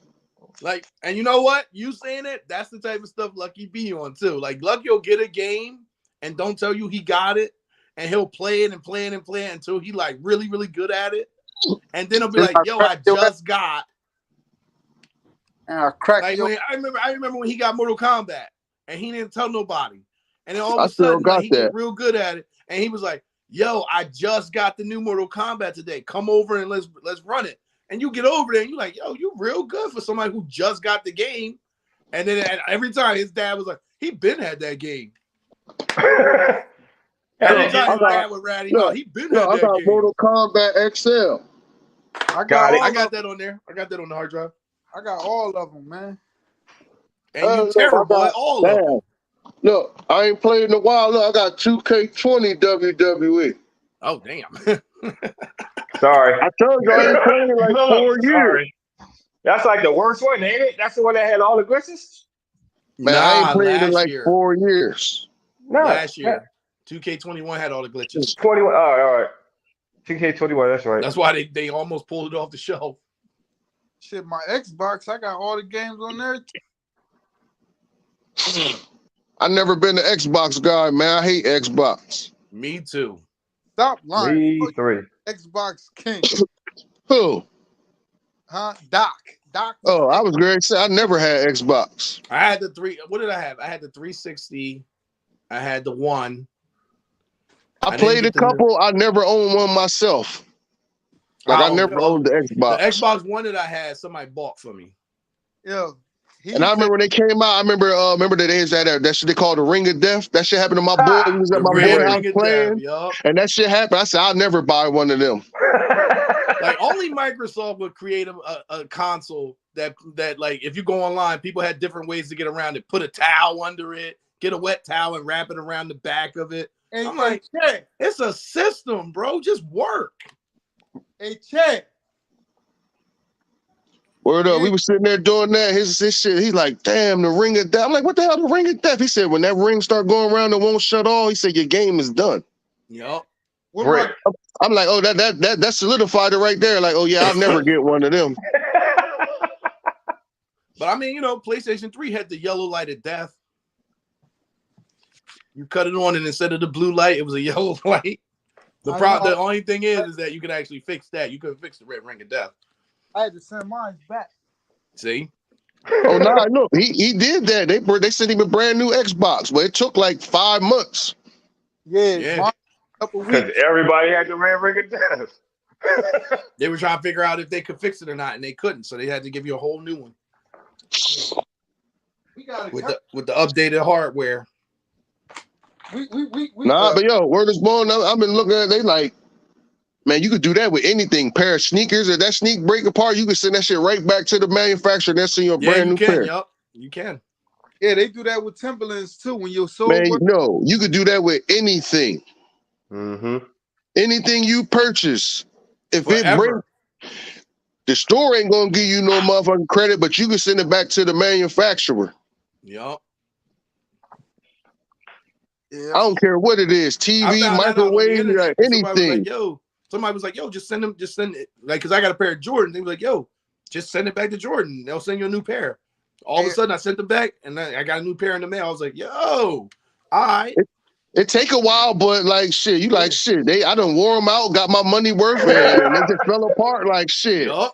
I'm about Let to me send get another pair of those. back. Like these right here, I kept these up real good, but you think about that, like, damn, we ain't know that shit back in the day. We could have been doing that. Yeah, like, how many sneakers we could have saved? And you know how many TVs got broken houses and stuff like that. Like, all you gotta do is send it back. Yeah. They don't ask no questions or nothing. Nope. Majority of companies don't even bother asking you what happened. Yeah, the only company that asks you what happened is Apple.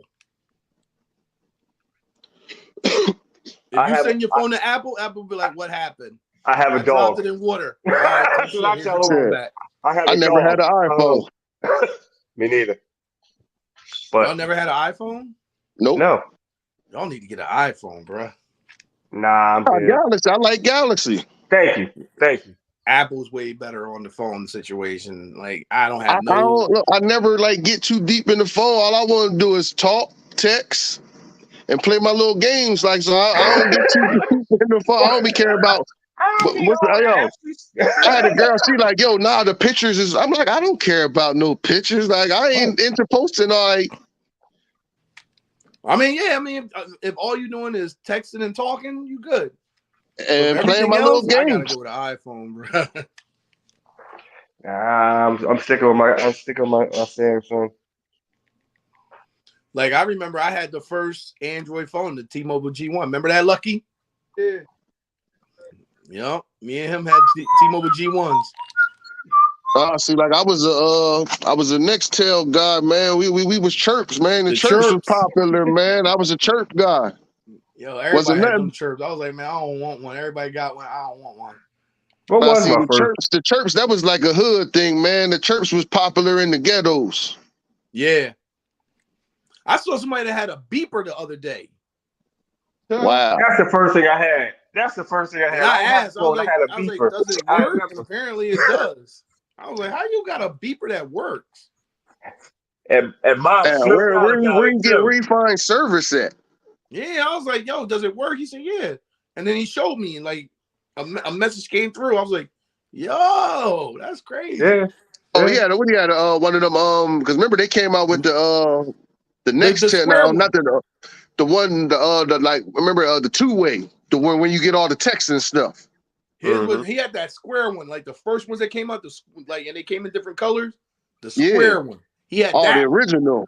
Yeah, and he showed me like a message that came, like a number came up for him to call back. I was like, that's like when you ain't like somebody, you'll spell out something backwards and be like, turn it upside down and call you a hoe and shit. Like, nigga, that's how you diss the motherfucker and shit. Yup. Are you calling me a hoe? Why? I think it was like 703. Like you type. It was something like that. 304, 703. It was one of them. No, it's 304. 304. Yeah.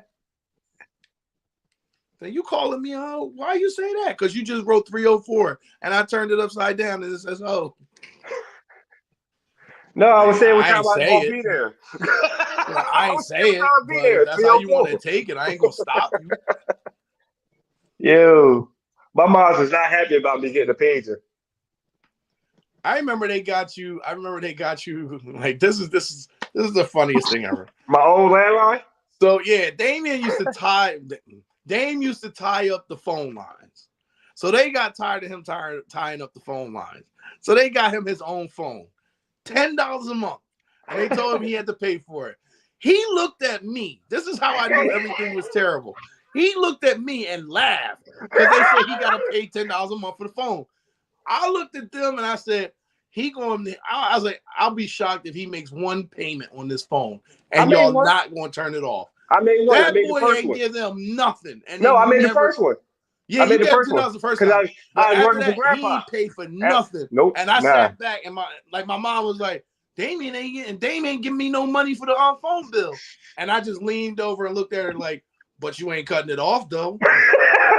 And she looked back at me and the big guy started laughing and I was like, I know you ain't turning it off. But if it was mine, man, listen, you would have turned that off on the first day. And she paid it. She said that while I was upstairs all the way up until they just decided to get extra phones in the house. Yep. I was like, I can't believe they kept paying that phone bill for him. Up until 5 o'clock in the morning some nights. Yeah. He was up. Yeah. Oh my God, he was up. I'm like, yo, like, are you serious right now? Like, that's how I got my own room. I'm like, go to sleep, man. Damn, ain't nobody trying to hear you. Yeah. Good times. For me. Not so much for you. I'm sorry. I miss him and he ain't around right now, but nothing will ever be funnier than you and the little guy playing video games and he beat you and you got so mad you threw a broomstick at him. Hey, I had a chance. And I'm downstairs watching TV. He chases him, and my little brother gets down the steps, and he chucked he threw it like it was a spear, and it just missed him, and I lost it because I was like, "Yo, you bugging right now!" And just as I hit the step, here come my mom. I was like, "Yo, you bugging right now? Like, how you gonna throw a broomstick at this boy's head?" You just missed him. He cheated. I was like, yo, y'all bugging in this house. I don't even know what to say to y'all. Play fair and square. Get fucked up. Like that? Nah, he cheated, bro. I don't like cheaters. Yeah, I remember we was all playing Marvel vs. Capcom, and it was you and him again. And all you heard the whole time, Unibeam. Yo, Dame was so heated. Dame was so heated. And I was like, so what? Get around it. And he's like, how am I supposed to get around that? I was like, I don't know, but you better do something because he's about to beat you. And he had never up until that day, he never beat Dame. And all of a sudden he figured out if I just keep on doing this, I'll win. Dame got so mad that he turned the game off. I was mad with him because he turned the game off. And he just stormed out. I was like, yo, why you turn the game off, though? He's like, he ain't beat me. The game is off. He ain't beat me. I was like, yo, you wildin', bro. You wildin'. I'm undefeated. Fuck that. Yeah, you wildin'. Never said I lost. I'm undefeated. I don't give a damn. I had a very bad temper back then. Yo, we used to have some wild times in the house. I mean, See, everybody was at the house I'm like playing lucky on that. I WrestleMania ain't have all 2000. that. Like it was just me and my two little sisters. We had WrestleMania 2000 in the house. Everybody used to come over to play that. It Man, took I a remember we week. used to It took a week and a half just for everybody to create their own characters. Man, I remember we used to just be wrestling in the backyard for real. We made our Yeah. own WrestleMania and shit. We destroyed the house wrestling in the house. Yeah. I think the funniest thing was when I put the little guy through the couch. And then they came home and I was holding them in my arm and I was like, yo, relax. I kept saying to him, I was like, relax, bro, relax. I got you. You all right. You're just relax. And he was crying. I was like, yo, if you don't shut up, I'm going to punch you in your face. Shut up. And then when they came in, he was just chilling. And they're like, everything all right? I was like, hey. He was crying his eyes out. And there I am telling him, shut up. Like, I'm going to punch you in your face. Shut up. He's like, Mama, I was like, yo, if you don't shut up, I'm going to punch you right in your face. Like, shut up. Don't say nothing. Just relax. Relax. And he got real quiet as soon as they walked in. I was like, yo, bet. But then they sat on the couch and realized we did something. Yeah, when they sunk, of course. Yeah, what you watching, Luck? He playing Fight Night. He not playing, is he? Yeah. Huh. You can tell. Yeah. Definitely is. But look, we've been on here for like 4:20. Let's stop here. Yeah, it's been a minute. So for everybody here at the 6G Podcast, I am Dame G. That's Doc, and that's Lucky. Like I said, I want to give a special birthday shout out to our brother. Yeah. G. Belated birthday. I mean, if you see this, I just want to send a birthday shout out to you. I think also I want to send a shout out to the So Icy gang, gldshop.com. If anybody want the latest drip, just hit me up and I'll send you my code so you can get a discount on it. But if you ain't GLD, you ain't dripped up. And that's all I got to say about that. And Lucky, anything? You already? You know what I'm talking about? DTF, Downtown Finest. Holla. On-site entertainment in the building. See, he forgot that part, but I was right there. He definitely did. You gotta plug your stuff. All right, and for me at 6G Podcast, EBH1, thank y'all for tuning in. Long podcast. They getting longer, bro. Every week they get longer. You got some editing to do. I ain't editing nothing. This is live. This up. I ain't changing nothing. I just thought I'd throw that out there. When I go back in, I'll probably edit them for later, but for right now, nah. So, like I said, 2 weeks. 2 weeks. Yeah. 4 o'clock. Sound good to me. All right. So 2 weeks at 4 o'clock. Maybe Lucky will come back. What we gonna talk about? I don't know yet. Let's talk about the dynamic between men and women. Yeah, let's talk about it. Let's talk about it. I think about it. We're gonna shop some ideas around. I'm gonna put a poll up on Facebook about what they want to hear our perspective about. How about that? That's you know what, that sounds like a good idea. Yeah. Let the people decide what we talk about. And don't forget, I'm at 68 subscribers right now. Soon I hit 100 subscribers, get your $100 gift card, Cash App, Chime, whatever, however you want to receive your money, Venmo. And we're gonna keep it moving. Thanks again for tuning in. Things got a little bit crazy, but brother love. We back on track. Yeah, we here.